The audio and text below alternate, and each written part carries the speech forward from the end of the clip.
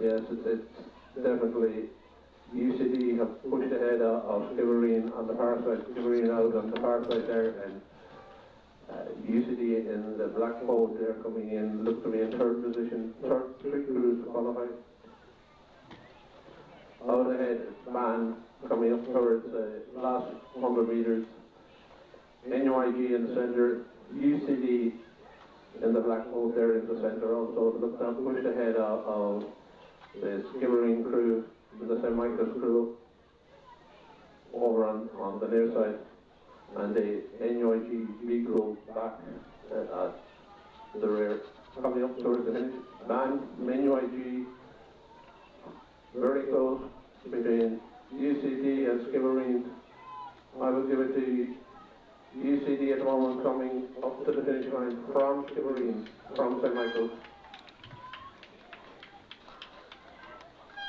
Handing back now to the start launch.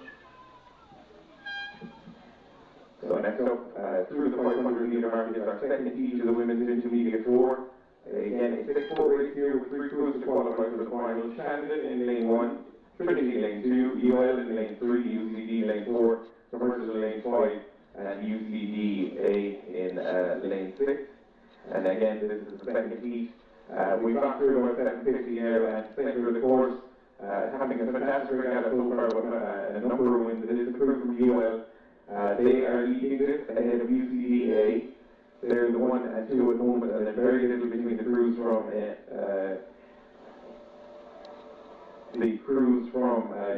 Commercial in third place, and the Shandon crew nearest to us here in lane 1 as well. So they're coming up. That's the market is just coming into view for us here, so those crews are going to see them. And it is leading centre of the course, UL in lane 3. They have about a length and a half lead, and then they're just going to extend it now because they're putting a big push on as we come through 1,000. So UL moving on. It is them leading from the crew from UCDA in lane 6. They're the 1 and 2. Staying in touch then for the third qualifying spot is Commercial and Shandon battling it out here for the third spot ahead of the second crew from UCD and Trinity back in 5th and 6th. So 3 crews qualifying here through 1,000 metres. It's still UL leading, and they are pushing on with every stroke, opening up here on the lead now ahead of the crew from UCD on nearest the enclosure in 2nd place. Just about half a length back to the crew from Shandon now in 3rd place. They have taken in the last couple of strokes a little bit of an advance on the crew from Commercial, so the Commercial need to react and hold on to that third qualifying spot to advance on in this heat B of the women's intermediate 4. Just about 750 to go, and it's still UL. They're in control, really clean rowing, nice slow race. They're in control of this race, and it's a lot more competitive for 2nd, 3rd and 4th. The UCD crew nearest the enclosure doing just enough to hold off the challenge to Commercial. And over on the far side out here on the road, it is the crew from Shandon. They're currently in 3rd place. They look like they have about 3/4 of a length over Commercial at the moment. So it's UL leading. Clearwater then back to the crew from UCD in 2nd place, and the Shandon crew nearest to us are actually flying along now, and they look like they might challenge for the 2nd qualifying spot as we approach the 500 metres. So Commercial, they need to react now. They're going to qualify for the final. 3 crews out of the 6 here are going to move on into the final of the women's intermediate 4. Just coming up to the 500 metre mark, and it is going to be UL Clearwater lead then ahead of UCD, who just have about half a length over Shandon. They're the 1, 2 and 3, and I'll hand over to the finish. So coming in with 500 metres to go, crews are on the far side. Shandon in lane 2, ULBC. In lane 3, UL. In lane 4, UCD. Lane 5, Commercial. UCD A on the near side here in lane 6. And it looks like the UL crew out of control, with UCD on the near side here in 2nd position, and the battle is on for the 3rd qualifying position between Shandon on the far side and the Commercial crew second out from the enclosure. They're the 2 crews that the real battle is on here for the third qualifying position, but out front it's UL from UCD A on the near side. Shandon looks to be ahead at the moment, but at the angle is very difficult to tell when they're coming into the finish here.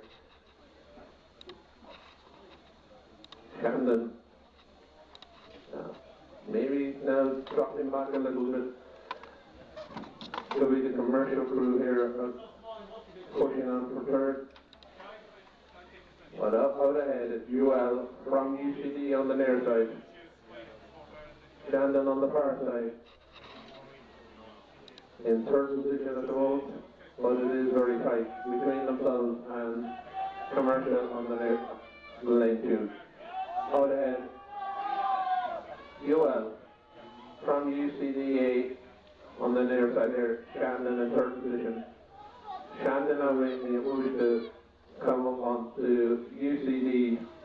It could be UL, Shandon, UCD. These are possibly the three crews that are going to qualify, coming up with a few strokes to go.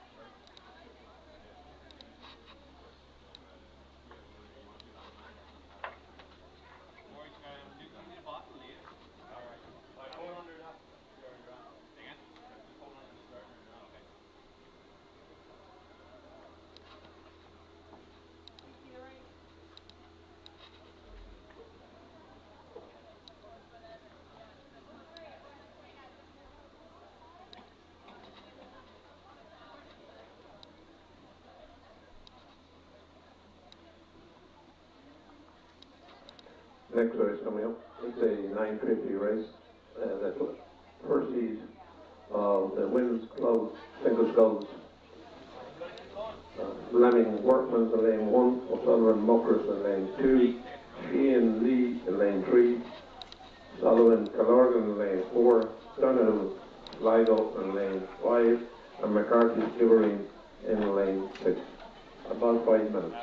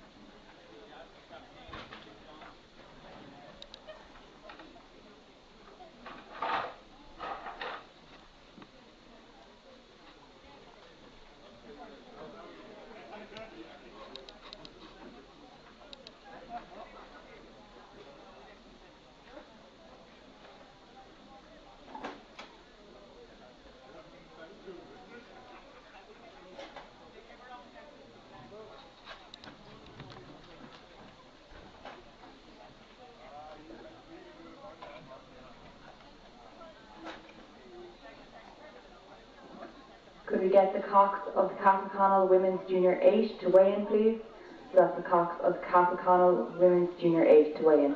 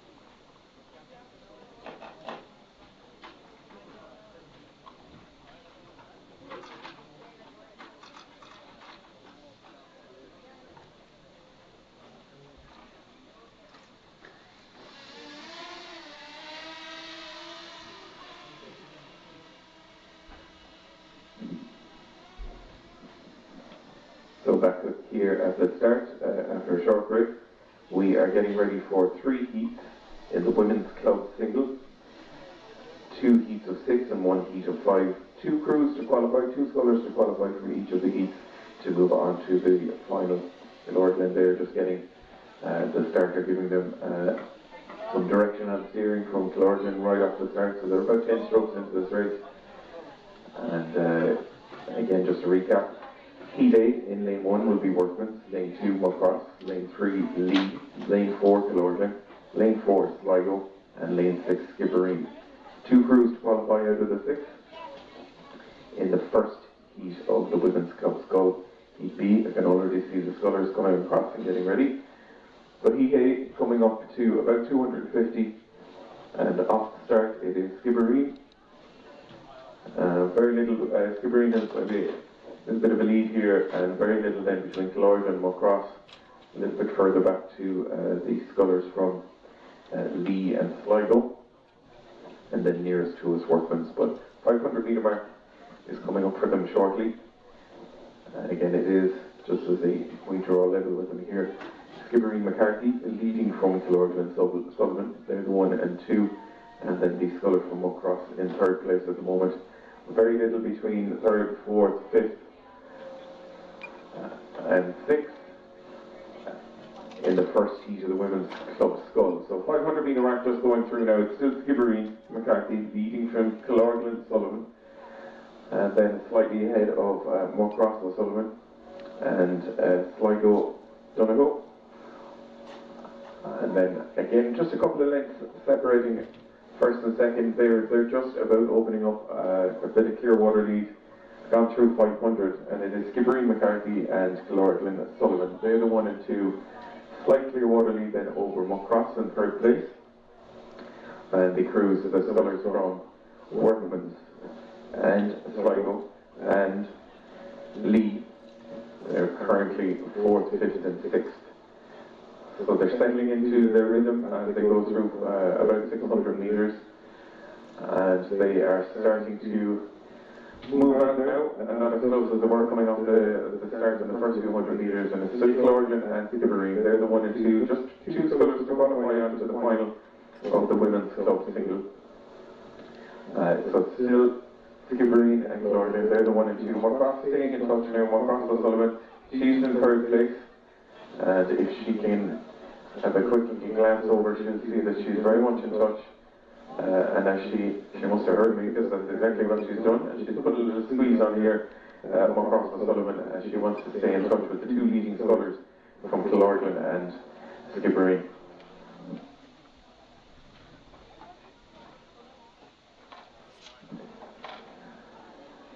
So just about 800, going through the 800 mark, 1,000 metre mark will be in sight soon. In the first heat in the women's club, single, second of the course, Killorglin and Sullivan, and the enclosure side, Skibbereen and McCarthy, they're the 1 and 2 so far, and look to be in control of this race here. 2 crews qualified, 2 scullers qualified in the first heat, and Moncross O'Sullivan, she's doing her best to stay in touch with the 2 leading scullers. Another quick glance over her shoulder there, and a little bit of a squeeze as we approach 1,000. So she's very much trying to get into contention for that second qualifying spot. But in control, second of the course in lane 4, Killorglin and Sullivan. In lane 6, Skibbereen and McCarthy. And then it is Moncross in 3rd, Sligo 4th, Workman in 5th, and then Lee back in 6th place. Just through 1,000 metres. And again, the sculler from Skibbereen, nice and relaxed over there in lane 6. A little bit more racing from Killorglin to stay in touch with those 2.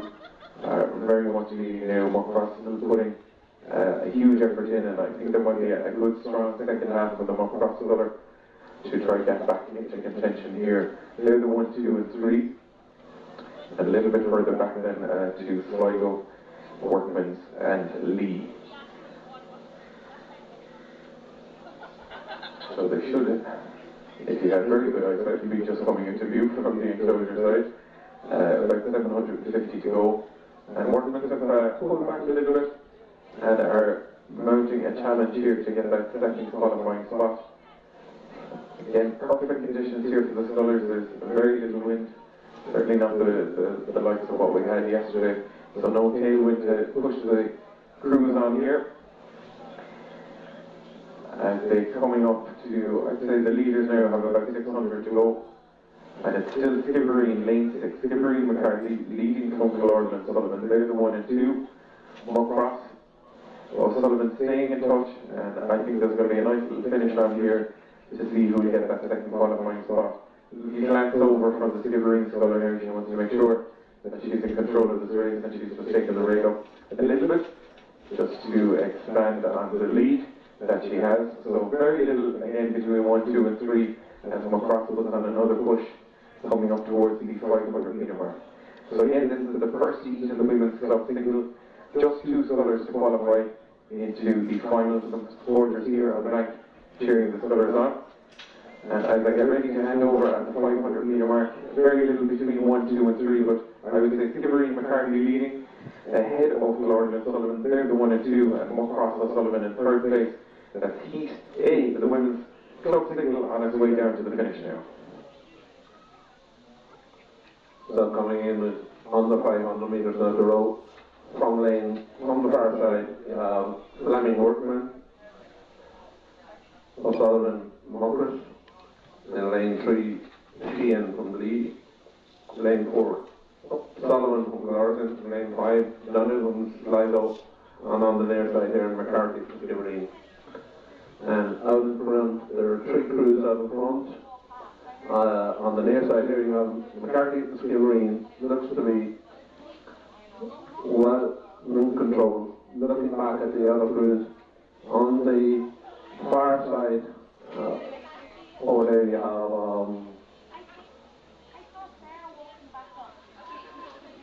so you do have we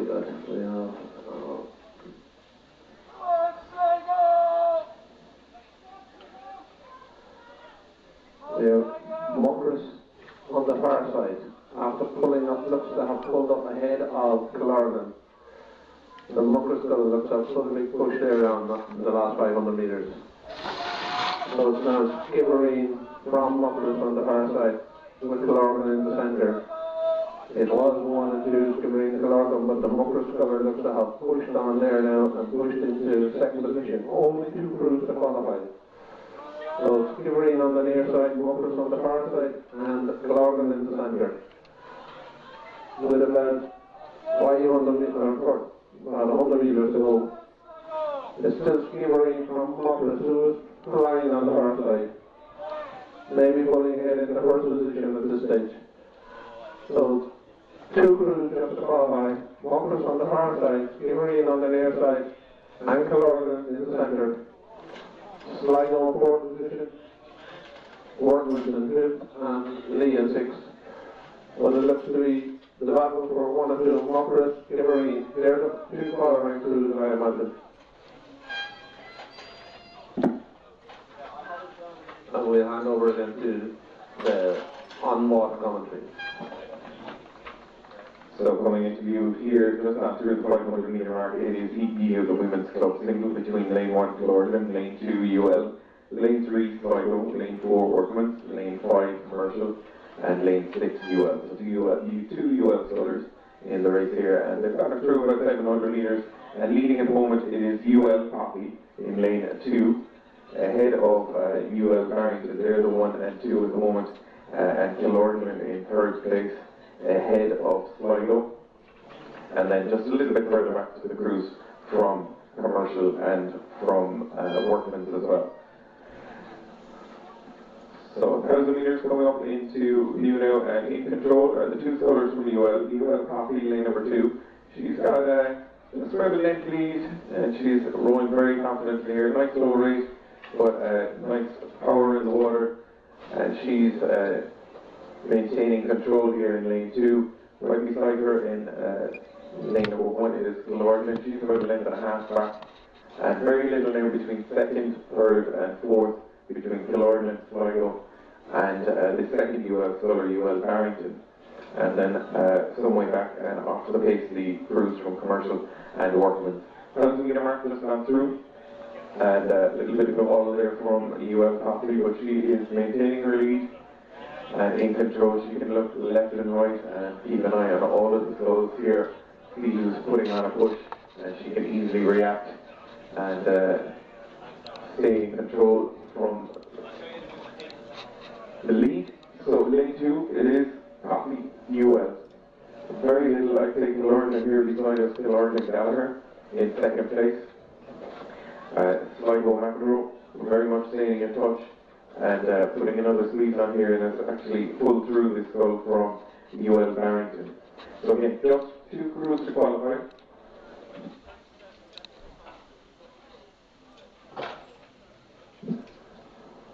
So just two crews qualified in the second heat of the women's club single, and for a 6-boat final later on this morning. And it looks like in control here in lane 2, UL Coffey. Leading, I would say, from Killorglin Gallagher, they're the 1 and 2. Sligo McEnroe and UL Barrington still within a boat's length of that second spot, that second qualifying spot. So when they come down towards the finish and start winding up, we might see some of the challenges that are going to take place to get that second qualifying spot in the women's club single. But still in control since the 500 metre mark, it is UL Coffey. The other UL sculler who was in second place, she's kind of off the pace now, not as strong as she was in the earlier part of the race, and she has pushed back, and it looks like now between Sligo and Killorglin for the second spot. Killorglin here in lane number 1, Sligo in lane 2. They are really going to be battling Nicholas. Killorglin sculler just glancing over now. It's going to be very close between those two to see who's going to advance on to the final.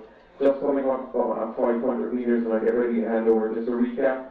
In lane 2, it is UL Coffey leading, and then it is the scullers from Killorglin and Sligo battling it out for the second spot, and then a little bit further back to the crews from UL Commercial and Workman. So over to you at the finish with UL Coffey leading the second heat in the women's club single. Well, this is the second heat with Killorglin on the far side, Coffey from UL in lane 2, Sligo McEnroe in lane 3, Workman O'Connor in lane 4, Commercial O'Connor in lane 5, and UL Barrington in lane 6 on the near side. But out in front, second lane out from the far side, it is Coffee from UL. Now the battle is on for, there's 3 other scullers there in a line. Battle is on for the second qualifying spot at this stage. Over on the far side, Gordon has been battling with Barrington on the near side for that second position. Also in the centre there you have Sligo, not out of it yet.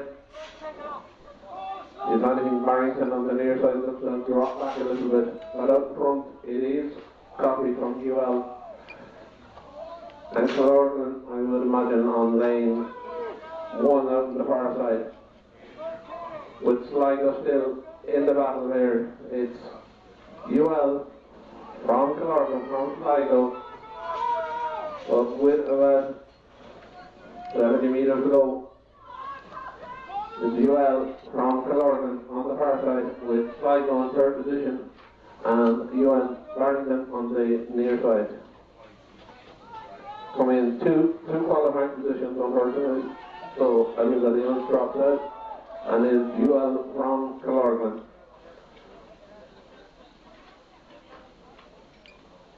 And as they cross the line, we'll hand back to the on-water commentary. So just up at the 1,000 metre mark is Heat C, the women's club single.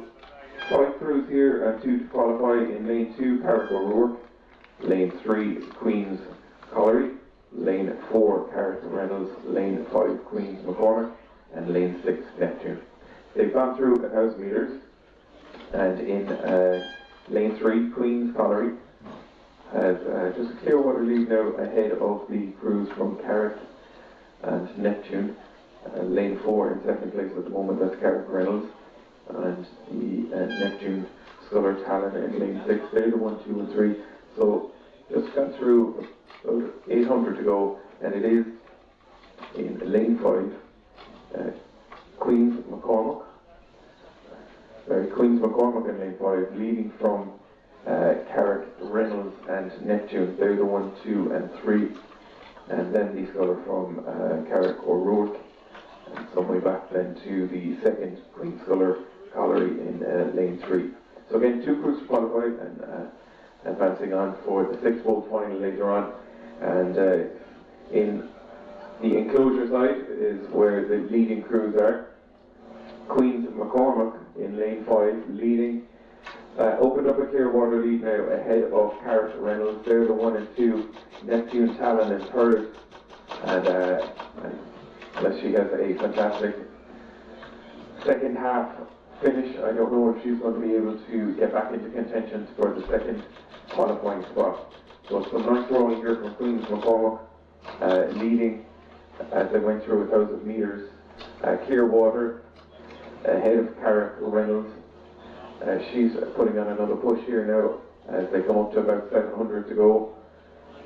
And it's still Queen's McCormick, lane 5, Carrick Reynolds in lane 4, and then Neptune Talon in lane at number 6. They're the 1, 2 and 3. And then the sculler Carrick O'Rourke in 4th place at the moment. Just coming up at the 500 metre mark in this third heat in the women's club single.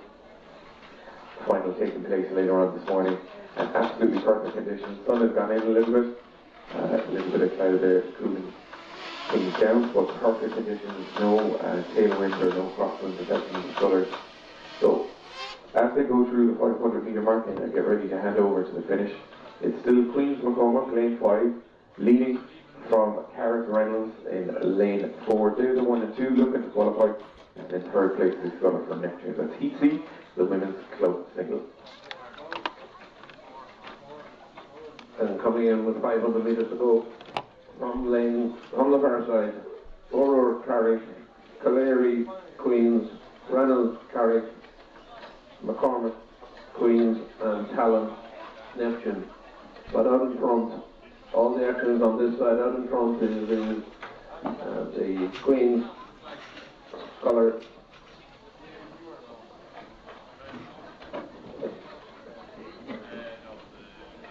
That's McCormick, second crew out from the near side here.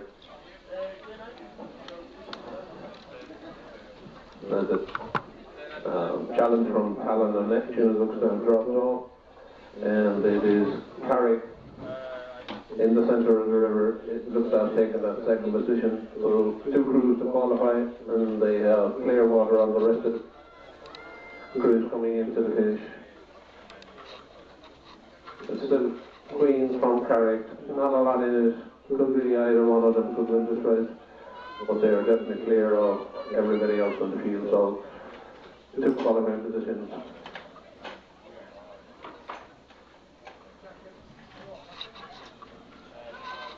Queens from Carrick, from Neptune.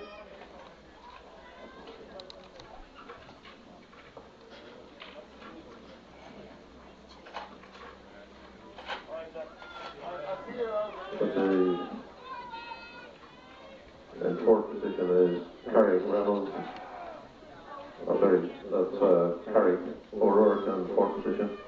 Coming into the finish, it is Queens McCormick from Carrick Reynolds. Number five. Number 5 is first. Just crossing the line now.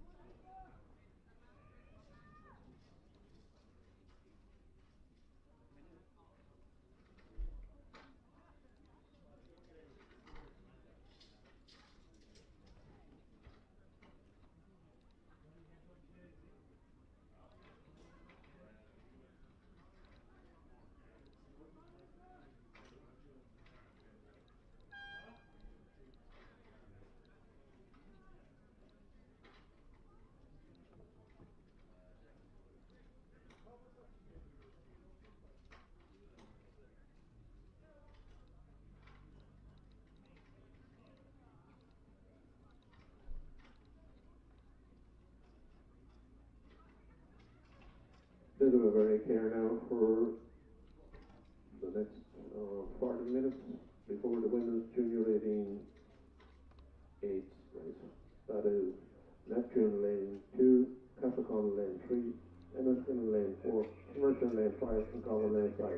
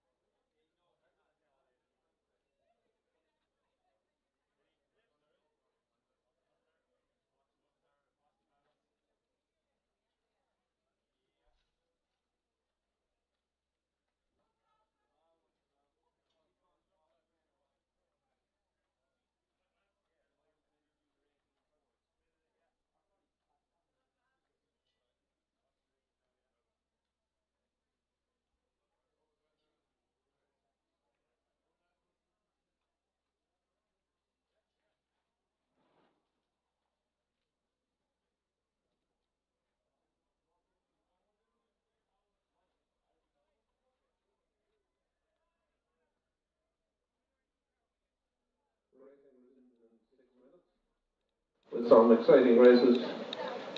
The next 9 races are all finals, starting with the women's junior 18 eights race. Neptune in lane 2, Castlecon lane 3, Enniskillen in lane 4, Commercial in lane 5, and Galway in lane 6. That'll be followed by the women's senior sculls of Kremen UCC, lane 1, Efi UCC in lane 2, Hyde, Glenorgan lane 3, Ferry, Neptune lane 4, Macron from Clydesdale in lane 5, and Long from Lee Valley in lane 6. So all finals, next 9 races are all finals, so we'll hopefully have some exciting racing.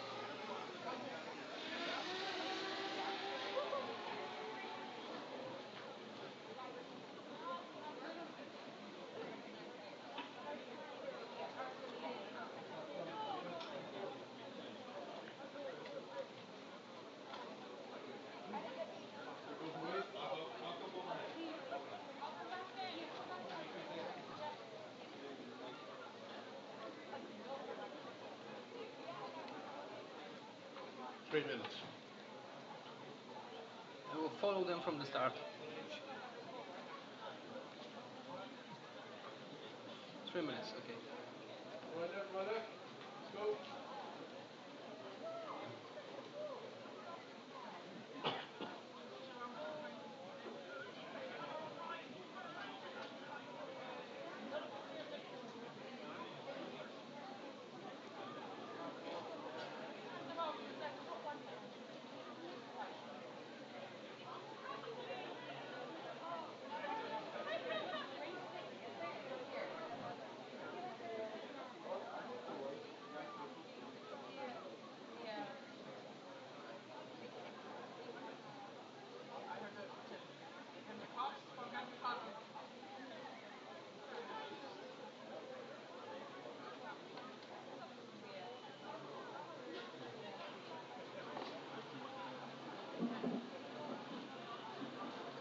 So back here at the start, we're just getting ready for the first finals of the day.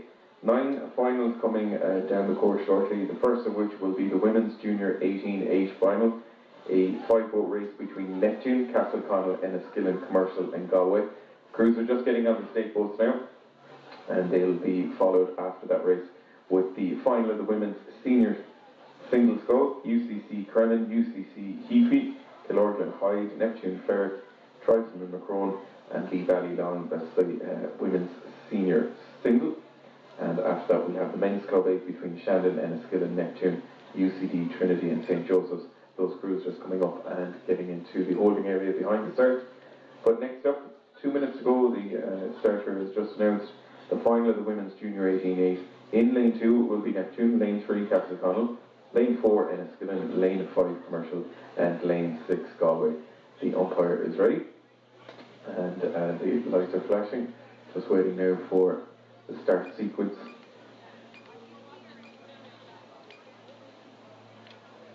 The starter just looking for the Galway ballast to be shown. And we're about a minute away from the start of the women's junior 18 final. Very slight tailwind, just changed in the last half hour or so. Won't affect the crews and going straight down the course. And a little bit more overcast now, so no sun in the eyes of the coxes as they make their way down towards the finish and the finishing closure. So a reminder, next race, our first final of this morning session, the women's junior 18-8, Neptune, Castleconnell, Enniskillen, Commercial and Galway.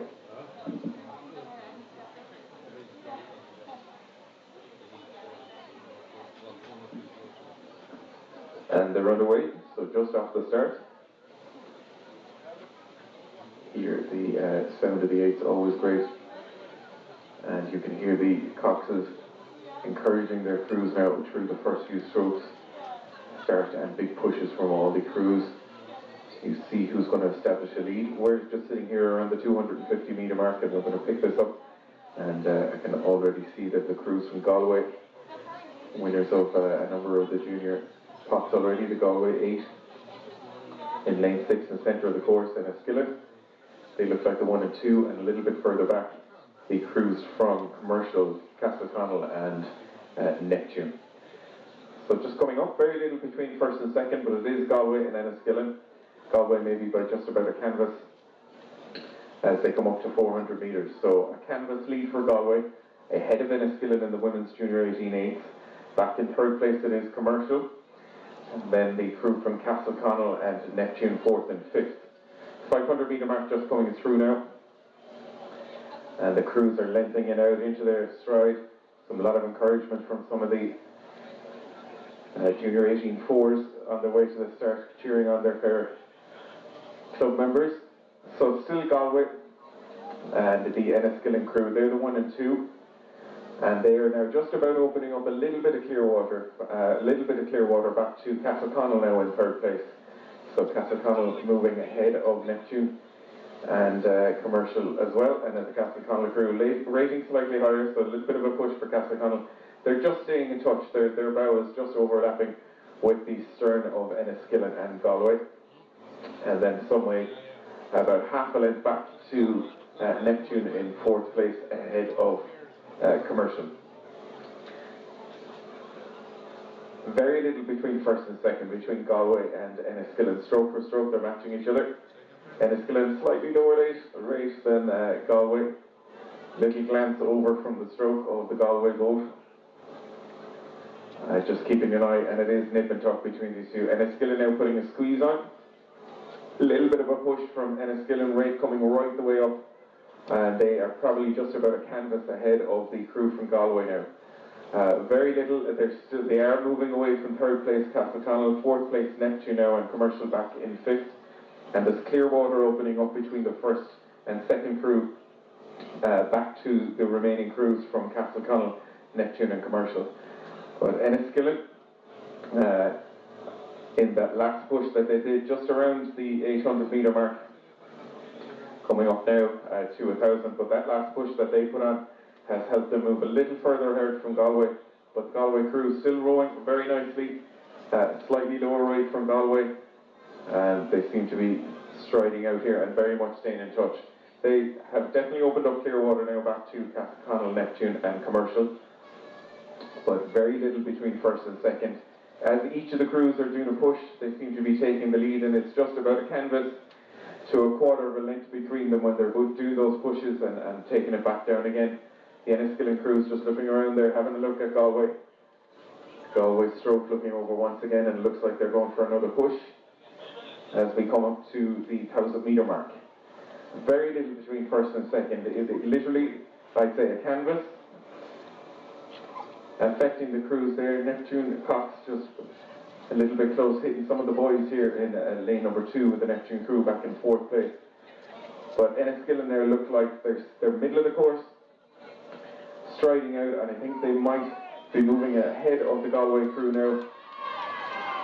Some very nice rowing from the Enniskillen 8, and I think they have the makings maybe of this Galway crew in the enclosure side in lane number 6. They're the 1 and 2. Castleconnell have about a 3/4 lead in 3rd place ahead of Neptune, and they have a length lead over Commercial.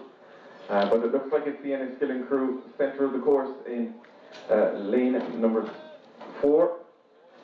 Enniskillen leading this final of the Women's Junior 18-8, about 600 metres to go. And the Galway crew, they're going to have to put in a fantastic finish here to see if they're going to challenge the Enniskillen crew leading this Women's Junior 18-8, as the 1,000-metre mark is just a few strokes away. And they have continued to move away, both Galway and Enniskillen moving away from the crews from Castleconnell, Neptune and Commercial some way back. And it's going to be a fantastic finish here. I still think it's the Enniskillen crew leading in the centre of the course, and Galway here is the enclosure. If they can put on a challenge to see who is going to win this final of the Women's Junior 18-8.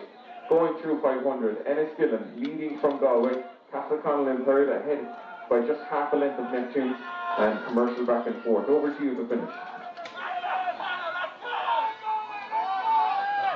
Coming up in the centre of the course, the Enniskillen crew from Galway on the near side, with Castleconnell in 3rd position in the red.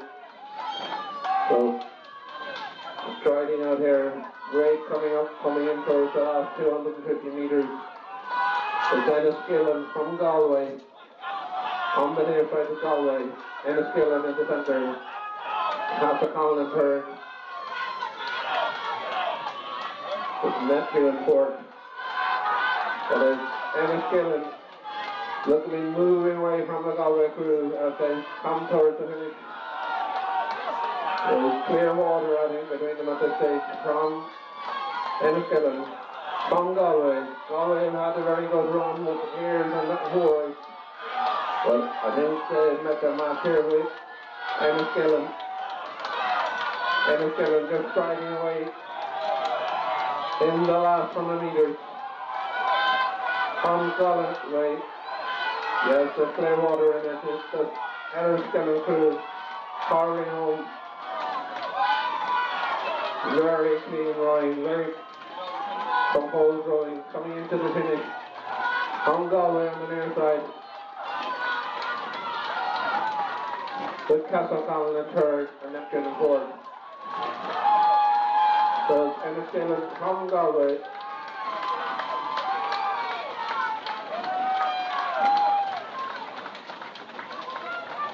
And we'll hand back to our on-the-water commentary for the women's senior sculls race. So we are just making our way back up towards the start here for the second final of the day, the final of the women's senior sculls. Again, a 6-boat race here, UCC Trevin in lane 1, UCC Keefe in lane 2, Killorglin Hyde in lane 3, Neptune Ferrick in lane 4, Tribesman Macron in lane 5 and Lee Valley Long in lane 6. The scullers are just on the stake boats now, not quite off.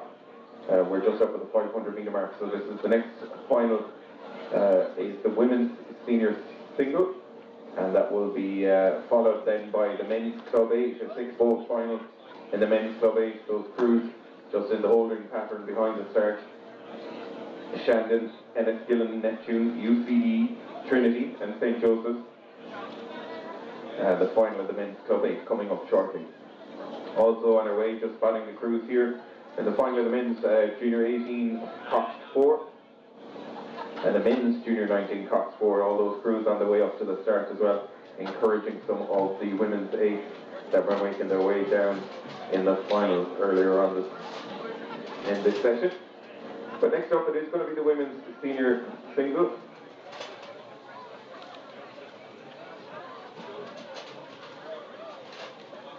the crews are on the state books. Now, just to recap on the 6 scullers that we have in this women's senior singles final. UCC Kremen in lane number 1. UCC Heaphy in lane 2. Lord and Hyde in lane 3. Neptune Ferg in 4. Trifon Macron in 5. And Lee Valley Long in 6.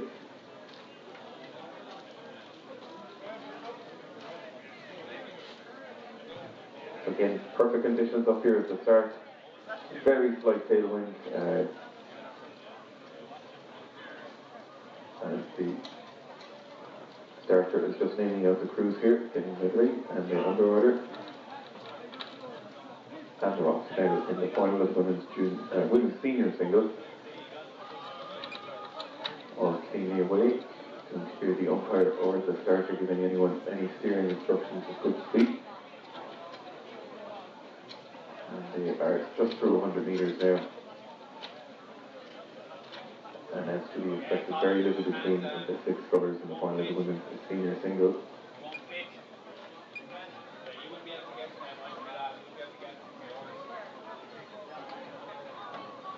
So they're coming up in about 200 metres gone. And we'll get the rundown just to recap. It is UCC Kremen lane 1, UCC Heaphy lane 2, Killorgan lane 3, Neptune lane 4, Triton lane 5, and Lee Valley in lane 6.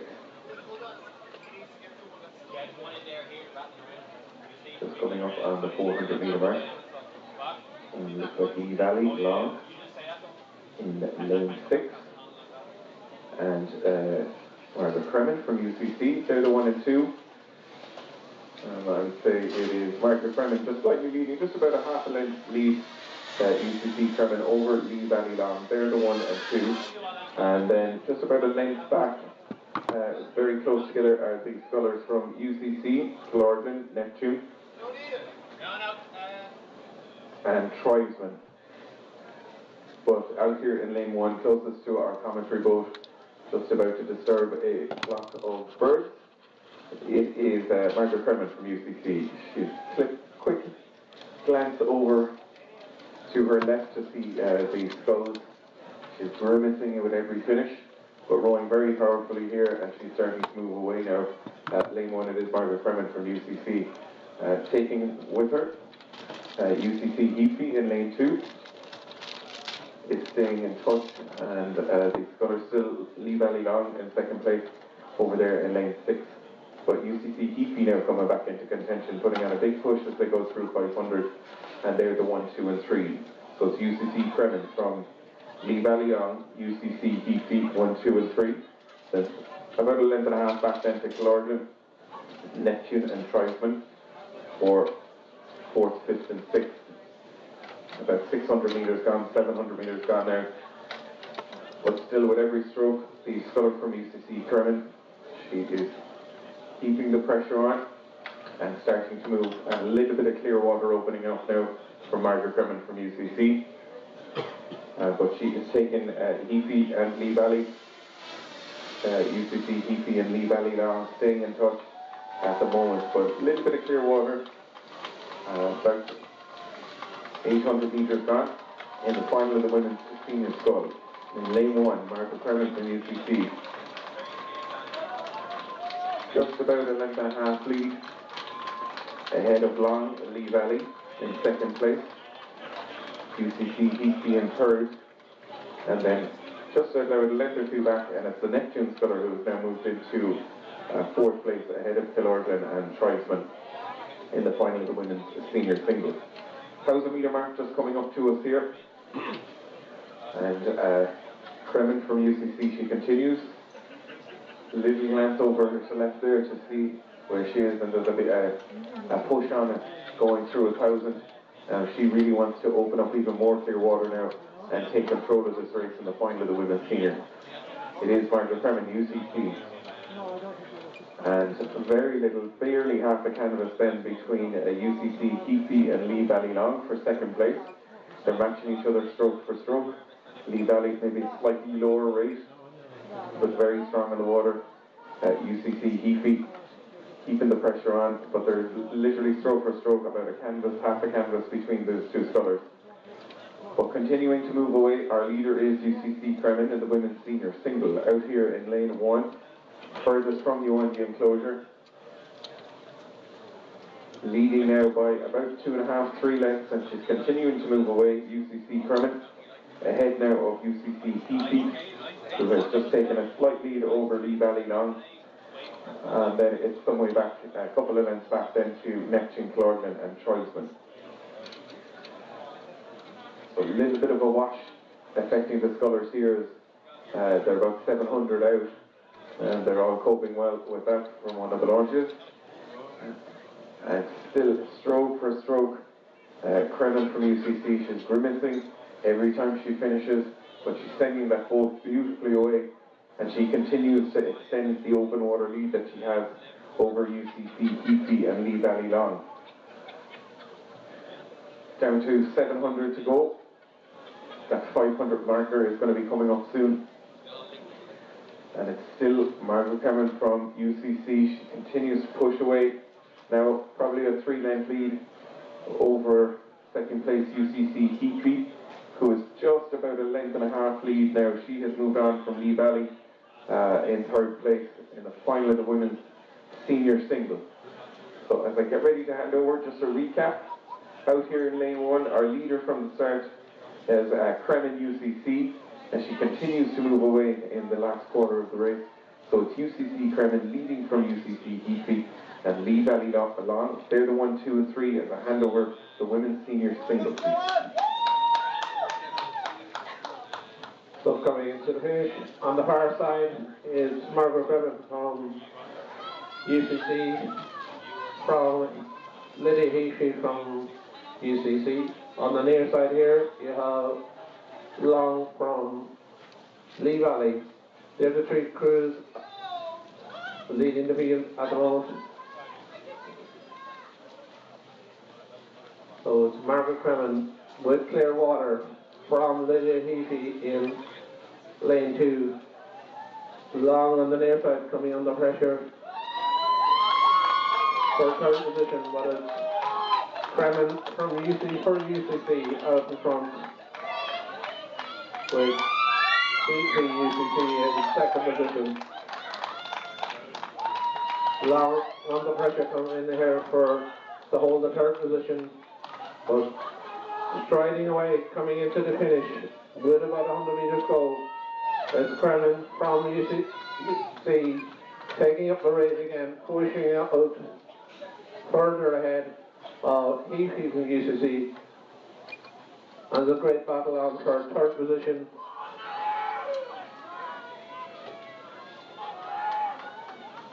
But coming up towards the finish, it is Kremen UCC from Heathy UCC.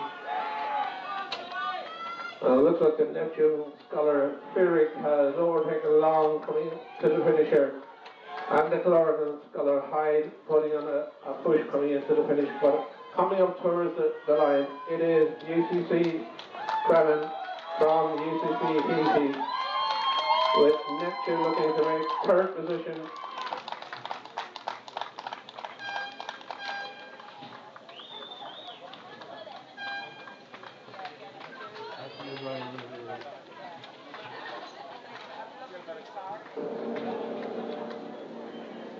So making our way back up to the start here for the next race, which is going to be the final of the Men's Club 8. A 6-boat race here between Shandon, Enniskillen, Neptune, UCD, Trinity and St. Joseph's. These crews are just getting onto the state boats now.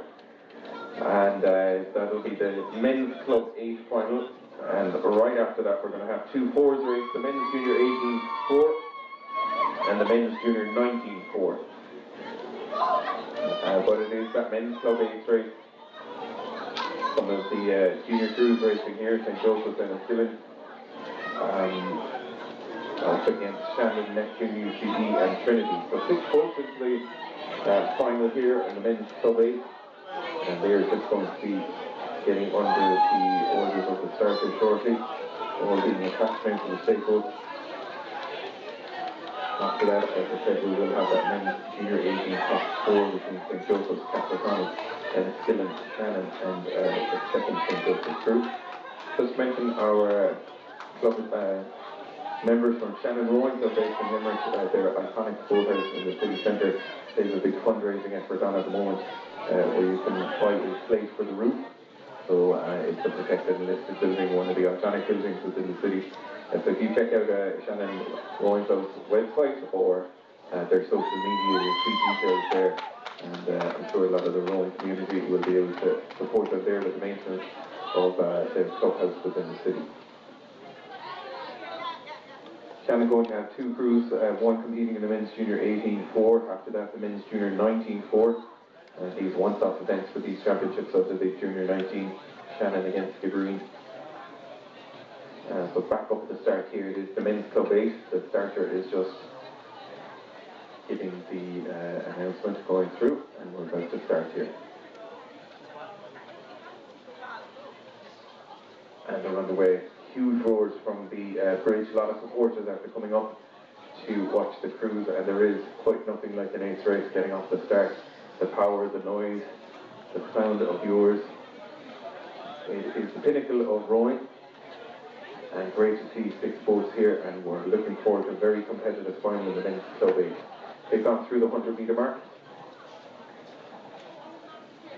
and it is, you can hear those coxes encouraging their crews, getting them off to a clean, powerful and racy start, settling then into the middle of the course.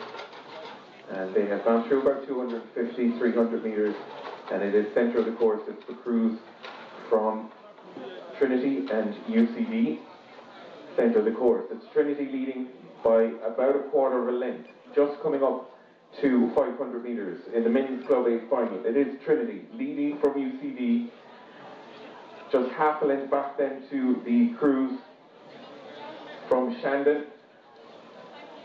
and St. Joseph's, Neptune and Enniskillen back in 6th now at the moment. But still it's Trinity, just coming through 500 metres now. Trinity by about a quarter of a length, leading the men's club 8 Championship of Ireland race through 500 metres. UCD very much in contention here, just a quarter of a length, and I'm sure middle of the course we're going to see some very competitive race for these two crews. They're about a length ahead now of the crew from St. Joseph's in lane at 6, and the crews from Neptune and Shandon. There's barely half a length separating Shandon, Neptune and St. Joseph's for 3rd place. Enniskillen just further back, the junior crew from Enniskillen back in 6th place at the moment. But continuing to move away at the lead of this pack of the race in the men's club 8, it is still Trinity and UCD. Nip it tough, but Trinity are still holding on to the lead. They have taken about a quarter of a length off of the start, and they are holding on to that now. And it's the UCD crews racing a little bit higher than Trinity, but rowing very nicely, and UCD are motoring along here with Trinity. So they're the 1 and 2. Clearwater lead then back to St. Joseph's in 3rd place, with Neptune and in 4th, Shandon 5th, and Enniskillen in 6th. Very little between Neptune and Shandon, matching each other strokes for stroke, but the St. Joseph's crew on the enclosure side in lane 6, just about a half a length lead in 3rd place there. Clearwater being opened up between UCD, Trinity and the rest of the pack. They're coming up with just through 1,000 metres. Big push on from UCD, and they're going to have to go for it now, because Trinity, they're also going for a big push. Middle of the course stuff here, and it is going to be decided in the second half. Trinity maintaining their lead that they took in the first 500. They probably have still just a quarter of a length lead in the final of the men's club 8.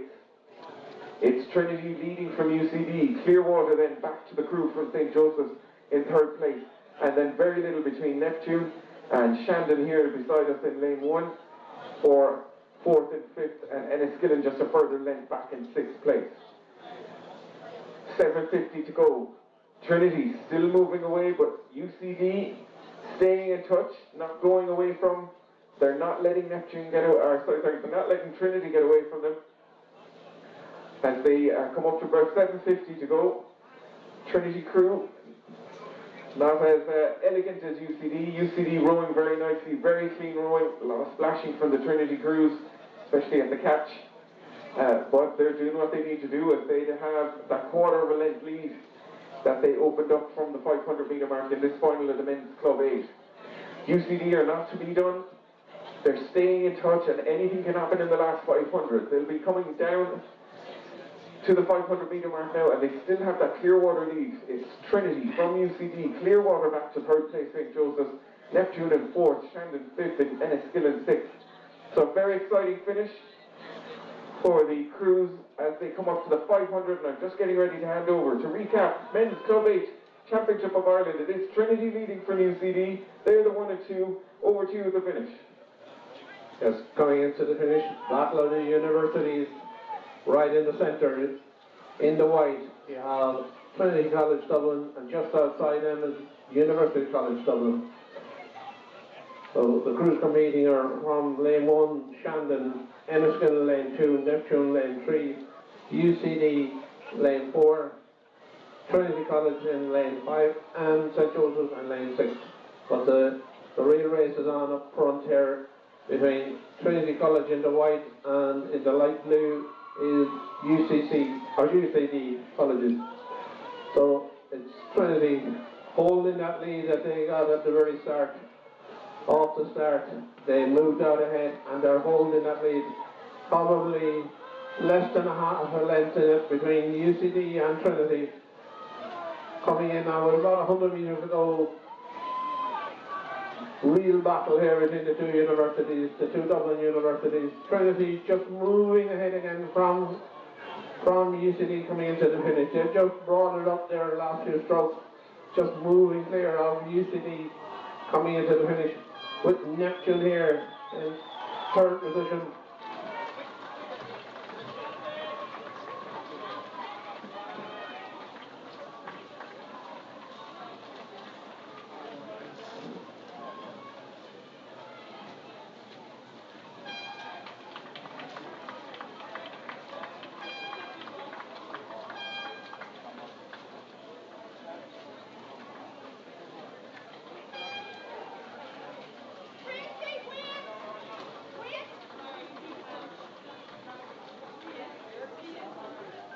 Over to you again, Brian.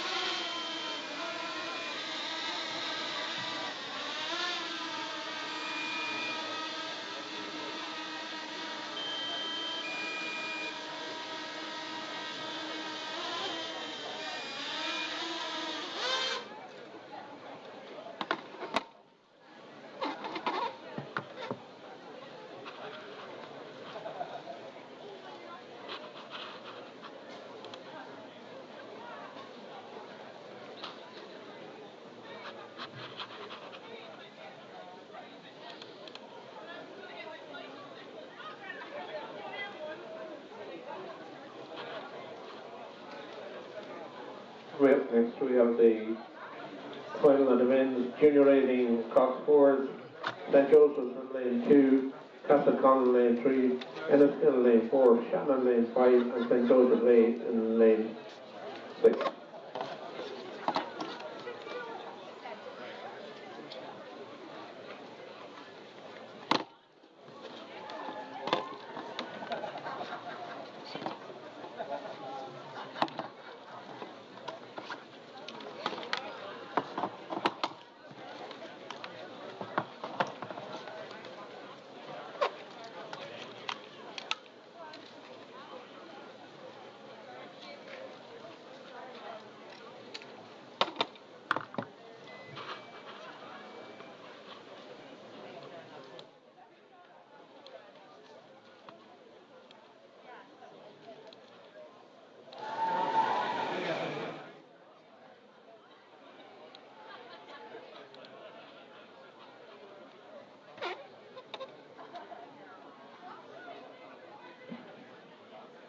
back up for the next final of this morning's session. It's the final of the men's junior 18-4. They're just underway.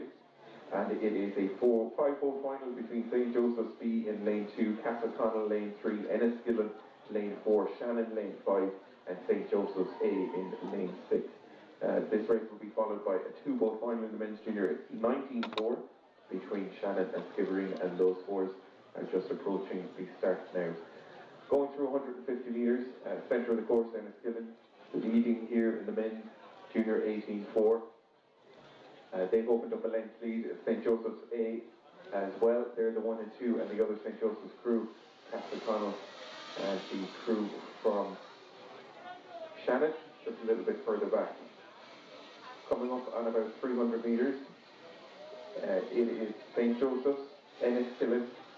St. Joseph's maybe by just, so it's actually Enniskillen. It's the Enniskillen crew, half the canvas ahead of the crew from St. Joseph's, and Castleconnell are in third place. They're the 1, 2 and 3, about a length back then to the second St. Joseph's crew, and the crew from Shannon in 5th place at the moment. 500 metre marker just going through, and Enniskillen, they have probably just a canvas lead over St. Joseph's. They're the 1 and 2. Castleconnell currently in third place, just going through the 500 metre mark. St. Joseph's nearest to us in lane 2, St. Joseph's B in 4th place, ahead of the Shannon 4 in 5th. Gone through 500. The Enniskillen crew rowing very nicely in the centre of the course in lane number 4. And the St. Joseph's crew on the far side in lane number 6. They look like the 1 and 2. Castleconnell just staying in touch. They're overlapping. And these three crews then have opened up a clear water lead over the crews from St. Joseph's, and Shannon back in 4th and 5th. So it's still Enniskillen, maybe just about half a length now. Enniskillen leading ahead of St. Joseph's. They're the 1 and 2. Castleconnell rating much higher than the crews from Enniskillen and St. Joseph's. Gone through about 700 metres, and that Enniskillen crew are continuing to move away. The Enniskillen crew now moving away, probably half a length, 3/4 length lead over the crew from St. Joseph's. Lower rate from the St. Joseph's crew, and the Castleconnell crew in lane 3 in 3rd place. Shannon now moving into 4th place ahead of the second St. Joseph's crew, just in the last 100 metres or so. But still, Enniskillen have now got into a beautiful rhythm. Very stylish rowing from the Enniskillen 4 and the St. Joseph's crew.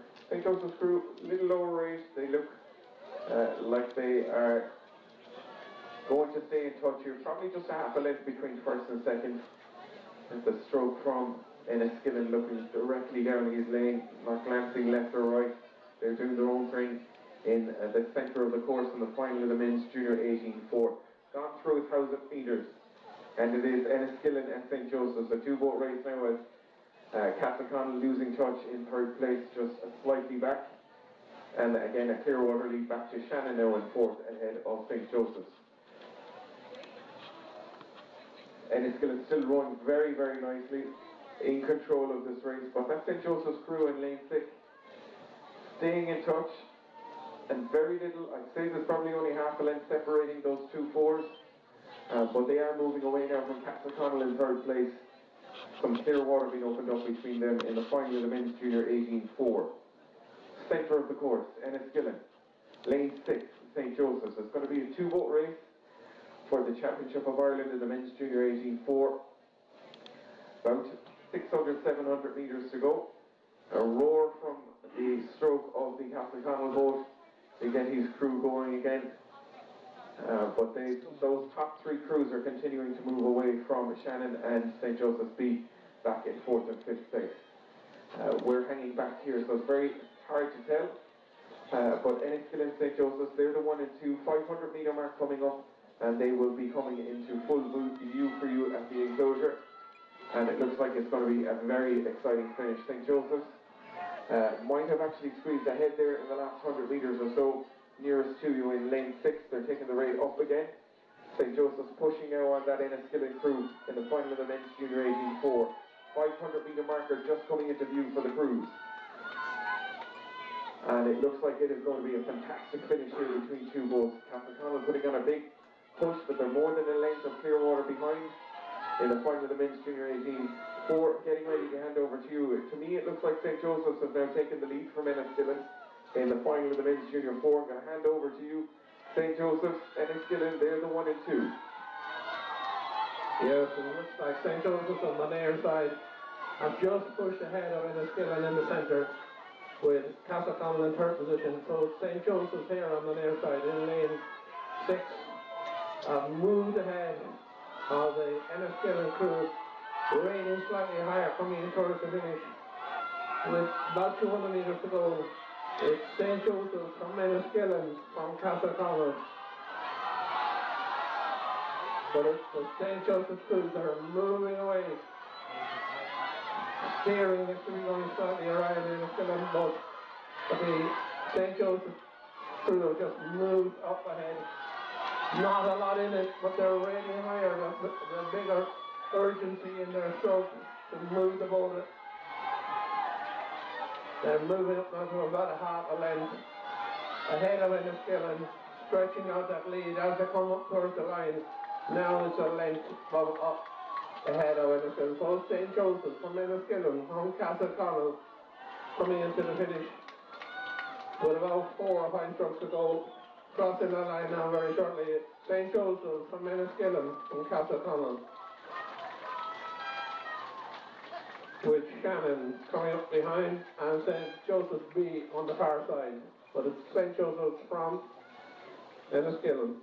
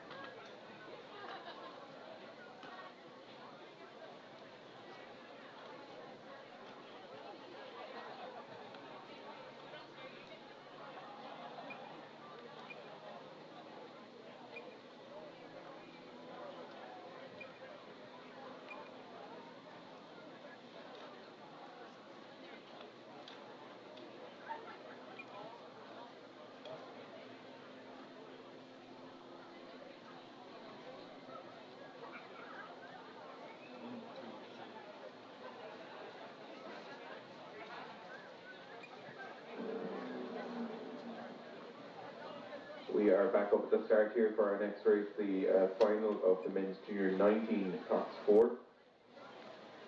These crews didn't get to compete last year, so they went to under 19 event in places for this one championship, and it is a 2-boat race here between Shannon and Skibbereen. Crews are on the start, and we're just waiting for the starter to get them underway. Just a reminder for winning crews, if you can make your way down to the presentation area. And a reminder, it is just the crews and coaches that are permitted to go down for the presentations. But any of the winning crews from this morning's races, if you can make your way down to the presentation area. Back here is the men's junior 19-4 between Shannon and Skibbereen. Just a 2-boat race, after which we'll have the final of the men's intermediate doubles. These doubles both having raced in the heats earlier on this morning. And in that final it will be Sligo, Lee, UL, Shandon, Queens and Waterford. The final of the men's intermediate doubles. And right after that we'll have the other race that was decided, the 6 finalists decided earlier on this morning in the women's intermediate 4 between UCD B, UCD A, Ban, UL, NUIT and Shandon.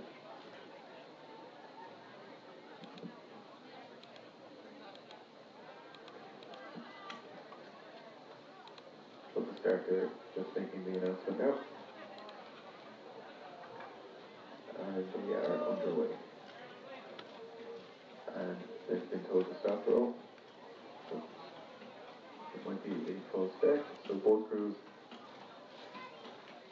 holding their boats up.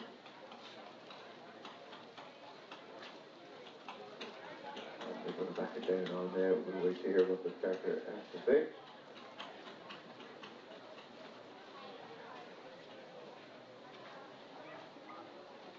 I think it's a false start for Shannon. So in the men's junior 19-4, they're making their way back on. I think it was false start Shannon. The drone is just really excited, so hopefully those of you that are streaming, you'll be able to see this race getting ready. Men's junior 19 Cox 4 between Shannon and Skibbereen. They're going to get back onto the state boards. Fifth and last final of this morning's session. After that, we're going to have the men's intermediate double, the women's intermediate Cox 4, the men's senior single, and the women's sub 4. And of course, in that men's senior single, one of our international lords. Mel Lynch, UCC, Paula Donovan, Skibbereen, Area Donovan, Skibbereen, Jake McCarthy, and Skibbereen, Quentin McCarthy in commercial in the final of the men's single. But just heard there that it is the Shannon crew have been given a false start. It's back on the state boats and they're going again now.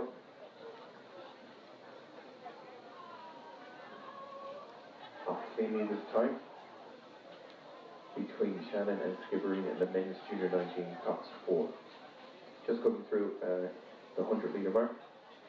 Just the two boats here in this junior 19 race. These crews unfortunately not getting to race last year due to the COVID restrictions, so these under 19 events taking place as an exception this year to give the crews a chance to race at the championships. Just two boats here. Shannon in lane 3, Skibbereen lane 4. One of the Skibbereen scullers cheering on his 4 as he makes his way up to the start. About 250 gone. And Skibbereen are leading from Shannon here in the junior 19-4. So it's Skibbereen. Just maybe half a length lead. Skibbereen coming up now on the 500 metre mark. Skibbereen leading from Shannon in the men's junior 19-4. So just about a half a length lead, the Skibbereen crew. Lots of encouragement from the other crews making the way up to the start as we go through the 500 metre mark. And it is Skibbereen 3/4 of a length from Shannon. The Shannon crew staying in touch. Gone through 500. Just 3/4 of a length now between Skibbereen and the crew from Shannon. Again, lots of encouragement coming from the bank, the drone overhead, so hopefully you're getting some great footage here of the two crews as they make their way down the course in the final of the men's junior 19 Cox 4. Both fours now striding out. Still very high race, and that Skibbereen crew pushing on. Very competitive. A little bit of a wobble from the Shannon crew, but steady as a rock for Skibbereen. They've now opened up a little bit of clear water as they go through it. Skibbereen, clear water lead now, just about a length and a half ahead of Shannon in the men's junior 19-4 Championship of Ireland.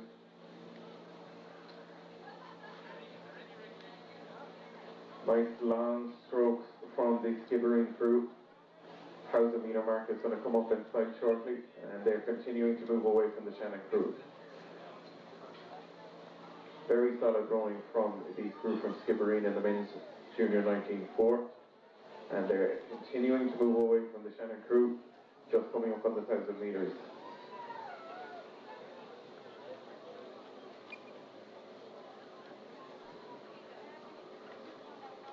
So still keeping the push on Skibbereen. They're not settling for just getting ahead of Shannon. They're keeping the pressure on to keep the boat and keep that open water that they have opened up. And just going through the 1,000 metre marker now. It is Skibbereen leading from Shannon, probably about a 2-3 length lead in the men's junior 19 Cox 4. A little glance from the bandman at Skibbereen over to the 1,000 metre marker. They know now they've gone through halfway in this race in the men's junior 19-4. It's still Skibbereen, the Shannon crew, rating slightly higher, and they're doing their best to get back into contention here to push that Skibbereen crew in the second half of this race. But in control, it's the crew from Skibbereen, all of them wearing white hats. In lane 4, centre of the course, and they, after the 500 metre mark, they just continue to move away from the crew from Shannon in second place in the men's junior 19 Cox 4. 7:50 to go, and both Coxes encouraging their crews. The Skibbereen crew, even though they have that open Clearwater lead, they're not sitting on that. They want to continue to move away. They're looking to dominate this race, and they're keeping the pressure on. A nice push from Shannon here, rating very high, the Shannon crew, racing this like it's for my sprint, and they're coming back a little bit now on Skibbereen. So big push on from Shannon. Again, they've realised that the 500 metre mark is coming up, but it's still 2 or 3 length lead. Skibbereen there ahead of Shannon. So 500 metre mark in this final of the men's junior 19 Cox 4 between Skibbereen and Shannon. As a handover to you, it is Skibbereen leading in lane 4, 2 length lead, 3 length lead over the crew from Shannon in lane number 3. So coming into view, it's the men's junior 19 Cox 4 with Skibbereen on the near side, Shannon in the centre of the river. And it's Skibbereen leading from the start and not slackening off as they're coming in towards the finish with about 250 metres to go. It's still Skibbereen from Shannon. I'm sure if this race was over last year, there were probably 6 boats across the river. But these are the junior 19s who didn't get to row in the championships in a championship race last year. Coming into the finish, Skibbereen from Shannon. Just 2 boats entered in this race.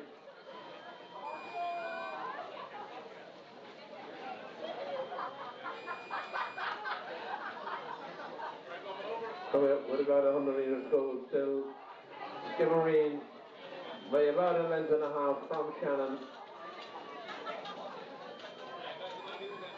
Shannon now putting on a push, trying to close that gap. But it's Skibbereen from Shannon just moving away again now with the last few strokes.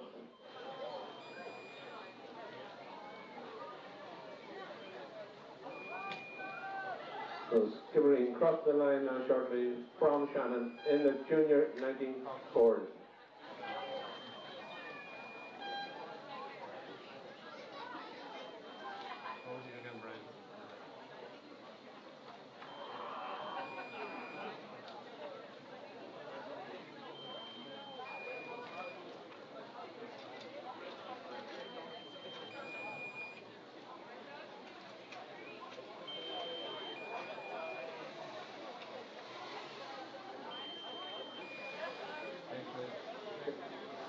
Next race up is the men's intermediate double sculls.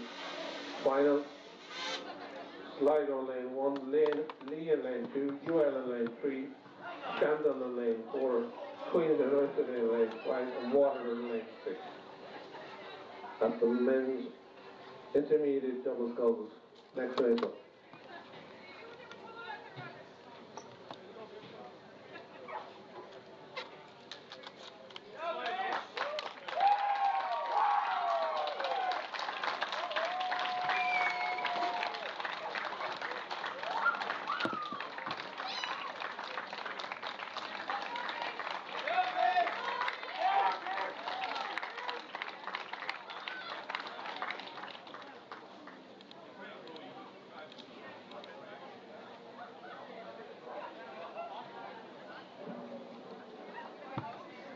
We are back here at the start now for the next final, which is going to be the men's intermediate doubles 6-boat final. These double sculls had raced earlier in the heat. We started just going through the roll call now. It's Sligo lane 1, Lee lane 2, UL lane 3, Shandon lane 4, Queens lane 5, and Waterford lane 6. They're just underway. Just started away cleanly. First few strokes for each of the doubles in the final of the men's intermediate. after that race, we can see the women's intermediate fours just getting ready to join the start. They've gone through about 150 metres there in the doubles, men's intermediate doubles. Sligo, Lee, UL, Shandon, Queens and Waterford. They're the 6 crews. And just coming up to the first few hundred metres. And centre of the course, the crews from Queens, Shandon, UL. They look like the 1, 2 and 3 at the moment with Lee and Sligo and Waterford. A little bit further back in 4th, 5th and 6th. Centre of the course. Very little between them, between UL, Shandon and Queens. They're just coming up level to us. Lee actually still in touch. And Sligo here. So it's the Waterford crew on the far side, maybe just a little bit further back in 6th place. Centre of the course. Matching stroke for stroke. It's Shandon and UL. They're the 1 and 2. Just coming to the 500 metre mark. UL half a canvas ahead of Shandon. They're the first and second. The Lee crew now have moved up into 3rd place ahead of the crew from Queens. So going through 500, just about a length and a half, 2 lengths separating the first 5 crews. UL in lane 3, leading it from Shandon. They are slightly ahead of the crews from Queens, Lee and Sligo. Waterford way off the pace here now. They are clear water between them and the other crews. So Waterford look like they're not going to be in contention for this race here, but very, very close. I would say 2 lengths separating 1st to 5th. And it's still in lane 3, UL. The stroke UL just having a quick glance over to the crews beside him. UL and Shandon and Lee now in 3rd place. It's the Lee crew who have moved ahead of Queens and Sligo. The centre of the course, like a chevron coming down, it is actually UL leading. Right beside them, the crew from Shandon and Lee. They're the 1, 2 and 3. Queens, the barman of Queens, just having a look over now to see where he is. And he realised that the Lee crew have taken an advance on them. And the Lee crew putting a big, big push on here, coming up to the 1,000 metre mark. They are coming up on the Shandon crew. All the crews now must know that we're at the 1,000 metre mark, because there's a lot of pushes coming on. The UL crew maybe just, I'd say, a half a length lead over Shandon. And then the crew from Queens have now moved into 3rd ahead of Lee. So again, a lot of pushes taking place, so those jockeying for positions as they get into a push and back into their stride. Little bit of a call there from the stroke of the UL man to his bowman, and they have gone. The UL crew have lifted it again, and they're looking to open up a length lead. It's UL, centre of the course, finally the men's intermediate double. A great regatta so far for UL, with numerous wins in the men's and women's races. And it looks like they're in control here in the men's intermediate double as well. Centre of the course, UL leading it out. Taking with them the crews from Shandon and Queens. Queens in lane 5, a very good 500 from the Queens double. The crew from Lee falling back now into 4th place. And it is Queens who are pulling through the Shandon double. Bowman and the Shandon both just glancing over to see where they are. They've about 750 to go, and the UL crew are pushing again. UL, centre of the course. Little glance from the stroke man over either side of him to see the crews that are there. They're in control here. It's UL, centre of the course, leading from Queens. And then a real battle for 3rd, 4th and 5th. Shandon, Lee, Sligo, side by side, stroke for stroke. There's barely a canvas separating these 3 double skulls. But out there in front and just opening up Clearwater lead, it is UL. UL from Queens, they're the 1 and 2. Sligo now moving into 3rd place. Nice push from the Sligo double right beside us here. And they've now moved into 3rd place ahead of Shandon in 4th and Lee in 5th. Coming up to the 500 metre mark, again the stroke man of UL, he's just glancing over. They're in control of this championship race in the men's intermediate double. 500 metre mark now going through. It's UL just about a 2 length, 1.5, 2 length lead over Queens.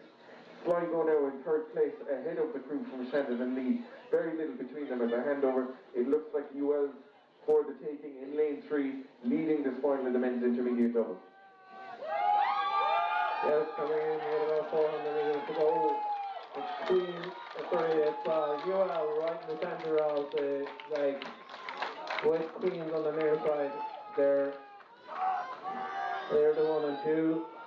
UL still maintaining the advantage right off the start. Ahead of Queens. Battle is on for third position. The Sligo on the far side, Lee just inside them in lane 2. And then we have the Shandon crew over here in lane 4.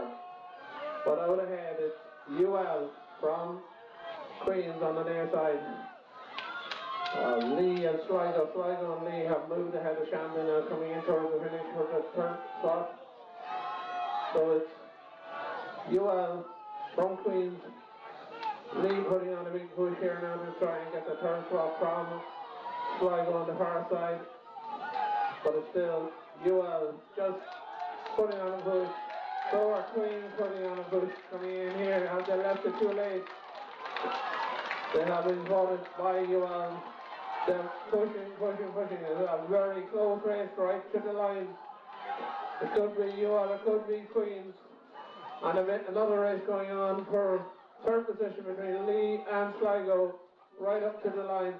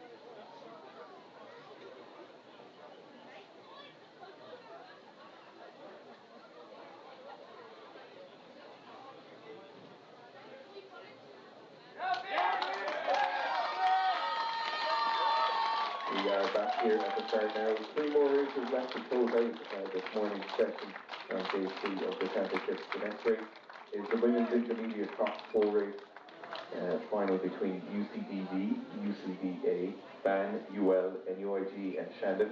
Crew's on the starting blocks, just waiting for the roll call and the start. And afterwards we'll have the men's senior single race between the Donovan brothers and the McCarthy brothers, as well as Clonmel Lynch and Murphy Neal. And to wrap up this morning's session, it will be the women's club single final between Lord Queen, Skibbereen, UL, Macross and Carrick. Those colours just coming up to the holding pattern behind the start now.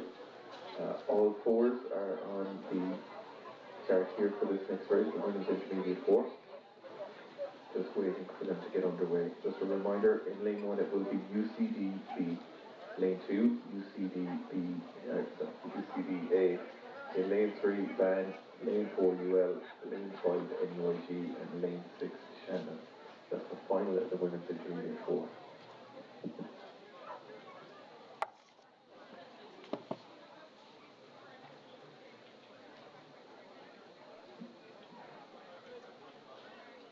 So just going through the roll call at the start.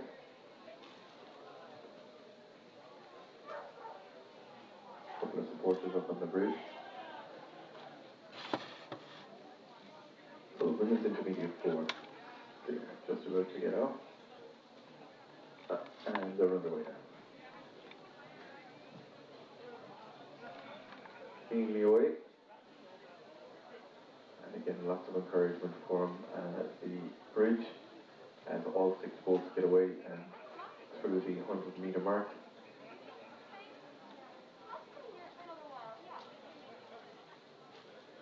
Nice conditions here. Wind just picked up a small little bit. There's a little bit of a crosswind and a tailwind here.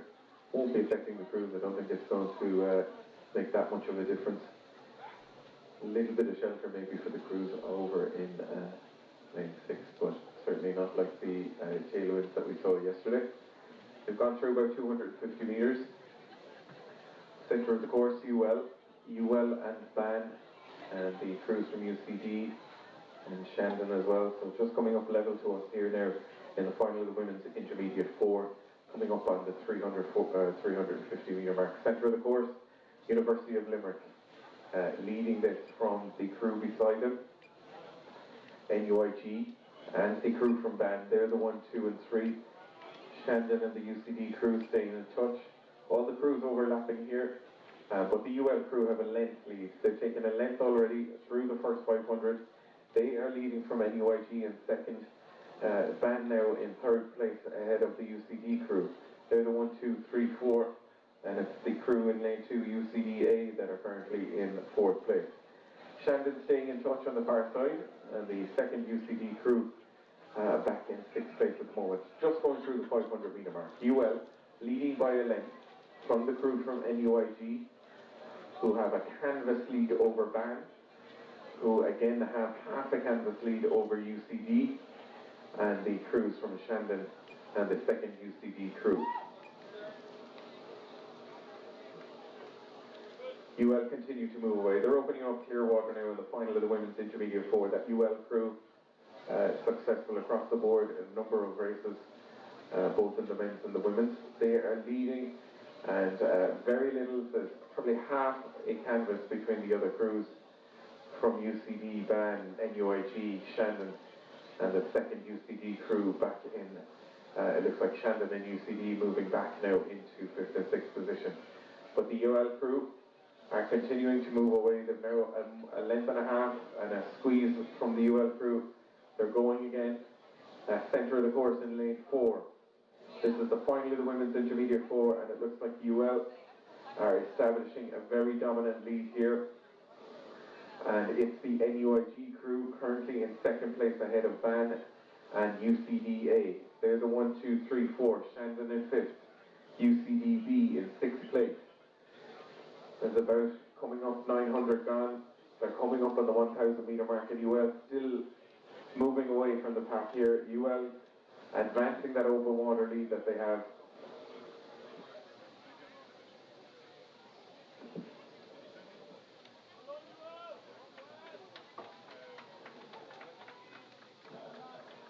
So centre of the course again, 1,000 metre mark now they're going through. It's UL, Clearwater lead, NUIG second, Ban and Shandon now into Shandon in 3rd place, and Ban the lead, those positions for 3rd, 4th and 5th between Ban, UCD and Shandon changing as the crews are doing pushes going through the 1,000 metre mark. But still striding away out there in the lead in lane 4 is the University of Limerick. They're leading this women's intermediate 4. They've dominated from the start, from the 500 metre mark. They had taken a length lead, and they've moved out now to a 3-length lead ahead of the crew in lane 5 from NUIG, lane 6 Shandon, and in lane 3 the Ban crew. So it is University of Limerick's for the win here. NUIG, Ban and Shandon, UCD, 2 UCD crews back in 5th and 6th place. The UL crew very much in control of this race, centre of the course, and none of the other 4s have been able to compete and stay with the UL crew after that initial burst from the 500 metre mark. NUIG winding it up and putting a push on here, and the crew from Ban, the stroke of Ban, just having a quick look over. They want to stay in touch here in the final here of the women's intermediate Cox 4. Championship of Ireland, University of Limerick again, they're moving on. They continue to push for the line as they come up to the 500 metre mark. Very little between NUIG, Ban and Shandon for 2nd, 3rd and 4th. and the two crews from UCD just a little bit further back in 5th and 6th. So there is going to be a very competitive race for 2nd, 3rd and 4th between NUIG, Ban and Shandon. But going through 500, our leaders from the start have been the University of Limerick, and they continue to move away from the rest of the pack. Getting ready to hand over, it's UL leading from NUIG, Ban and Shandon. They're the 1, 2, 3, 4 in the final of the Women's Intermediate 4. Yes, and it's UL out ahead. Crews in this race from the far side are UCD-B, UCD-A in lane 2, Ban in lane 3, UL in lane 4, NUIG in lane 5 and Shandon in lane 6. But out ahead with a commanding lead is UL, University of Limerick from Ban.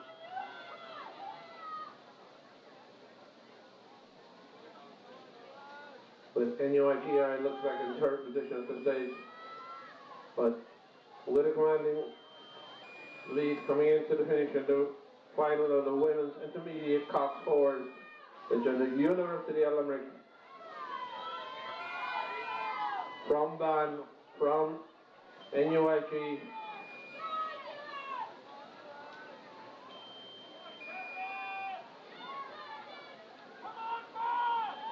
With about 2.5 lengths lead, it's University of Limerick striding away into the finish. About 50 metres to go. They're not going to be caught here. It's University of Limerick from Ban. Race on for 3rd position between NUIG and Shandon. But out, crossing the line just shortly, it's University College Limerick from Ban Rowing Club, from NUIG and Shandon.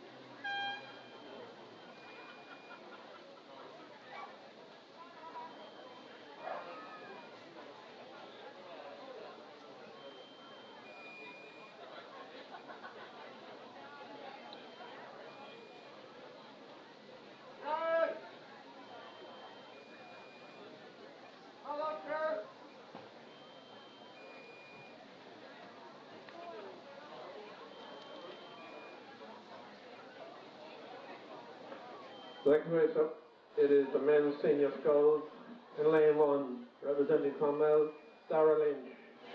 Lane 2, representing UCT, Paul O'Donovan. In lane 3, representing Skibbereen, Gary O'Donovan. In lane 4, representing Skibbereen, Jake McCarthy. In lane 5, representing Skibbereen, Finton McCarthy. And in lane 6, representing Commercial, David Neal. This will be a cracker of a race. The final of the men's senior sculls. Next race up.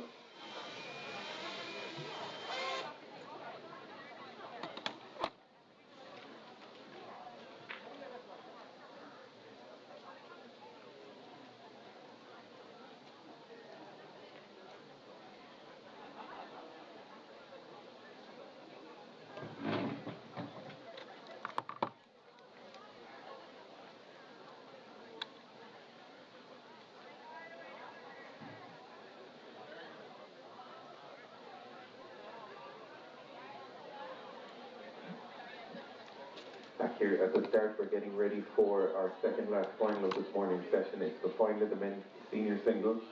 A lot of our international athletes competing here. Lane 1, Clonmel Lynch. Lane 2, Paul O'Donovan UCT. Lane 3, Gary O'Donovan Skibbereen. Lane 4, Jake McCarthy Skibbereen. Lane 5, Finton McCarthy Skibbereen. And Commercial Neal in lane 6. So just doing the roll call here.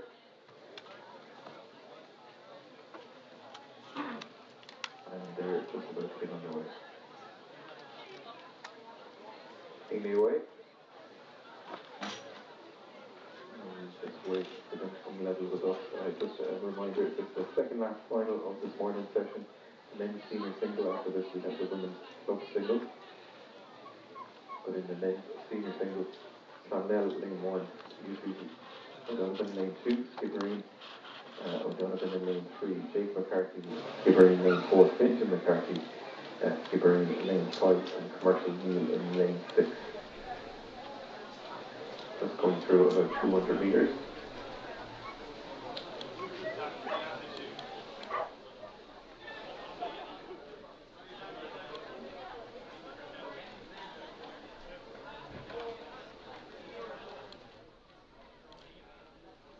They're just going level with us here now. I'll be able to see it is in lane 5, Fintan McCarthy leading from Jake McCarthy. They're the 1 and 2 coming through. They're about 400 metres down there. So in lane 5, it's Fintan McCarthy leading just by about a canvas over his brother Jake. They're the 1 and 2. And then a little bit further back, it is Gary O'Donovan in 3rd place. Larry Lynch in 4th here, and Clonmel lane number 1.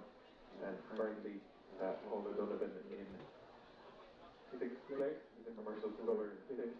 But coming up at the 500 metre mark, it's McCarthy and McCarthy. They're the 1 and 2. Darrell Lynch maybe in 3rd place, representing Clonmel in 3rd place, ahead of Paul O'Donovan and Gary O'Donovan. Neil Commercial now just losing touch with the first horse. 5 scholars here as they go through 500. Jake McCarthy now has put on a push and he is leading. It's Jake McCarthy in lane 4, representing Skibbereen, side by side with Fintan. And they are matching each other stroke for stroke. And a little bit of a push on from Jake again. Jake leading here in lane 4, quick glance over, left and right, checking out the cruise. Darrell Lynch now in 3rd place for the Clonmel Scholar in lane number 1. So this is the final of the men's senior scull. Gary O'Donovan currently in 4th place, leading his brother Paul. Skibbereen UCC. That's a quick look around from Paul O'Donovan, checking where the others are. So there's about 2 lengths separating 1st to 5th. And really nothing between the 2 McCarthy brothers. And Darrell Lynch from Clonmel now is putting on a push here. And Darrell is moving in to challenge for 1st place in lane 1. And the 2 McCarthy brothers, both Paul and Gary, currently back in 4th and 5th. Gary just leading by about half a canvas ahead of Paul. But very little between all 5 crews. Commercial Neil, a little bit of clear water back to him in 6th place. Push on here now from Jake McCarthy in lane 4. Taking with him his brother Fintan in lane 5. There's the 1 and 2. Just coming through the 1,000 metre mark. Darrell Lynch still in contention here, just about half a canvas separating 1st, 2nd and 3rd. It is still the McCarthy brothers. Jake McCarthy leading slightly from Fintan. Darrell Lynch in 3rd place. They're about a length ahead now of the O'Donovan brothers, just as I see Paul O'Donovan putting a push on here and now moving past Gary. So Paul O'Donovan moving from 5th to 4th place as they went through the 1,000 metre mark. Still very, very little between. There's 2 lengths separating 1st to 5th. And the 2 McCarthy brothers, Fintan and Jake, they're jockeying for that 1st position. And between push and pull, there's very little between them. And Darrell Lynch is still very much in contention here for Clonmel in lane 1. They'll be coming up to 750 to go. And there again, Gary and Paul, O'Donovan pushing each other on as well. And it's actually Gary who's just come back now on Paul and moves slightly ahead of him. Just by half a canvas. The nice push from Darrell Lynch here. He's actually going for it now. It's Darrell Lynch in lane 1. And let's see if the other crews are going to respond. There's about 600 metres to go on the final of the men's senior scull. And it is here in lane 1. Darrell Lynch leading now and out there in lane 5. Fintan McCarthy. They're the 1 and 2. Just barely a canvas. Darrell Lynch is leading this. And he's actually moving a little bit further. He's going forward. And Darrell Lynch is now in 1st place. Fintan McCarthy in 2nd, Jake McCarthy 3rd, all of them now moving into 4th place, Gary in 5th. Coming up to 500 metres and getting ready to hand over to you, it's still Darrell Lynch leading this. final of the men's senior stroll, Lane 1, Dara Lynch from Philipson McCarthy in second place, Jacob McCarthy third, Paul O'Donoghue in fourth, Gary O'Donoghue in fifth. Over to you as the finish for the final of the men's senior singles. So with 5 swimmers on the line coming in, on the far side is Dara Lynch and Conor Wells, Paul O'Donoghue from the ECT just beside him, Gary O'Donoghue right in the centre, then you have Jake McCarthy and Quentin McCarthy on the near side, with commercial Neil Black quite a distance. But up ahead, it's the battle is on, looks to me, from Dara Lynch on the far side, Paul O'Donoghue just beside him in lane 2, and over on the near side here, Quentin McCarthy looks to be making a big push. So, at the moment still, it looks to me like Quentin McCarthy might be shading this at the moment from the, on the near side. On the far side, it's Dara Lynch and Conwell, and Quentin McCarthy on the near side.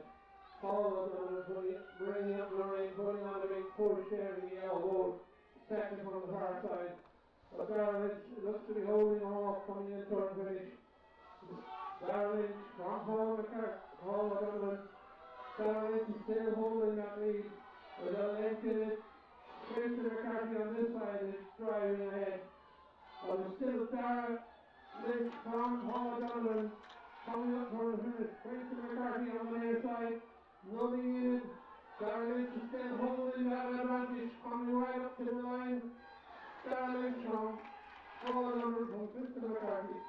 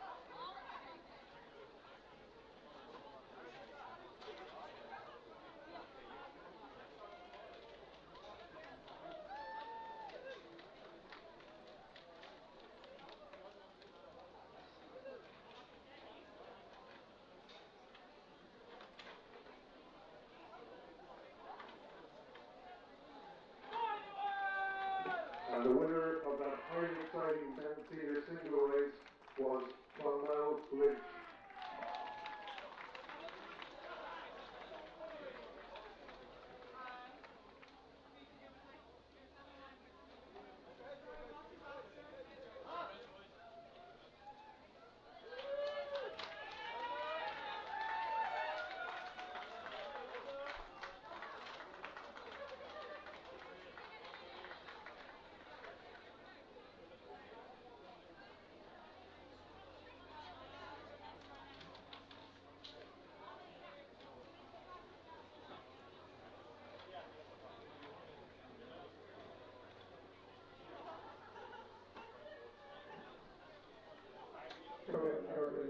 Here now is going to be the final of the women's club single. Lake Walker is keeping Northern in Figurine, UL, McClough and Harris. Each club has already raced previously this morning. And that will be the last race of this morning's session, which was the lunchtime race. The women's club single comes up shortly. All the crews are closing on the vehicles, just waiting for the roll call and do a quick start. We'll bring you that to close out this morning. Selections of finals.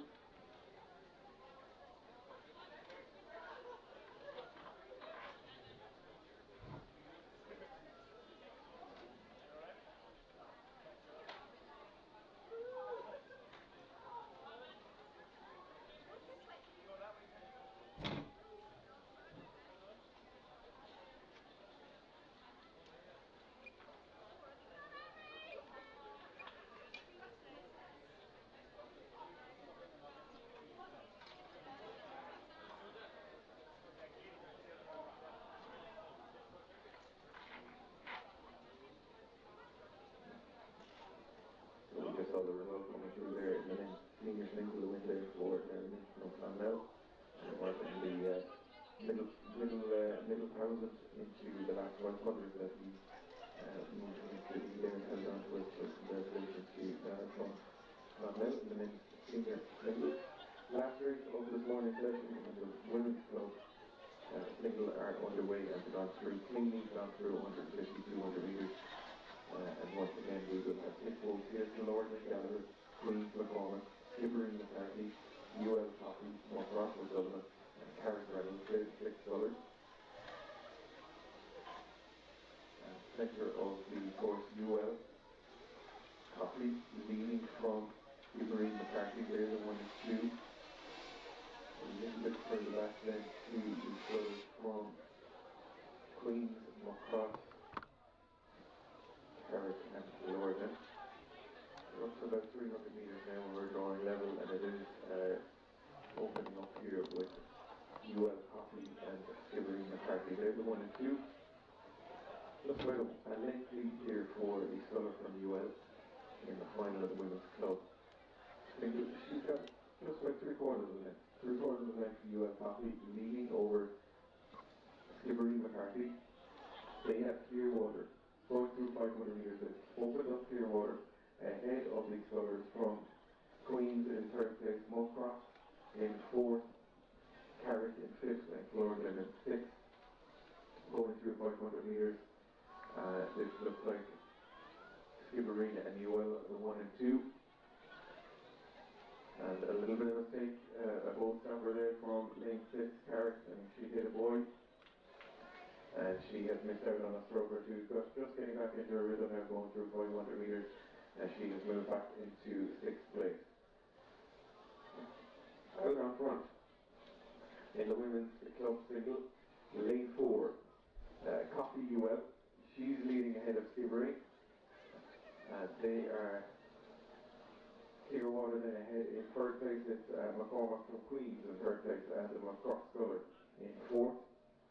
Killarney in 5th, and the crew, the sculler from Carrick back in 6th, just trying to recover now from that incident that she had, just losing a stroke or two, hitting a boy going through the 500 metre mark. So last final of this morning's session. Looks like it's UL for the taking, because it's UL opening up now a clear water lead ahead of Skibbereen. So UL Coffey ahead of Skibbereen McCarthy, they're the 1 and 2. Very close then between Queens, McCormack and Mockross O'Sullivan for 3rd and 4th, and equally as close for 5th and 6th between Killarney and Carrick. But centre of the course continuing to move away in lane 4, it is the sculler from UL. She has taken a lead going through the first few 100 metres and continues to push on here in lane 4. Clear water lead now over Skibbereen in lane 3. And as I said, a real tussle on here for 3rd and 4th and 5th and 6th, Queens and Mockross. Queens in lane 2, McCormack, Mockross O'Sullivan in lane 5. And the sculler then, Lord Gallagher in 5th place, just ahead of Carrick, as they come up to the 1,000 metre mark. 1,000 metres just going through now. It's the UL sculler Coffey leading in the final of the women's club single. She's opened up a 4-length lead over Skibbereen McCarthy, they're the 1 and 2. And continuing side by side, very little between 3rd and 4th, between Queens and Mockross and Killarney and Carrick for 5th and 6th. This is our last final of this morning's session, the women's club single. It's UL for the taking. She continues to move away, opening up even more of a clear water lead ahead of Skibbereen in 2nd place. Mockross now moving into 3rd ahead of Queens. So Mockross O'Sullivan in 3rd place. And let's see if she can get back into contention for 2nd place, challenging McCarthy from Skibbereen, who is currently holding on to that spot. Centre of the course in lane 4, UL, winner of the East earlier on in the women's club single. It's UL Coffey, leading now by probably 5 lengths ahead of Skibbereen McCarthy. In 3rd place, Mockross, 4th place, Queens, 5th is Killarney, and 6th is Carrick. 750 to go, and coming into view into the enclosure will be Coffey from UL, leading out this women's club single to close out the racing this morning. And again, perfect conditions here, very slight tailwind. Nothing that will affect your cruise or favour any of the cruise. Just a little steering warning for the Skibbereen sculler from the umpire. And the Muckross sculler might capitalise on that to move into second place. But UL continue to move on. She's every stroke is just pushing out further and further in her lead in the final here. The Skibbereen sculler running into more issues, hitting a buoy here in second place. But out there in lane 4, UL Coffee, she's leading out the women's club 4. 500 metre mark will be in sight for her shortly. And then they bunched up in the middle of the course here with Muckross, Skibbereen and Queens for second, third and fourth. Muckross now challenging, Muckross O'Sullivan challenging Skibbereen McCarthy for second place.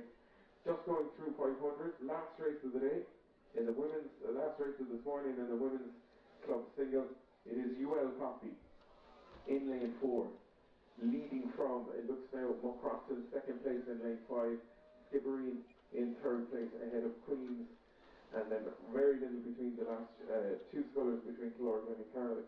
Killorglin in fifth place, Carrick in sixth. As I hand over to you in the finish, women's club single, it's Coffee UL leading. Yes, right in the centre of the line there, with a commanding lead, it's Coffee from UL. To her left, sorry, we're going from our side. You have Killorglin Gallagher, Queens, McCormick, Skibbereen McCarthy, UL, Coffee in the centre. Just inside her left side there is Muckross O'Sullivan and Carrick round. But it's Coffee, University of Limerick, who are having a great weekend, striding out ahead.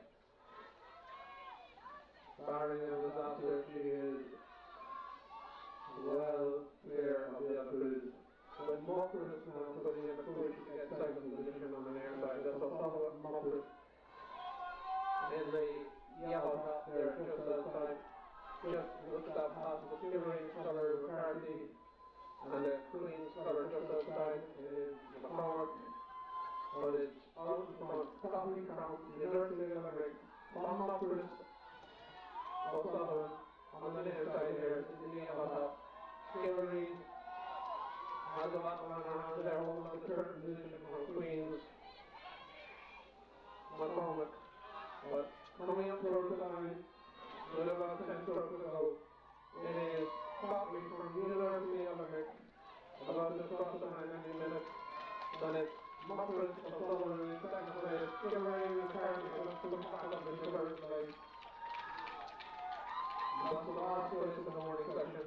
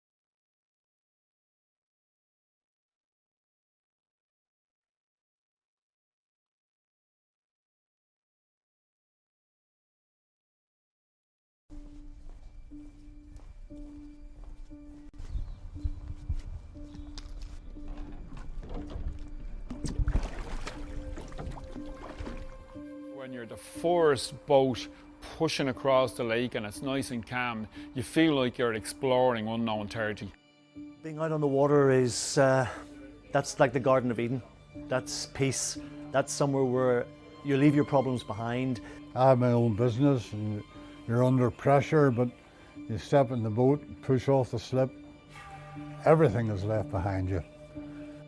You don't have to be the strongest, but you can still win just by being really technically good, figuring out what the water is doing and what you need to do to make it work. The easier it looks, the better it is, but at the same time, it takes a lot to make it look easy. It's a bit like an iceberg. They see the top bit, but there's a lot happening under the surface. It's for all ages. I've seen 8-year-olds out rowing, I've seen 80-year-olds out rowing, so I think it's for everyone. And it doesn't have to be a big competitive sport that all you want to do is race. I mean, I'm a para rower, so I'm TA, which is trunk and arms. So when I'm rowing, I don't use my legs at all. There are folks in every kind of community that take part, and it's a sport which brings people together. If you're sitting in a boat with somebody else from a different work environment or a different social environment, you're depending on them and they're depending on you.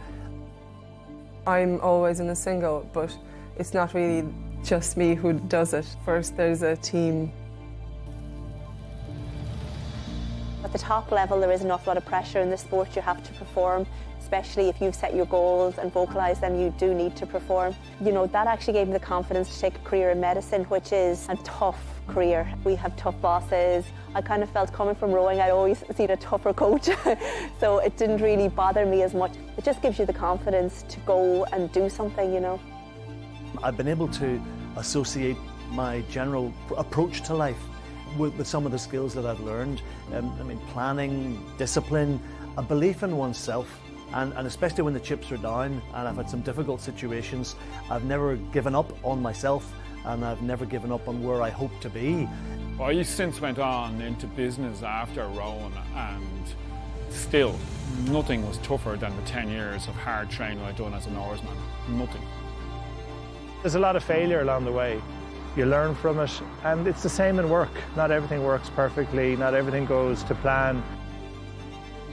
I was so lucky that I did get to race internationally and I got all the buzz of competition, which, you know, is really hard to live without actually now. I think it means a lot for people to row for Ireland, and people do support each other an awful lot. Irish people can realise that they can be the best in the world, and we've a programme in place now at Rowing Ireland where we're going to try and achieve that.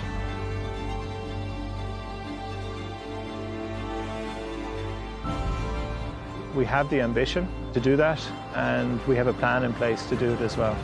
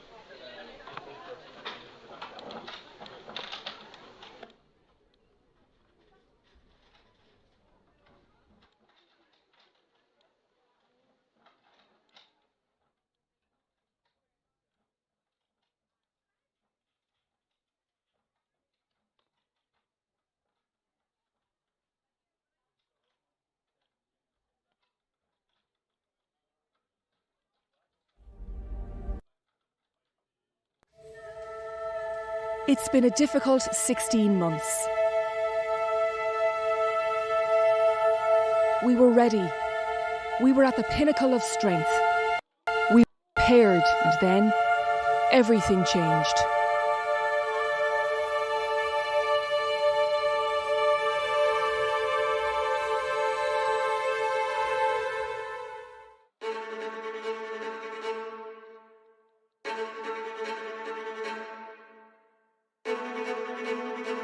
The restrictions are easing and training is back and as intense as ever.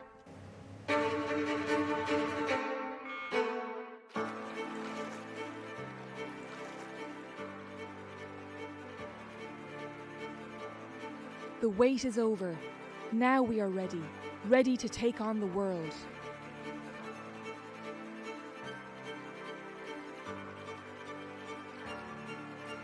All those long days, the dedication and years of sacrifice.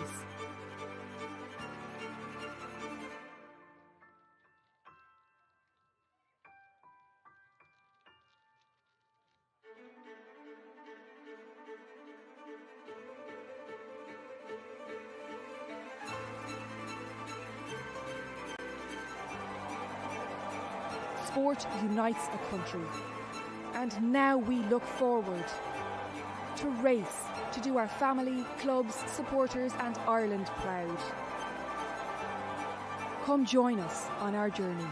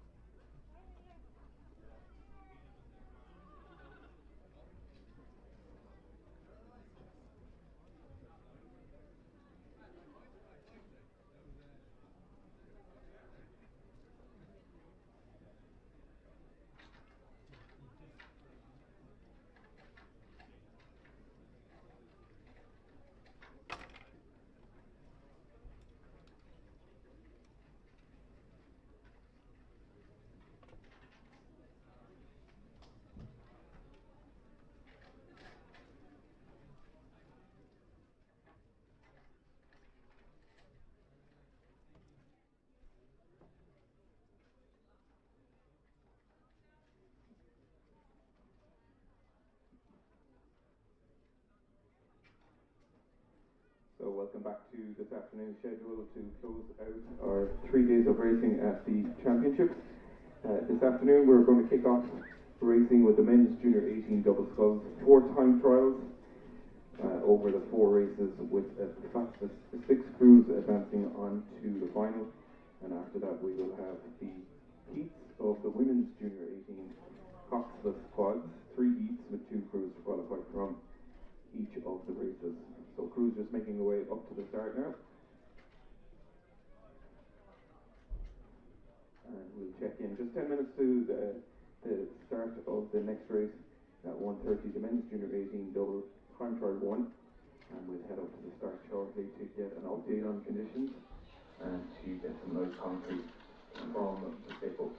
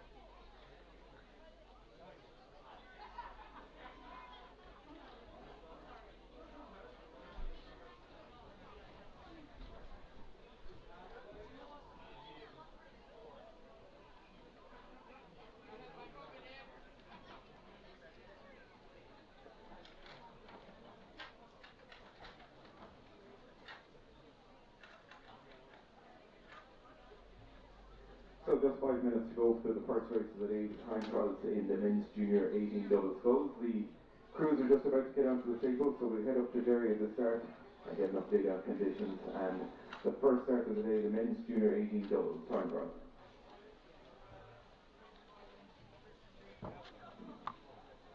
Thank you, Brian.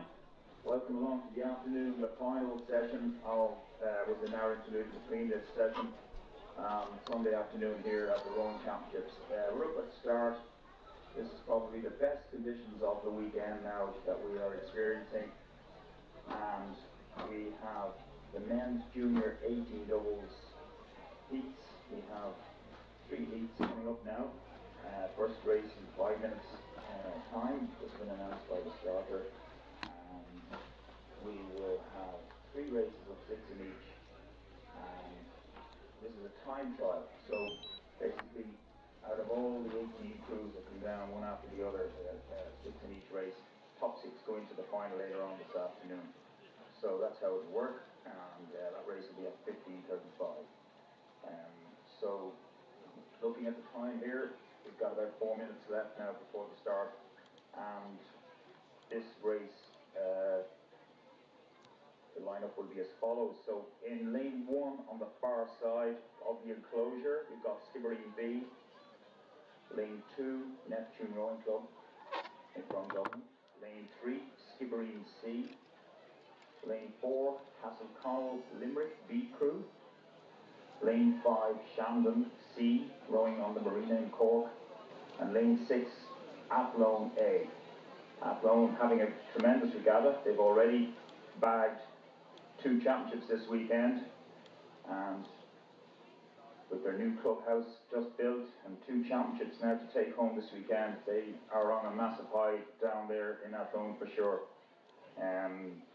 So well done to them. That's the lineup for the first time trial, as these crews now attach themselves to the starting blocks. And it's absolutely lovely up here. I wouldn't mind a little row myself, I have to say, but that'll have to wait. So no excuses for conditions, etc.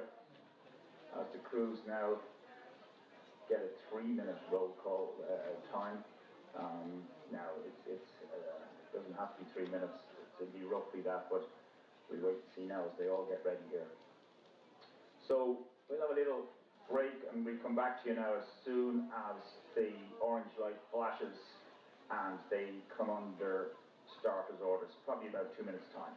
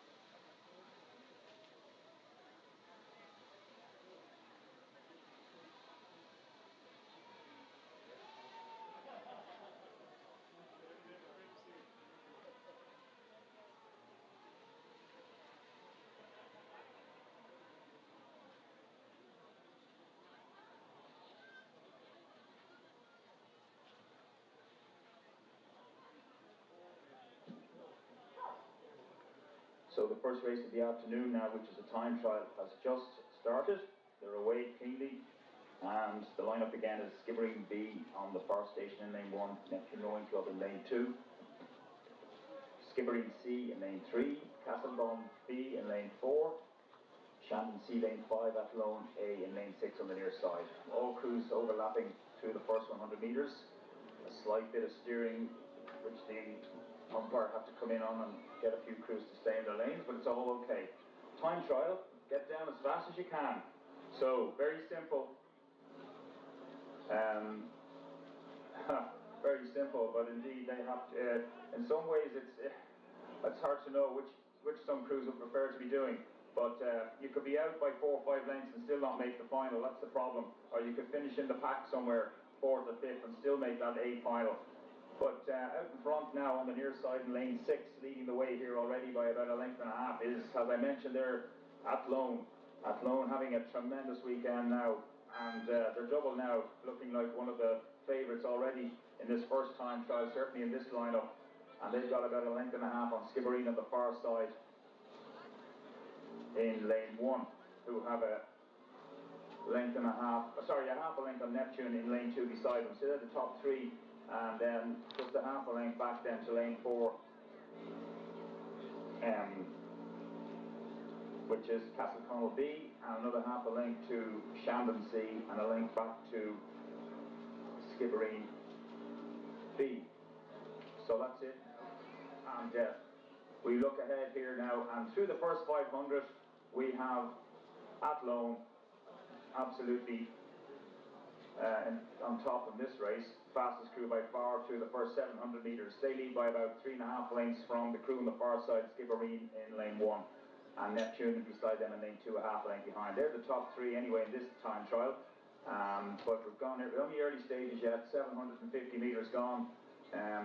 About a length behind Neptune, 2 crews right beside each other in lane 4 and 5, Castleconnell B and Shandon C, and then a length and a half back to the other Skibbereen boat, the B crew. Time trial.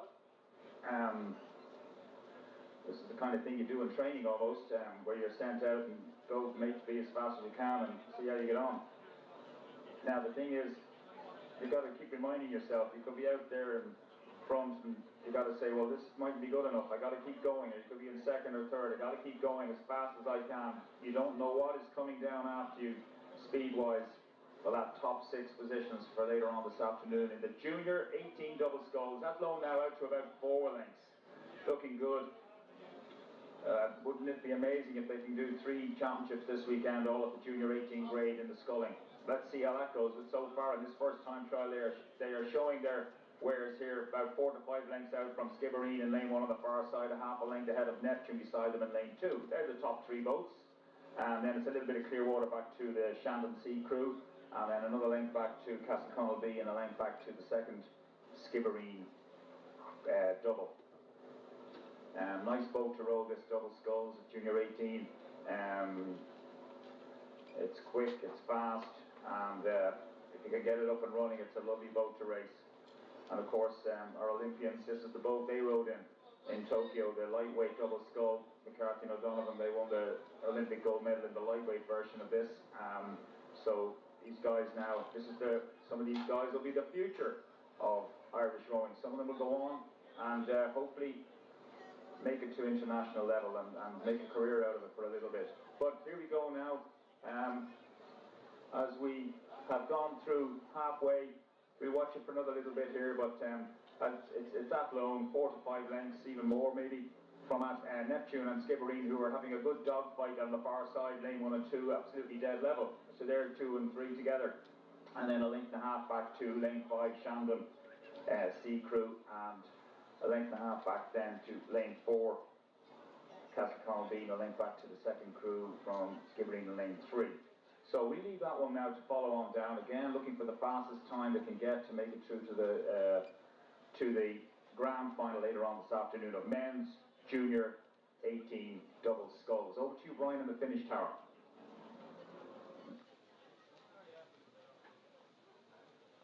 Coming close on the last 500 now, the crews in the first time trial, the men's junior 18 double scull. Skibbereen, Neptune, Skibbereen, Castleconnell, Shandon, Athlone. It's the Athlone crew, nearest the enclosure in lane number 6, leading this out. Very little then between the crews, but you can see the amount of clear waters out of there. Athlone, we already said, have won the men's junior scull, men's quad yesterday as well, so they're going for the triple in the sculling event.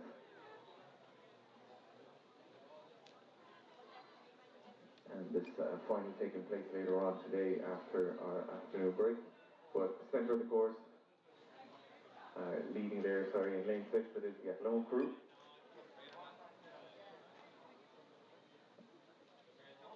Fresh from the win in the quad yesterday and the single scull on Friday in the torrential rain. A very exciting finish in the single scull. But here they are, Clearwater ahead in this time trial.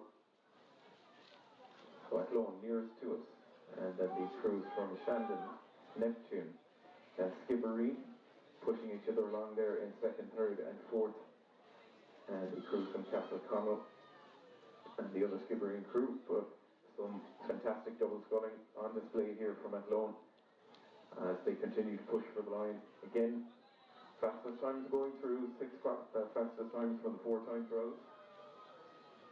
And that boat is just motoring along as it approaches the finish there. More than 100 metres ahead of the nearest competitor.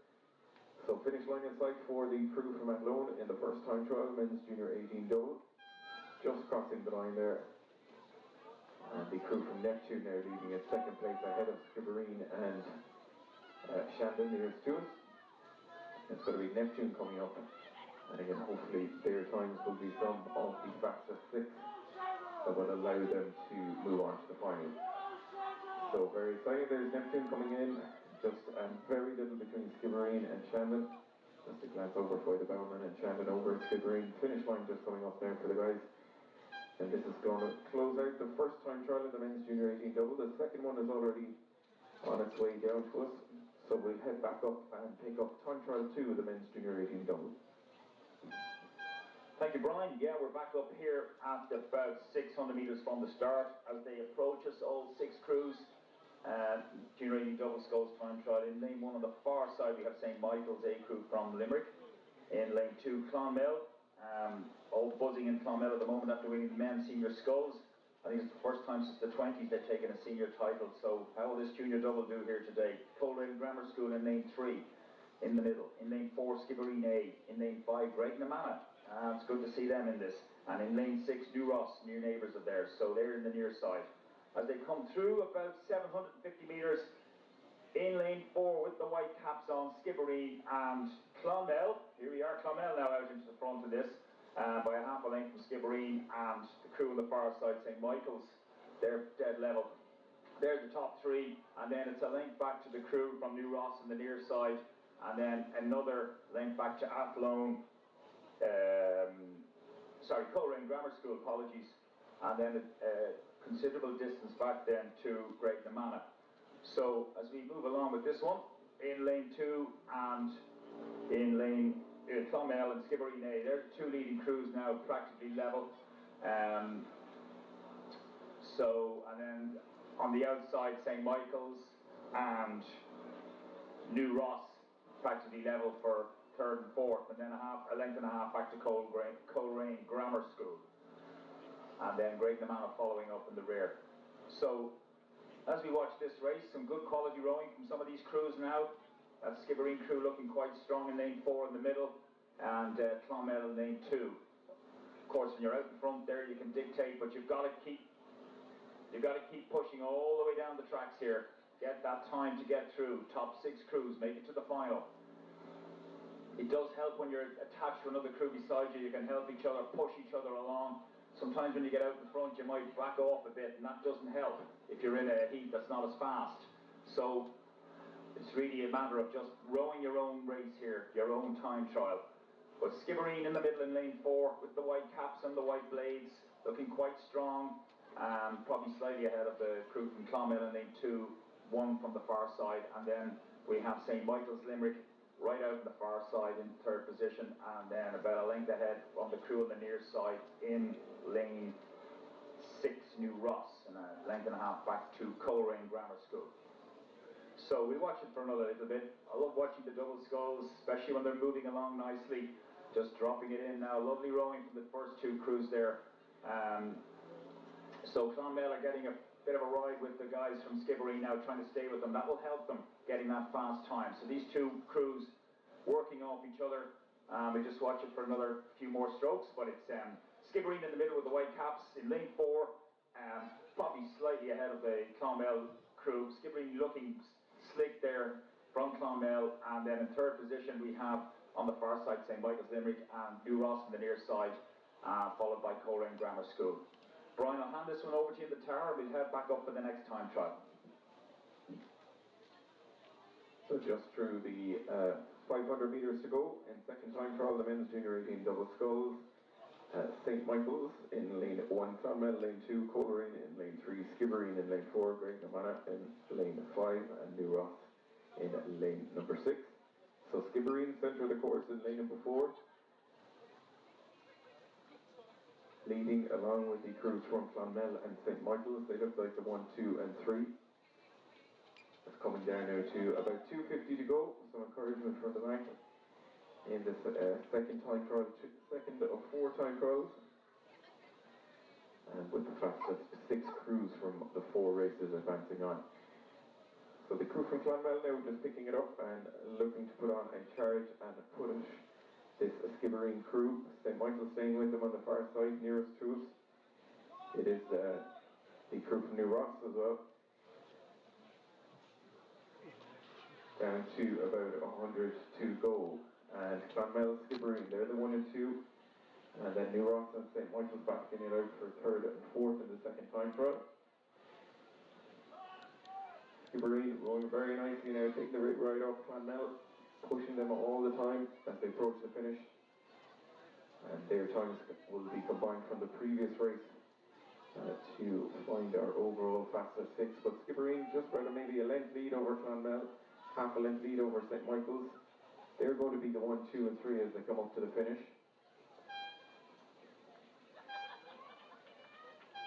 Just crossing the line there, Skibbereen, Clonmel, St Michael's, New Ross, and the crews then from Coleraine and Graignamana just coming in. That's time trial 2 in the men's junior 18 double scull.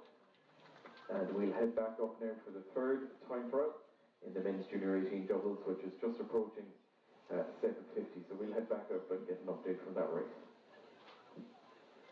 Yes, Brian, 7:50, 800, correct. That's where we are here, the 3rd time trial. And we have Commercial A on the far side in lane 1, Commercial A from Dublin. In Athlone B, probably the other 2 from the quad, successful quad, I would guess, in lane 2.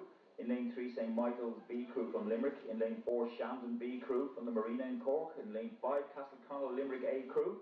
And lane 6 on the near side, Lee from the Marina again, B crew from Cork. So that's the 6 crews as they come up to 1,000 metres.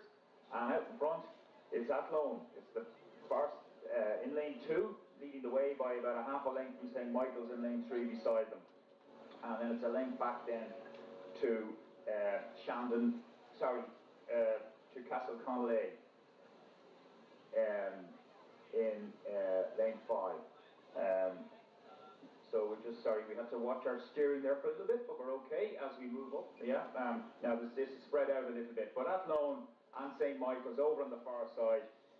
Athlone B, St Michael's B, the 2 B crews are the first 2 crews here in this 3rd heat of the time trial with the men's junior 18 double sculls. Then in the middle lane we have the Castleconnell A crew about a length back. They're the first 3. Then it's a couple of lengths back to Lee B. So yeah, Castleconnell and Lee very similar in colours. That was where I was getting slightly thrown there for a little bit. But that's it now. Castleconnell leading Lee. And then it's a half a length back to the crew in lane 4, Shandon B crew, and then Commercial on the far station in lane 1. So that's the way it is. Well spread out here as we watch it now, just moving along with them nice and slowly. We'll just tip along now. And yes, Athlone B and St Michael's on the far side continue to lead with the Castleconnell crew in the middle there in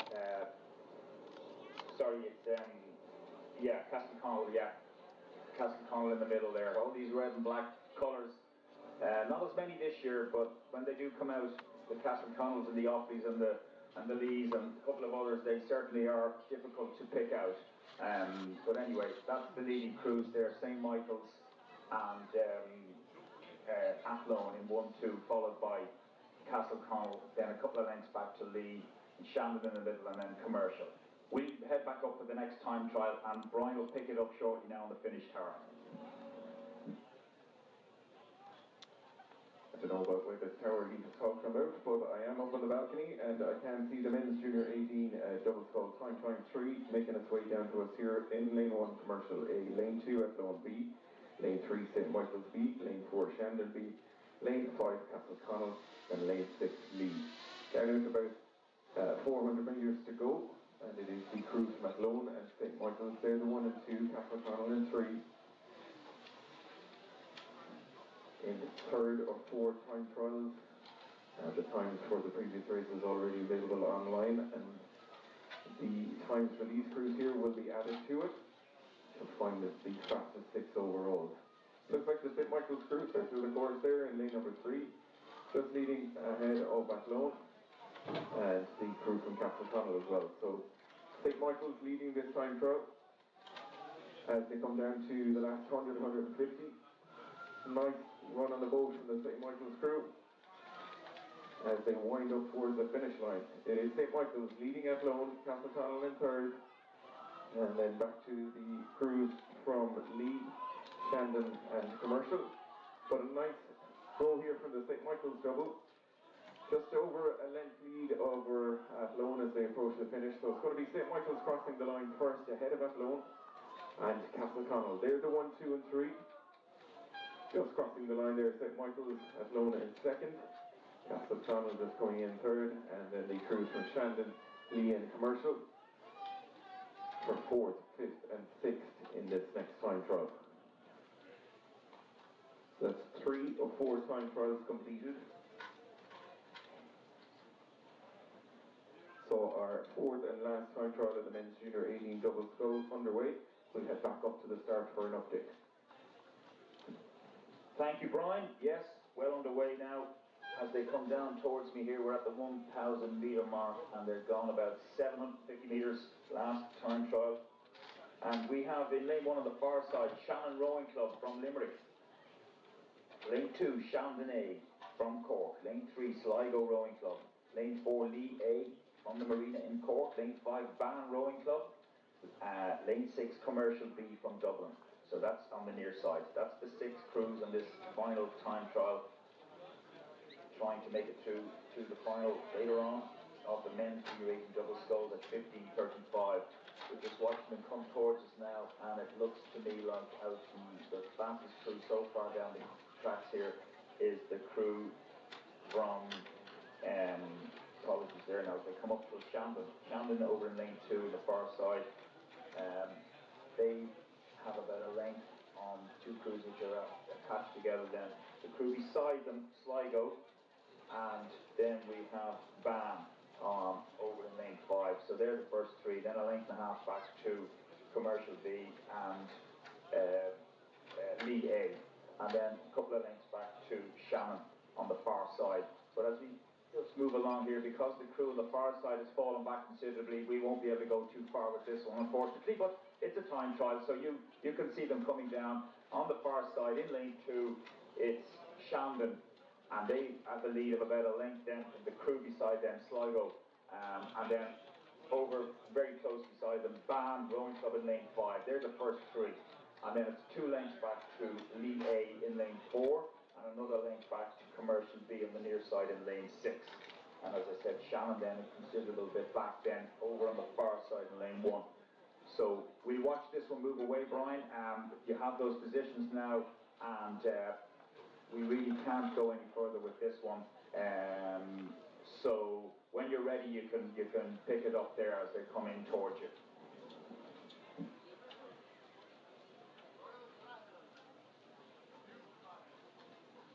So about 750 out in the 4th time trial of the men's junior 18 double.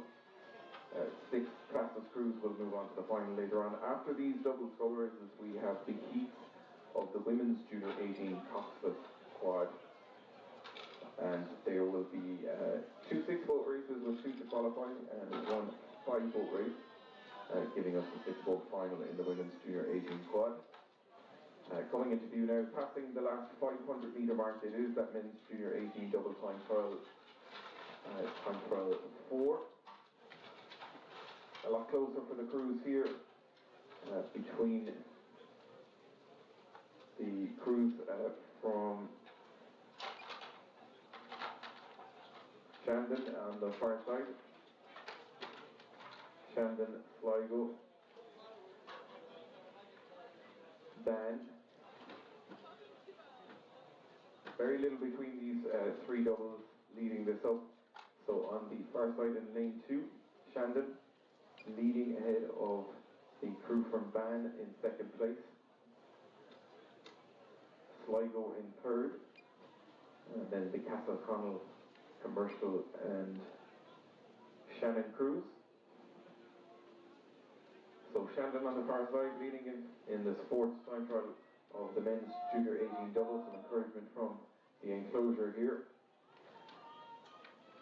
And the crew from Ban taking it up again now. So it's Ban and Shandon, those two. Let's see if Sligo a slightly more sedate rate from the Sligo double. And Lee putting in a strong finish here as well, putting in the pressure on the crew from Sligo. Down now to about over 100 metres to go, and Shandon and Ban, they're the 1 and 2, pushing all the time. Some very nice clean rowing from the Ban double nearest to us here. Shandon on the far side, still holding on to that lead. So it's Shandon, Ban, Sligo, Lee. They're the 1, 2, 3, 4 finish line inside. And as I said, those times will be added to the previous races. So Shandon just coming up to cross the line there ahead of the crew from Ban. In second place, Sligo just coming in there in third. Lee in fourth, and then the Commercial and Shannon doubles.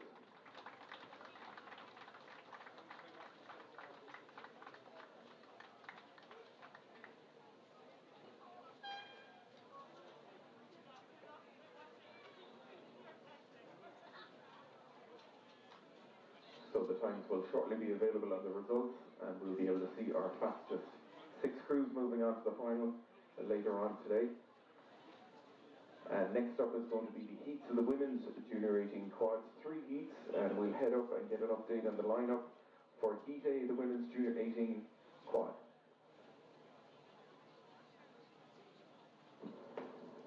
Thank you, Brian.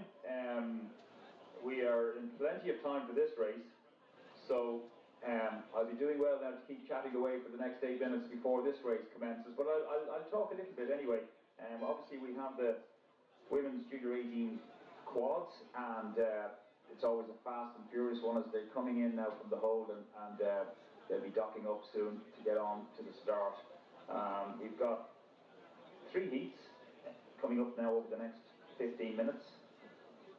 First one starts at 2 p.m, so we have another 8 minutes there, and they're not attached or anything yet, they're just coming over now. We got 6 boats now in this, and the lineup on the far station will be Carrick and Shannon B crew from County Leitrim. Then in lane 2, Colostic Noise, the Jazz from Galway, from the city, rowing out of there. And then Carrick and Shannon A crew, so 2 Carrick crews in this one in lane 3. Skibbereen from West Cork in lane 4, Galway Rowing Club from the city of Galway in lane 5, and New Ross Boat Club in lane 6 on the near side. New Ross, great stretch of water down there. We used to go down training years ago, and hopefully they're going to have a head of the river now this autumn, and it's a great place to row down the Barrow. It joins up with the Nore, and then you row into New Ross, and you get fed well afterwards after you come in. But yeah, hopefully if you always if you want looking to go attend any of these events, New Ross is always, and hopefully to stay on the calendar. That's suffered a little bit in the last number of years. But anyway, New Ross got me thinking there as they line up and getting attached on lane 6 on the near side. The women's junior 18 quads, and they don't. There's no coxswain in this boat, so somebody will be steering it in the shoe. Generally, it'll be the girl in the stroke seat who'll have a good view back down the boys and keeping them straight as possible. Tricky one, and in some cases doesn't always work. Yesterday we had a bit of an incident where the girls from Ban got disqualified for going out of the lane and interfering, and that was sad, but there are rules there, and so they had to come off the course and restart without them. So hopefully we won't have anything like that now here, and they get away straight, and all these 3, that's 18 crews coming down over the next 3 races of the girls' Junior 18 quads.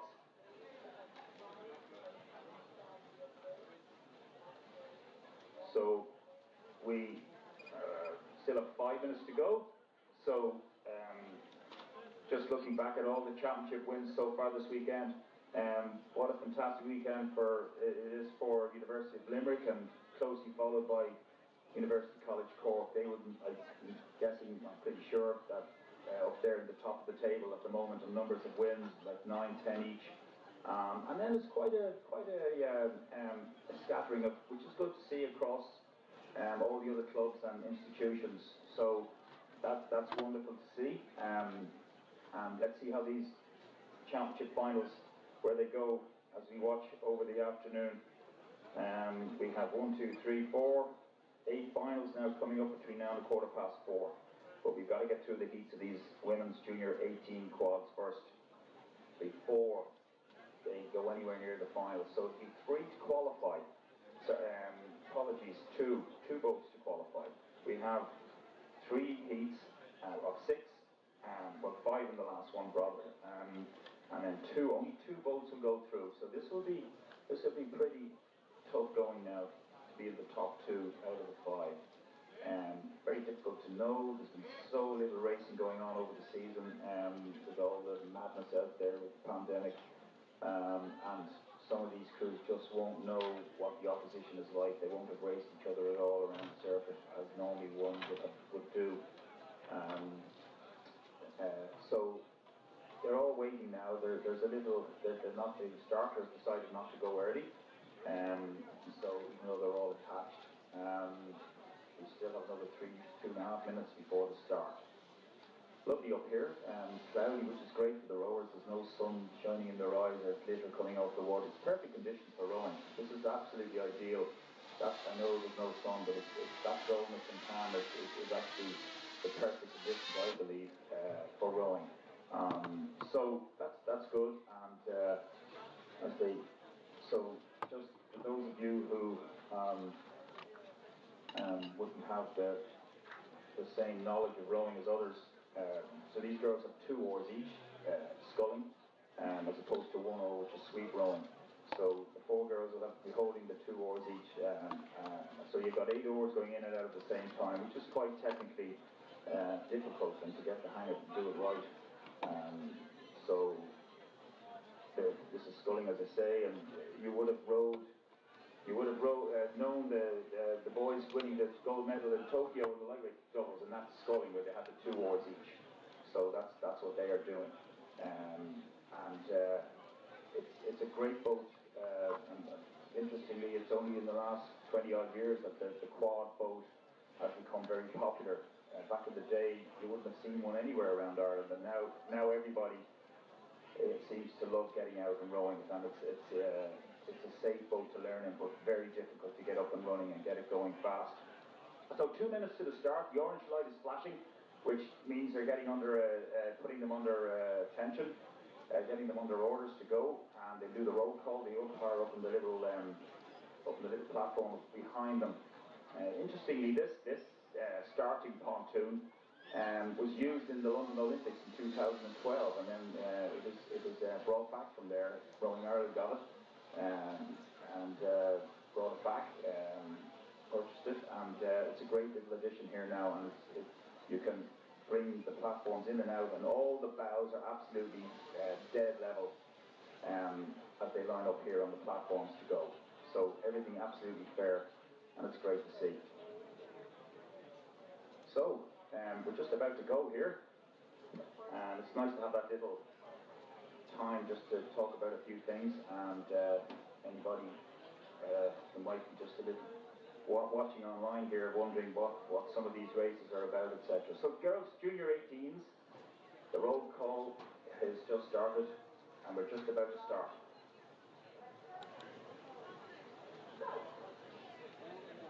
So we're away for the first heat of the girls Junior 18 squads.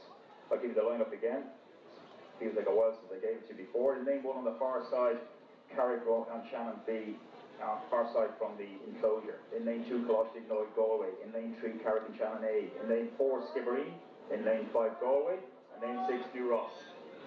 So the umpire now, there's a bit of steering issues, like I mentioned. There's one girl in the front possibly who will be steering these boats. Going backwards, flat out, believe me, this is not easy. So it's hard enough to row as hard as you can, but at least... Can we have the coxswains of the UCD B and C crews for the senior age to weigh in, please? That's UCD B and C. Difficult. But anyway, here we go. Through 100 metres as we now pick up with them on the bows. And out in front on the far side is the B crew from Carrick and Shannon, but only about 3 feet ahead of the Carrick A crew. So Carrick in 1-2, but very early stages, and a half a canvas then back to Skibbereen, who were being warned for steering in the early stages. Hopefully that's all settled down now. And then on the near side, Galway Rowing Club. Sorry, they're in lane 5 on the near side. Now, just right on the inside is New Ross in 6th position. So that's the lineup now. Carrick A crew in the middle in lane 3 now, out in front by about a third of a length. 2 to qualify. So it's very tight still now between the first 4. So Carrick A lead by about a half a length now from Carrick B at the far side in lane 1. And then over on the near side, Skibbereen and Galway. They're all practically dead level. Through the first 500, 4 crews now, half a length separating them. And then just drifting back a little bit is Kalash Dignoid by just losing about a length behind the rest of them and another length back to New Ross.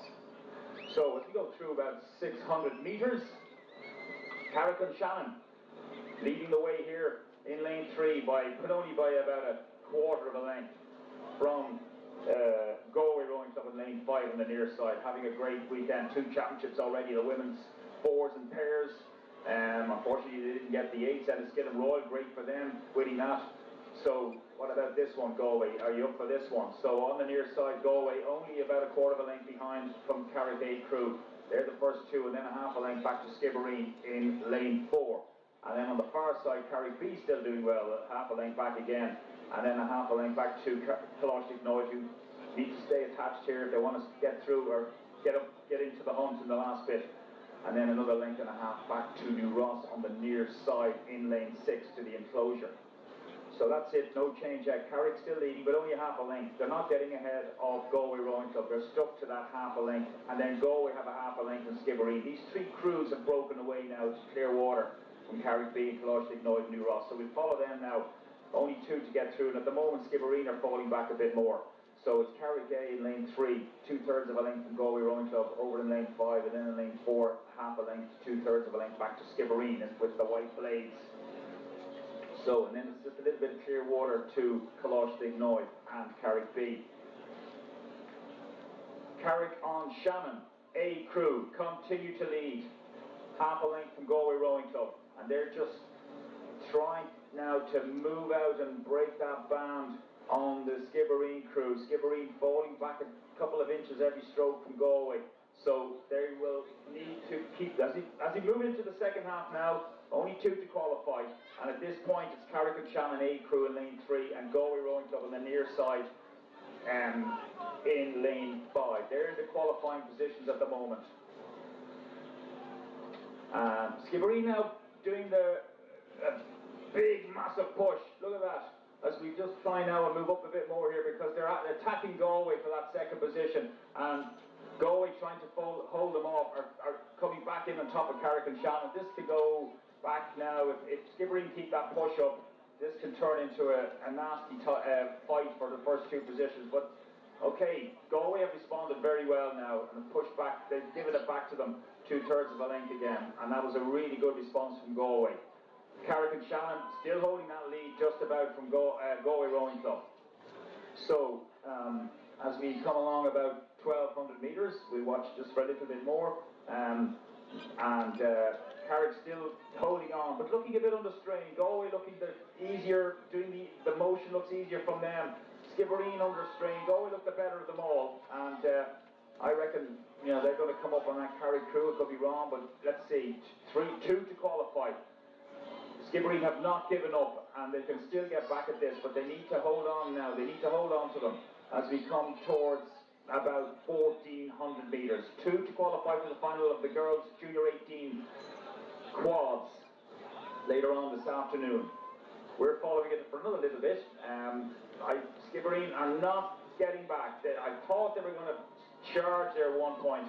It could still happen, but they're a length off Galway in second position for that last qualifying position. Carrick still continue to lead a little bit. Hard to know now as you fall back. And we'll watch it for another 10 strokes. It's Carrick and Shannon leading from Galway Rowing Club, and then a length back again, the length between those, and another length back to Skibbereen, who are attacking again. So you can see this unfold. Can Skibbereen attack and make that second qualifying position? Then in fourth position, Colostic Noid, followed by Carrick and Shannon B, followed by New Ross. Brian, I'll hand over to you now to take it home. So just 2 crews to qualify here into advancing into the final of the women's junior 18 quad. 2 out of the 6 crews, so the big ask of the crews to get first or second out of the 2 to move on, centre of the course. The crews there from Carrick leading the way ahead, nearest to us. The crew from Galway staying in touch, so they're the 1 and 2 at the moment. Skibbereen trying to put pressure on to get into those qualifying spots. Down now to about 100, 150 to go. It's still Carrick and Galway, they're the 1 and 2. Skibbereen in third, and then the crew from Carrick, Colostic Noid, and the crew from New Ross. So still moving away. Very nice rowing here from the crew from Carrick, their A crew. Great to see them with 2 crews in this event. Finish line now coming up in sight. They've got about a 2.5, 3 lead over the crew from Galway. Galway just a 1 length lead over Skibbereen, and they look like they've done enough to take the first 2 qualifying spots. Last 2 strokes now for the crew from Carrick. Carrick A just coming across the line, and it is the Galway crew who are going to come in to take second place. They're the 2 qualifying crews. And then we have the crew from Skibbereen in third place. Gloucester just coming in to take fourth, ahead of the B crew from Carrick and the crew from New Ross.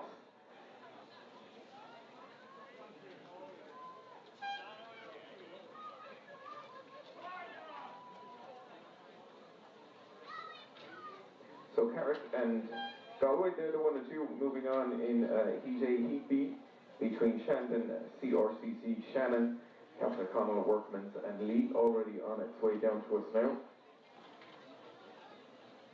And we're going to head back up to the start and pick up Heat B in the women's junior quads. Thank you, Brian. So we have Heat B, as mentioned, and it's the women's junior 18 quads. Shandon in lane 1 on the far side.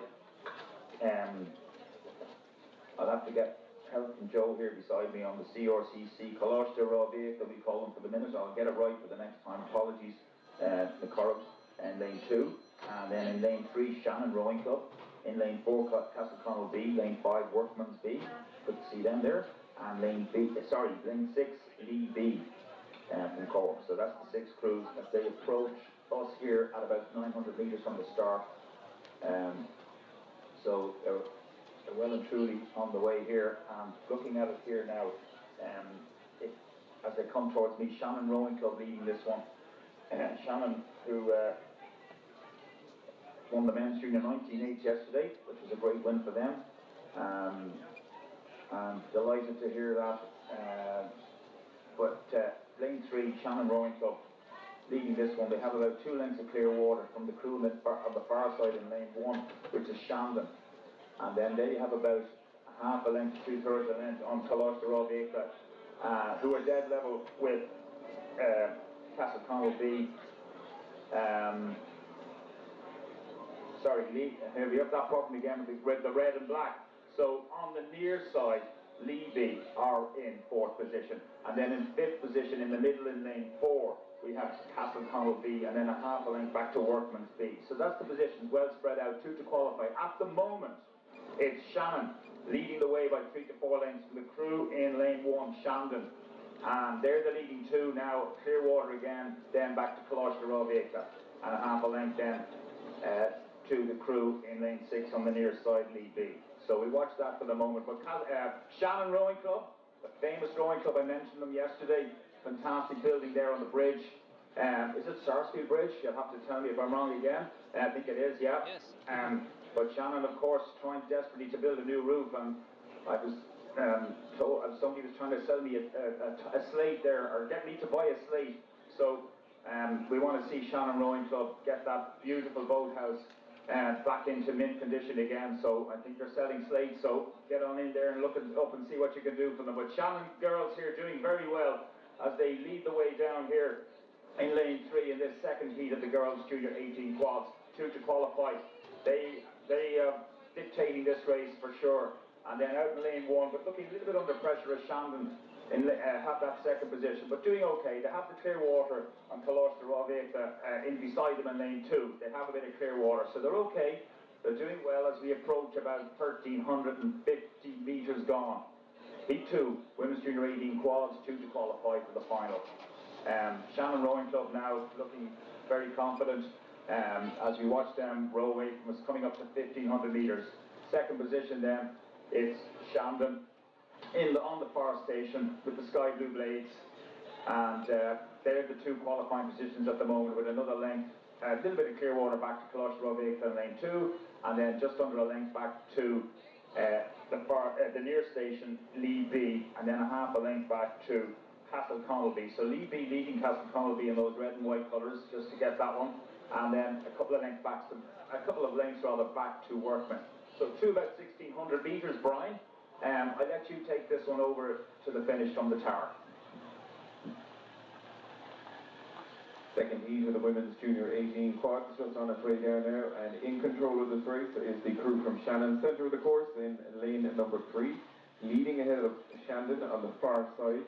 They're the 1 and 2, very little then for the other positions, but just 2 crews to move on from the final here into the final. So it's Shannon, open water lead here, very nice rowing from the Shannon quad, making amends for 2 of these scullers, unfortunately turned over in their double scull race yesterday, so it's great to see them back here and dominating the race in the second heat of the Women's Junior 18 quad.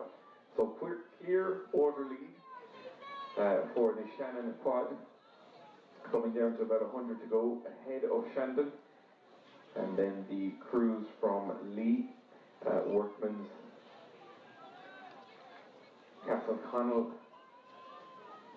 and CRCC, but it's a Shannon crew there just coming out. Last few strokes for these guys, 2 crews to qualify, moving on to that 6-boat final. So a lovely display of sculling from the Shannon quad, nice and long, powerful strokes, and that will be a good race to get under the belt for the Shannon crew, just crossing the line there, and the Shandon crew on the far side coming in to take that second spot.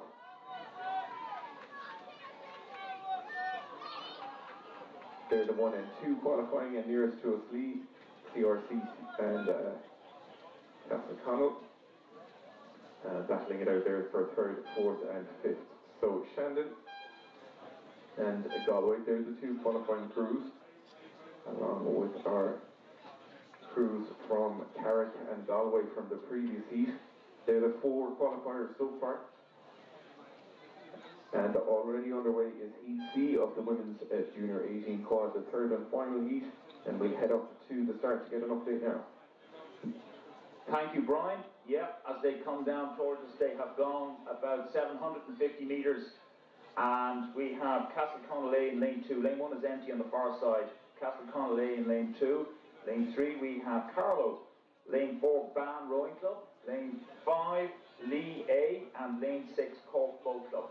And as they approach about 850 metres, it's Ban Rowing Club now who have moved out in the middle there,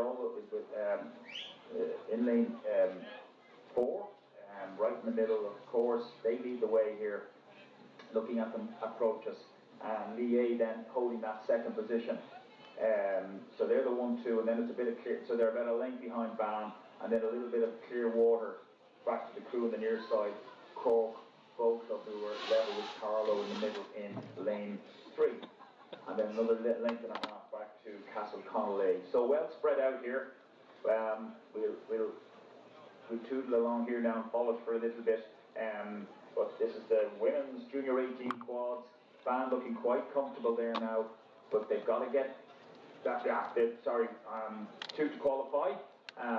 So these two crews now well in control and able to dictate this race, what they have to do. So Ban Rowing Club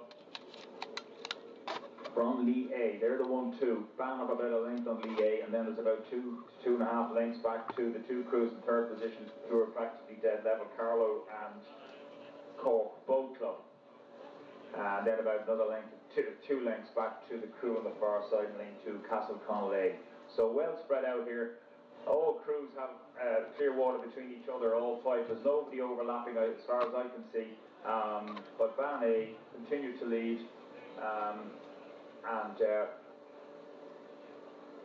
In the red with the white sash, the red, predominantly red blades. So good Ban crew as they travel on down this course. So rowing very well indeed, Ban. Just looking at them here now, and they're rating 33. So you know that's in control for sure. There's no pressure there, and the same with the crew beside them, Lee A. So both crews are 33 in control of this. First two positions. We'll get to the final later on. So it looks like Carlow now and Cork are going to, you know, it's very difficult to see them come back on these two crews as we approach 1,400 metres. And then the crew on the far side, Castle Connolly, a couple of lengths back again. So that's it as we approach 1,500 metres.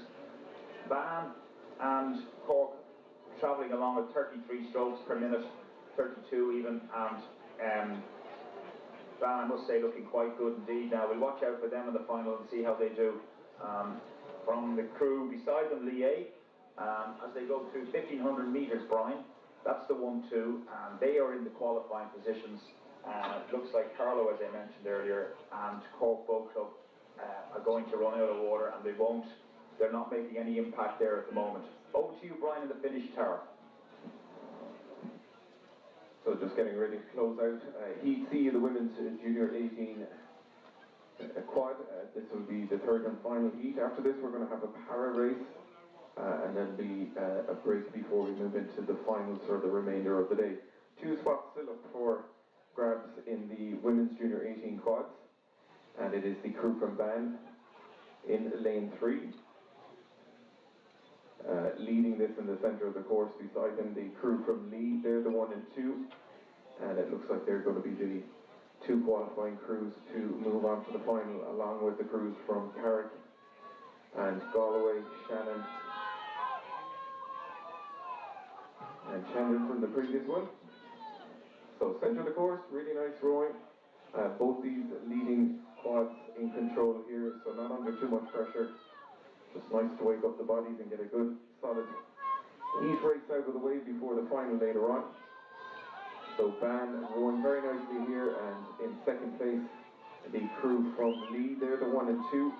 Down now to the last few strokes for both of these crews, and in the third place Carlow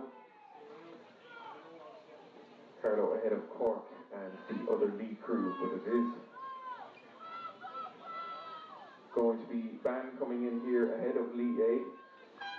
So just crossing the line and qualifying Ban, and the crew from Lee taking that second qualifying spot. Carlow just coming in there to take third.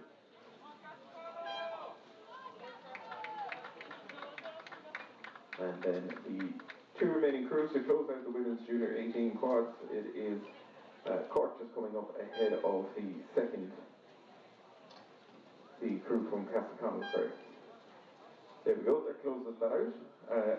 Last race of this session is going to be a para race between Galway O'Brien and Galway McGowan. And after that we're into the finals, but there will be a break, and our first final of the afternoon session will be at 3:15.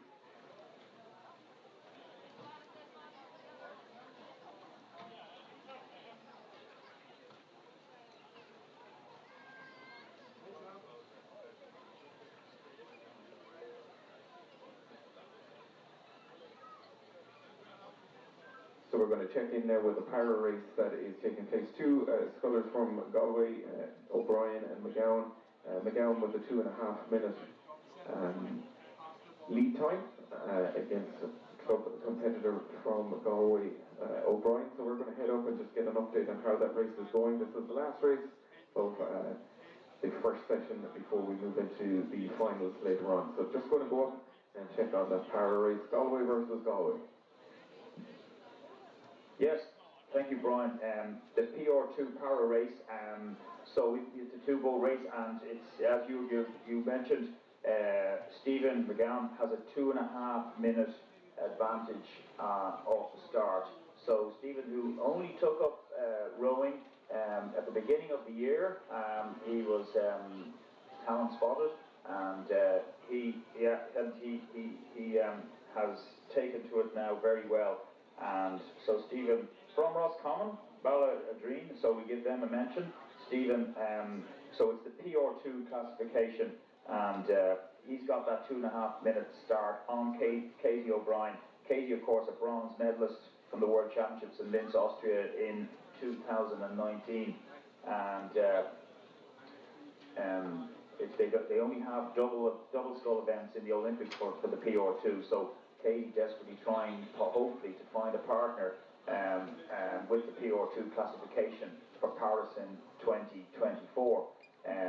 So as we come down the course here now, I can see Stephen, who had that lead, but Katie eating up, chasing him, hunting him down, and we'll see how this one develops. Wouldn't it be great now if it's close coming towards the finish? But it's great to see the para rowers out here, and hopefully it will develop, and it is an Olympic sport, and there are events for it, and be supported, and of course Rowing Ireland do support it and are trying to desperately to get more people involved and get them in and talent spot them.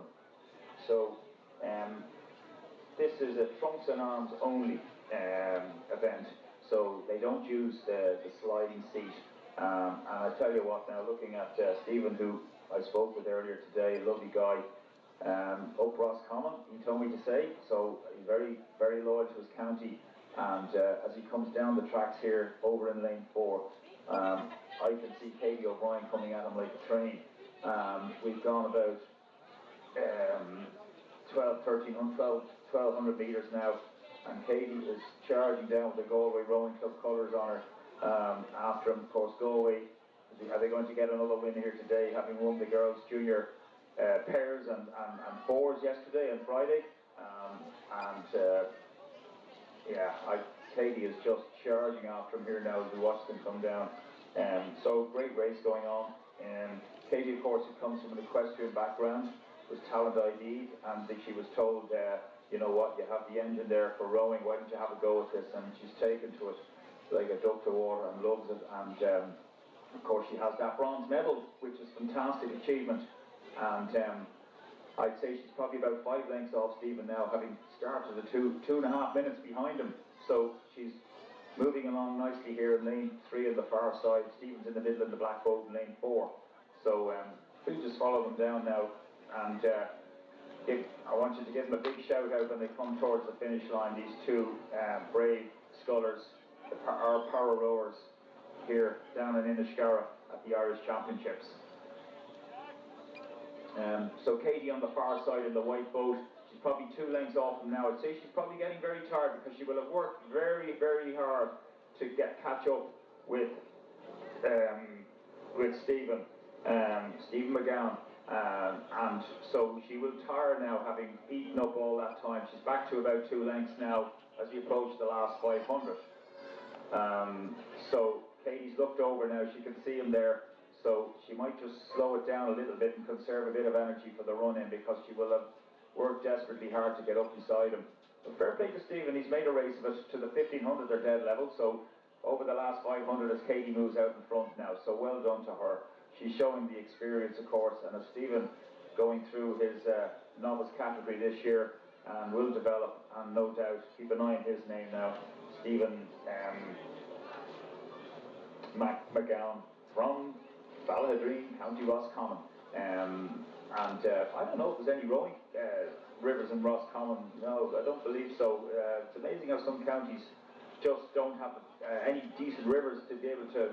We love to have rowing clubs in every county in Ireland, but there's some places there's just no rowing at all. Anyway, so Stephen is rowing out of Galway, and as Katie moves ahead, Katie's now into a couple of lengths lead now as we approach about 250 metres to go.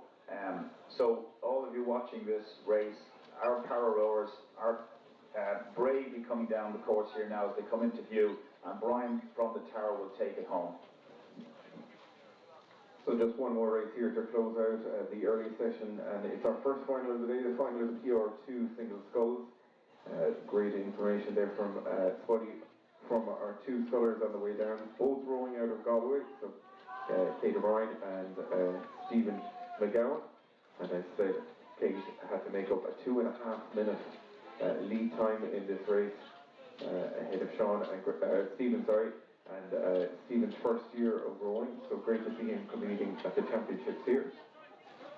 And the PR2 category, just arms and trunks, so they're not using their legs, as you can see looking out onto the two scullers. It's just the upper bodies that are being used. And you can see Stephen making use of a Raptor support as well, going with the balance. But a great win here, but it's going to be Kate O'Brien from Galway, doing so well to eat up into that 2.5 minute advantage that she had to make up on Stephen. Last few strokes, and this is going to be our first final of this afternoon session, the final of the PR2 single. So huge round of applause please for Kate as she comes up towards the finish, just crossing the line there. Really well done, and fantastic to see Stephen McGowan, first year of rowing in these events and getting to compete at the championships. And it would be great to see even more competitors from the power racing taking part. So full 2,000 metre course. I had trouble doing it in the launch, not to mind row it, so it's great to see so many competitors out here. Stephen just coming in, and we'll feel the warmth from the crews there. Huge round of applause for Stephen. Great race there in the PR2 single to close out the early afternoon's racing. That was our first final, and we'll be back at 3:15 with the men's senior 8s, and we'll check in with you then and give you the starting lineup for the crews. So back with you at 3:15.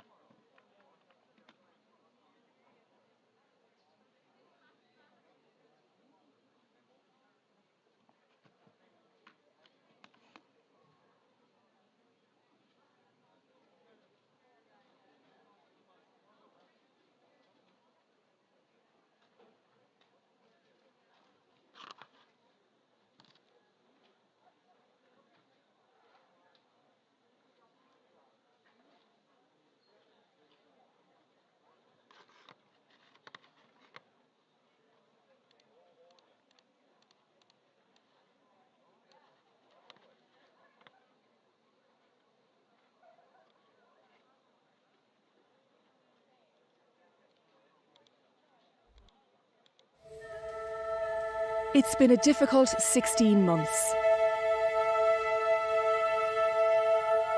We were ready. We were at the pinnacle of strength. We were prepared, and then everything changed.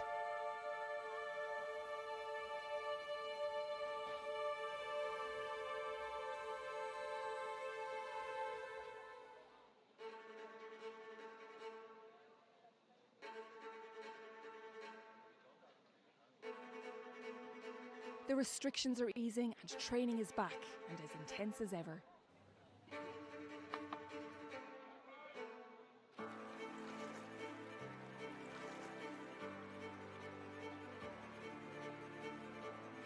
The wait is over. Now we are ready, ready to take on the world.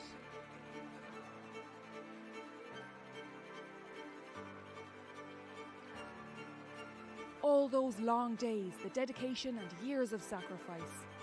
Would John Armstrong please come to presentation 10 please? John Armstrong to presentation 10 please.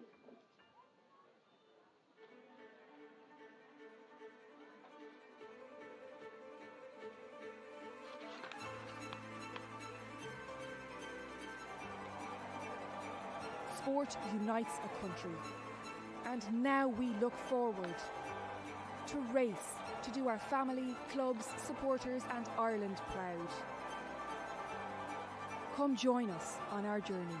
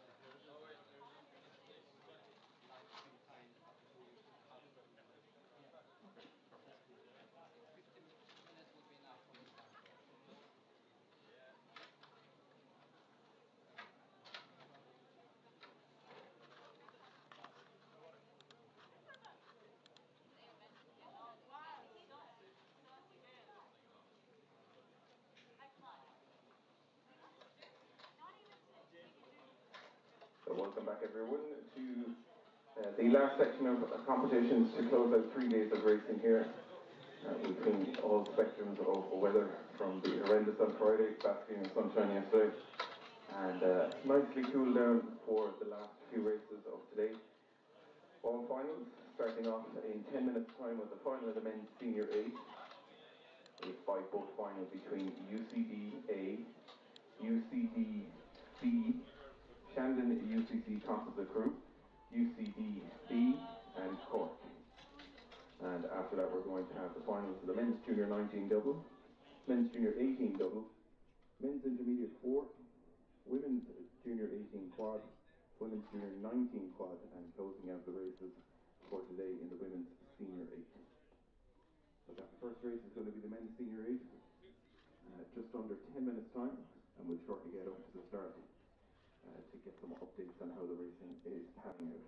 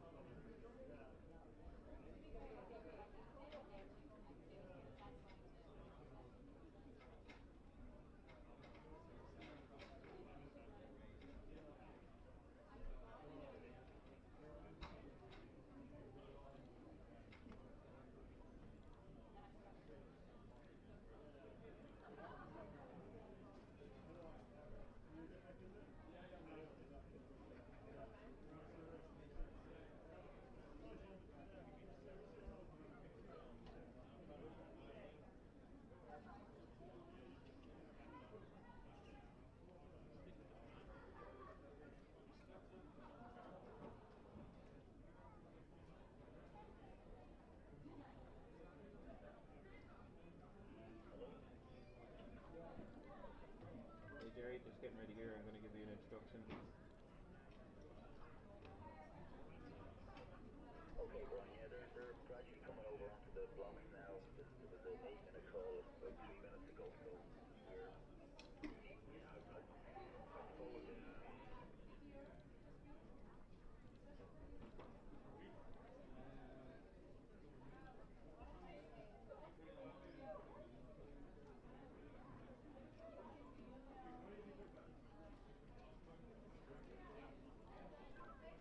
So the crews are just getting ready to kickstart the next race, which is the men's senior 8, our first final of this afternoon's session.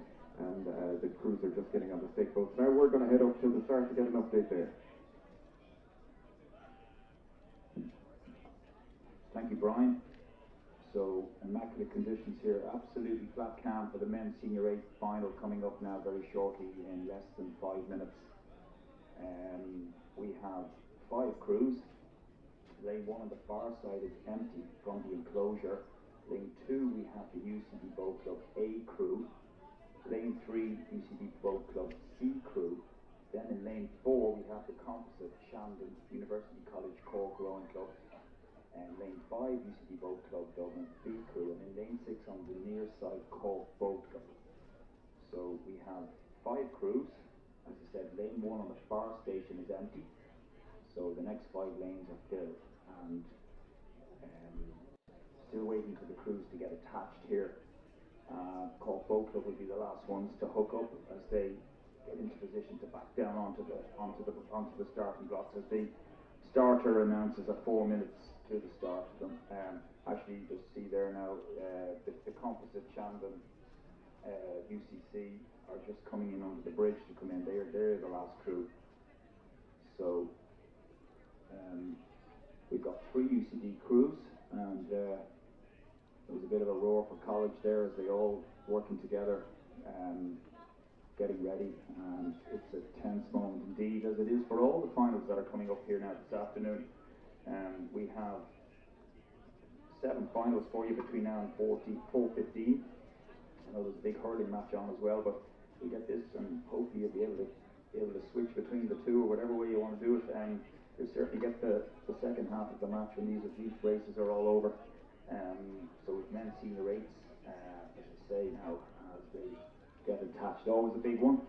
We've got the women's senior 8s, final race of the day too, to come up to look forward to, along with the men's junior 19 and 18 doubles, men's intermediate Cox 4s, women's junior 18 quads, and junior 19 quads women.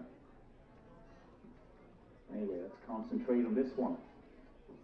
Always a big one. And as we wait for the final crew to back up the composite Shandon UCC as they back up onto the blocks. So who will win this one now? It's interesting. I suppose favourites, you've got UCD Boat Club and Shandon Composite. They'd be probably, in my view, the 2 forerunners. Cork Boat Club with 6 of the intermediate champions from yesterday. And then obviously the 2 other UCD Boat Clubs. We'll just assume they're not as fast as the A crew. So I'm guessing UCD and the Shandon Composite and Cork. But let's see how, not in any order now, just I'm saying that they will be the favourites to push out into the front as we move it down the tracks here later in about 2 minutes time. So, 2-minute call. And I'm sure all of you watching online, all you college supporters, Shandon, UCC, Cork, are all a little tense and nervous. And why wouldn't you be? This is always a big one. So as the crews get aligned, we hope to give you a good account of this race, and of course you're watching it online as well, and that's fantastic to see, and hopefully the pictures will be beamed across to you, and you'll be able to get a reasonably good picture, clear picture of it all. So anyway, I'm a little nervous myself. I suppose that's good. Many fond memories of racing in this event myself over the years, and I know what these guys are going through now as they bring the seat up to 3/4 slides or half slides, wherever they go at. Wet the hands, adjust the sunglasses, the peak cap, double check, or maybe triple check that your gate is closed tightly. Stretch it, make sure they're tight. Here we go. Just ready now. The roll call is about to be commenced now.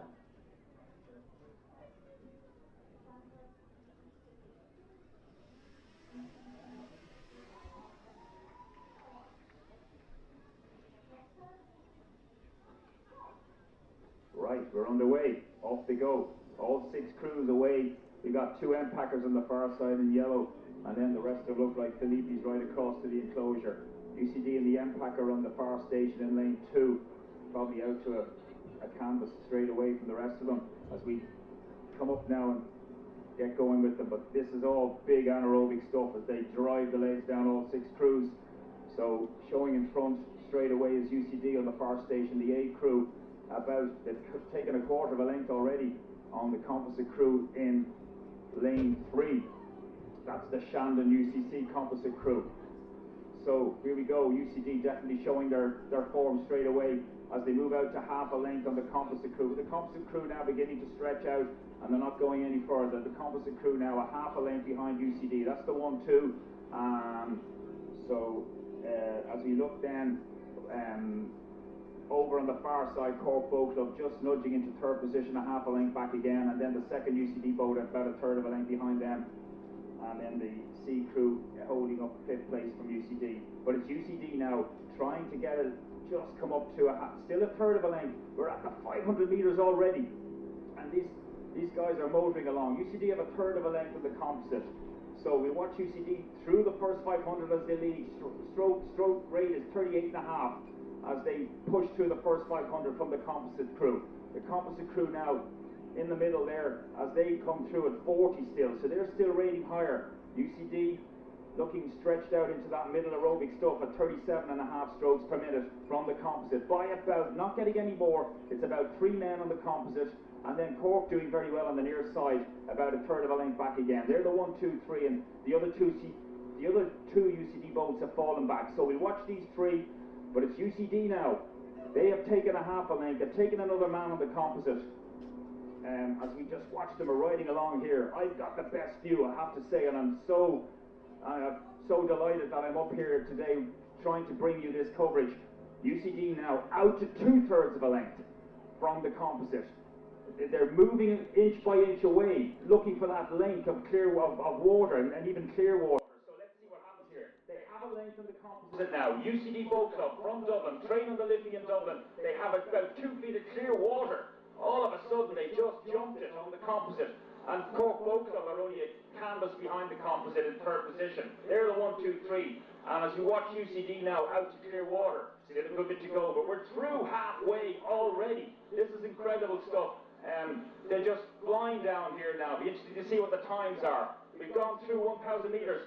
UCD, as we follow them up here, UCD now out to just about a length. They're not going any more though. They've got that couple of feet of clear water from the composite, and in fact, Cork Boat Club have moved up into 2nd now. So the composite are falling back. Their big threat seems to be fading here now as we move into 12:50. Cork Boat Club are about a length off the UCD Boat Club and going very well on the near side, I have to say. So will they attack this UCD Boat Club crew? Look at UCD going really well now. I must say they are rowing very well here. Absolutely now. They're out to about a 1/3 of a length of clear water. This is good rowing. This is what you have to do to win a men's Senior A Championship of Ireland 2021. UCD, such a long, big history of rowing here in Ireland. In lane 2 on the far side. Will UCD take this title back home to Dublin later on? In about 2.5 minutes we know the answer to that. But looking at them here, they're looking really good now. They're out to about nearly 2/3 of a length of clear water at 36. They've got another kick or 2 there if they need it. As they move along through 1,300 metres. University College Cork leading now. They are out to a length of clear water from Cork Boat Club. This is looking really good. I would put my money on UCD at this point, but let's see what happens now as they approach 1,500 metres. We're riding along with them now. We follow it for another little bit here. UCD continue to lead. Cork Boat Club are outright leaders now in 2nd position, a half a length from the composite group, Shandon UCC. But it's UCD. UCD, will they take the big pop back to Highland Bridge later on? Will Martin Feely, their coach, be jumping into the air in about a minute and a half time? What will happen here now? I'm watching them here now. They are rowing really well. They're sniffing victory. We'll watch them for another little bit. UCD, look at them go. They're absolutely on fire here. Up to 38 now. They've got a length of clear water and Cork Boat Club with a length on the composite. UCD, University College Dublin. What a great row they have had. They are going to absolutely take this one, believe me. Brian, I'm going to hand it over to you to take them home. I think Spuddy likes UCD. Men's senior A final down now to the last 150 metres. UCD in lane number 2 on the far side. Cork open up nearest to us. Winners of the men's intermediate H yesterday, the composite crew, UCC and Shandon in third. Down now to less than 100 metres. And it's still the UCD crew on the far side. Cork nearest to us, pushing all the time, trying to come back at the UCD crew. Have they done enough over the first half of this race, opening up a Clearwater lead?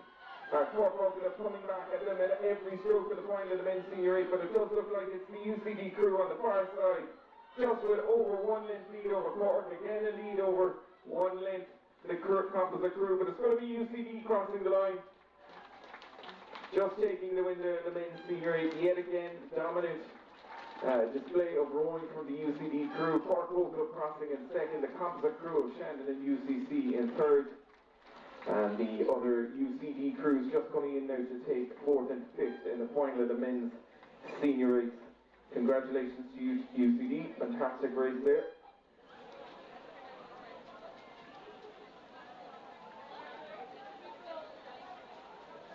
And Barry is going to make his way back up to the next race, taking off shortly, which is going to be the men's junior 19 double between Lee Commercial, Skibbereen and Castleconnell. So we'll check in on the start shortly and get an update on the next race, the men's junior 19 double.